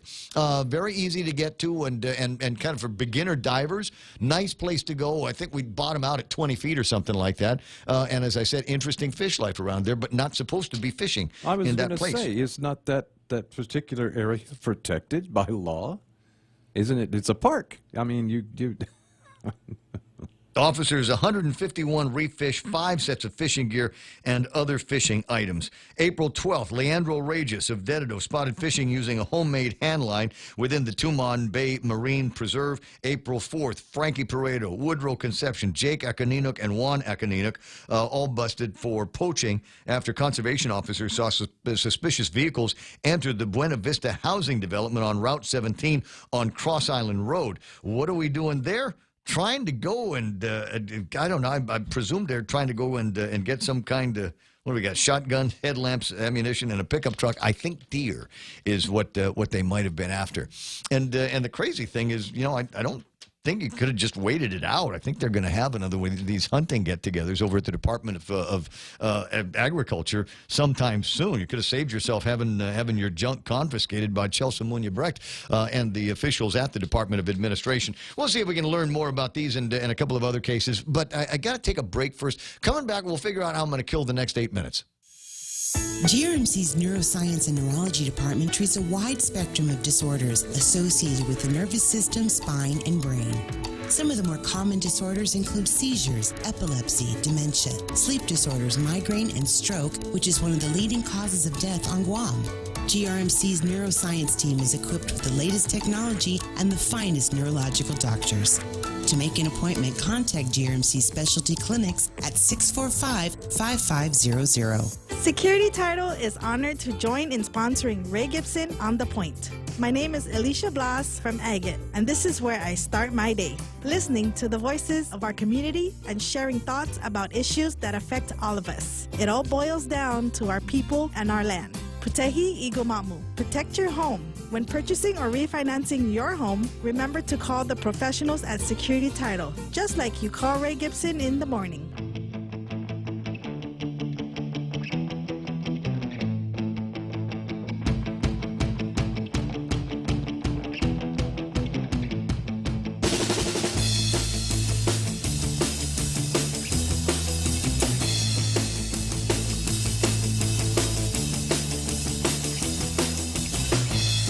And the list has gotten huge.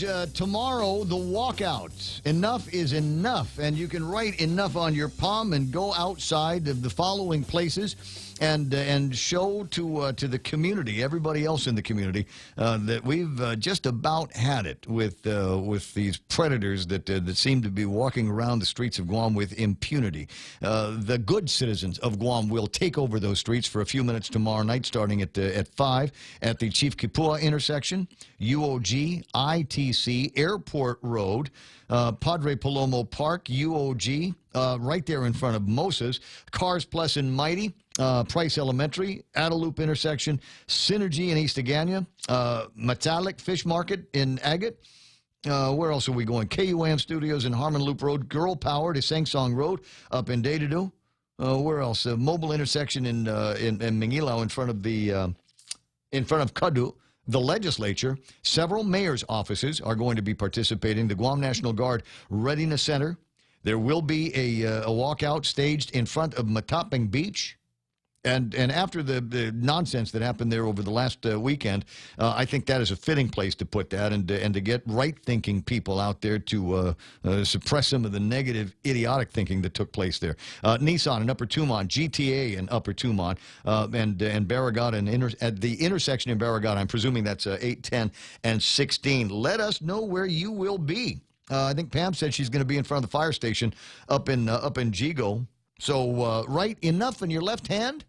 Hold it up in the air for 5 minutes. Shouldn't take that long to get this display of, as I said, the good members of the community telling the bad members of the community and the people who enable them in a variety of places that we're tired of them being coddled and we're tired of you enabling them and their idiotic activities around here. You want to do it in Chamorro? Nahung.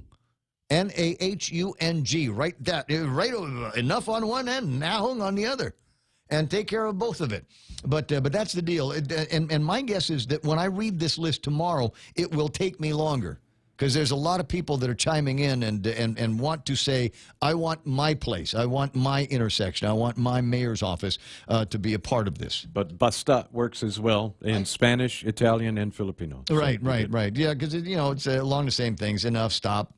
Stop, exactly, essentially, is what it is, but I use it as more like, because Daddy always say basta, which meant that's enough out of you. Yeah, and in Italian, that's exactly what it means. Enough, is it? Enough, stop, and Spanish as well. So, yeah, it's right in there. Juanita says she'll be at Price Elementary. That's good.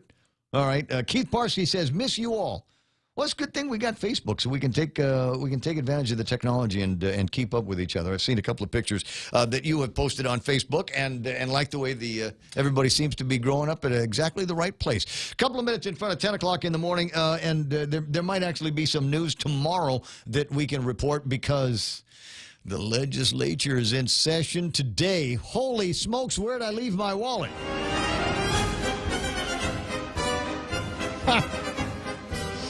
Like I said, it didn't take long. The Tina Rose Munya Barnes pops out a bill talking about exempting home kitchens as a home industry from sanitation laws, and the response from the Peanut Gallery was immediate and harsh, up to and including a guy that used to work for Romeo over at Guam Blog, and Romeo over at Guam Blog found a way to create some interesting artwork that would tell the story. As well as anybody on the radio could. We've got Tina Rose standing as a maitre d' at the club Cafe Salmonella. And in the background, you can see an ambulance worker wheeling somebody out. It looks like a corpse. And she says, oh, how lucky, a table just opened for you. Yeah, it's bad. It's bad when somebody that used to work for you is putting that kind of thing out. I'm wondering what they're going to be doing with that legislation now.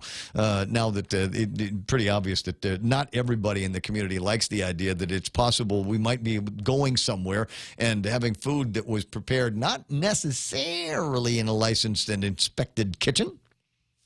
And I'll just tell you right now, if it comes out of my kitchen, there's a very good chance you're going to get sick from something. Because I've only got that much 409 left in the bottle. And so that's going to be fun. I don't know if that's going to be part of the session now because it's only just been introduced, but it is possible that some of the legislation that was introduced recently might find its way to the floor. And maybe a little bit of that let's get tough on crime legislation. Let's not wait too long for that. Because you know how we are on Guam. You know, this guy Muffness goes around and kidnaps and rapes a little girl, and everybody's all up in arms. Next week it'll be something different. So we've definitely got to strike while the iron is hot, and everybody is still unbelievably pissed about that, and close some of these legal loopholes that these guys keep wiggling through in the courts. Hey, I got to run because it's almost 10 o'clock in the morning. It's Tuesday. And you know what's great about Tuesday is we get back to the right-wing bomb throwers on the radio station. So you got Kilmeade, Rush, etc. on the radio station starting at just in a few minutes. We got Fox News live coming up next. The radio station, according to the FCC, is KUSG Agana. My name is Ray Gibson. For Michael Knight, Kevin Kerrigan, and Blake Watson, thanks for listening. Condemnation. I'm Lisa Lacera, Fox News. The UN Security Council issuing a statement after the coordinated attacks in Sri Lanka that killed nearly 300 people, calling them heinous and cowardly terrorists.